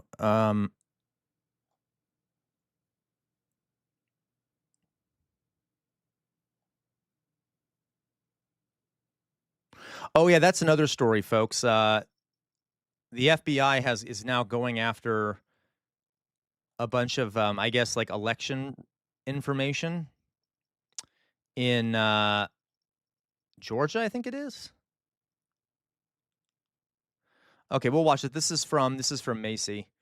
What did you think of today's sermon? It was good. I love Thy Neighbor. We'll see what this is about. It's such an important reminder. Yeah, there's never a bad time to love your neighbor. Of course. But now is Yeah, in your groovy. I don't know if you guys heard that. There were images of the FBI is collecting a bunch of data, I think, from Georgia, an election office, and they brought what's her face with them. They brought I can't remember her name. They were just collecting a bunch of like information. Fulton County, Georgia. They went into the election office there and were collecting a bunch of documents and such. Yeah, thank you guys. I can't remember anything. Tulsi Gabbard, correct. Why is my brain dying today? Okay. Let's watch this. especially good time to love our neighbors, you know? For sure. With everything going on. Yeah. What do you mean, though? What do you mean? Just, are you talking about stuff going on in your life? Do you need support of some kind? I'm not talking about my life. I'm talking about everything going on in the news. It's awful. It is awful. Where do you get your news, by the way? The internet, usually. Where? Oh, this is funny. It's like having to try and navigate, figuring out if the person is on your side or not. On the internet. Reddit? I don't know, honestly, Jonas, I don't know. Oh, this administration, it's bad. It's terrible. Disgusting. Unconscionable. Tragic. Yeah. You want to join my book club? Sure. Do you read books about politics? No, not really, unless you count Red, White, and Royal Blue. But we do talk about politics. Well, rant. Rant is probably a better word. We rant about politics, and sometimes we cry. Louise. And we eat cheese mostly. And we drink, sometimes a lot. That sounds perfect. Yeah, You guys, will it's so true. Oh God, Vosh popping up here. It's so true that like in the Midwest, it's the same way. Like if you're trying to calculate if someone's a Trump supporter, you kind of have to like you got you got to kind of jump around and like try and understand. Like, has anyone done this before where you're like, so they'll be like, how are you? I'm like, I'm doing well. The news is kind of some rough stuff going on in the news. And then then they'll be like, oh yeah, I don't watch I try to avoid the news because there is so much rough stuff going on. And then you're just like trying to get them to say why they think the news is rough. Like, do they think it's rough because of Trump and what's happening? Do they think it's rough because they think the left is taking over everything? Like, and you have to like kind of slightly jump around the issue. And I say one of the dead giveaways is if people say they're not political, you'll almost always know that they're automatically a Trump. That's fair, Doug. That they're automatically a Trump supporter. And there's actually been videos on YouTube about this. How a lot of Trump supporters will say that, "Oh, I'm just not political." Okay, which is funny because they know they're going to get pushback. Yeah, that's true, Macy. It should be time to stop. Doing that, right? But sometimes people need to rant a little bit about politics, and they want to know if the person they're talking to is safe to rant about, and they don't want to feel uncomfortable, so they have to kind of jump around the issue. It's true. Yeah, right, Macy. Okay. But I have found a lot of Trump supporters just say, "Oh no, I'm not political. I don't get involved. I don't get involved in politics." Okay. We just say you like Farad. Oh, that's a good call. So I actually, anonymous, like some people do that here too. But like the Midwest and the South especially are known for not being blunt about things. You like are always like, "Hi, how are you? Having a good day?" Like you're supposed to keep a smile on your face. And in the South and in the Midwest, it's kind of considered rude to be blunt. It's actually really annoying. I much prefer the East Coast where people are super exactly, a mad scene where people are super blunt. Like I loved living on the East Coast, and I had to sort of adapt to moving back to the Midwest because people here are far less blunt, and I kept offending people here by being way too blunt. So yeah, there you go, Macy. Yeah, we're praying about you. Yeah, exactly. That's why I love people in the UK. The English are very blunt. I love that. People in Boston are very, very blunt. But unfortunately, a lot of people in the United States in certain regions, it's sort of a cultural thing that you're not blunt and you're supposed to always have a smile on your face. Huh? No, I don't want you on my porch. You're black, like kind of thing, like really dark. Um, that's true in your group. Californians are very like isolated. So I'll visit you someday in your group. I'll visit you someday. Don't worry. Okay. So yeah, but it's so interesting how to navigate this shit. Anyway. So, and also, guys, you have to understand, sometimes you would like, yeah, I can't imagine how sweet they would have to be if they would have to be if even other Americans find them too nice and friendly. Yeah. Yeah, it's creepy, a mad scene sometimes. Yeah, oh, absolutely. Exactly, Macy. That's why I'm like, a lot of times, the South especially is like this. It's an old Southern thing, right? You gotta always have a smile in the face, even if you're being like blatantly racist, and you're like, no, I don't want to go my kids to go to that black school, or like you're like super friendly about it, and it's creepy as hell. Okay, it's like, or yeah, it is exhausting, Macy, and because it's very exhausting. And then like the Midwest United States, like Ohio, there's also this real like culture of friendliness. It's not as fake as the South, but like you'll get asked like, "How are you doing?" But you better not say like if you're doing bad, you better not tell the person you're doing bad, right? It's like, "How are you doing?" If I'm like, "Oh, not well, the country's a shithole," they'll be like, "Oh, okay, well, have a good day." Like you're supposed to be fake happy all the time. And I think it has to do a lot with capitalism and commodification and how we're constantly exposed to positivity, like constant smiles and happiness and joy on the TV. I actually think it's partially a form of social control. But anyway, Okay, but the East Coast, not so much. People aren't nearly as friendly in the in a lot of places. Okay, which thing, Matt Saigai? Which thing is the case in the UK? The fake smiles and shit. And the asking how people are. That may have actually come from the UK. But yeah, pretty much prefer Boston. Okay, I'm gonna put my face up, guys. I'm gonna put my face up. Where's my face? Boo boo boo boo boo. Where'd my face go? Where'd my first go? Ah, face. Where's my face? All right. So this is what we're gonna do. My tooth is killing me. I think I need to take more meds for it. So I'm gonna do this. I'm gonna get off for now, guys. And then I may come back later to play some of the horror game. Will people will tell me in chat here? Would people would watch later if I came back on to play my horror game? Oh, exactly, Matt's like so I've been playing. I started playing Hellmart, and it's fun. It's scary, but you get to see me be scared. Would anyone here join me later if I came back to play Hellmart later?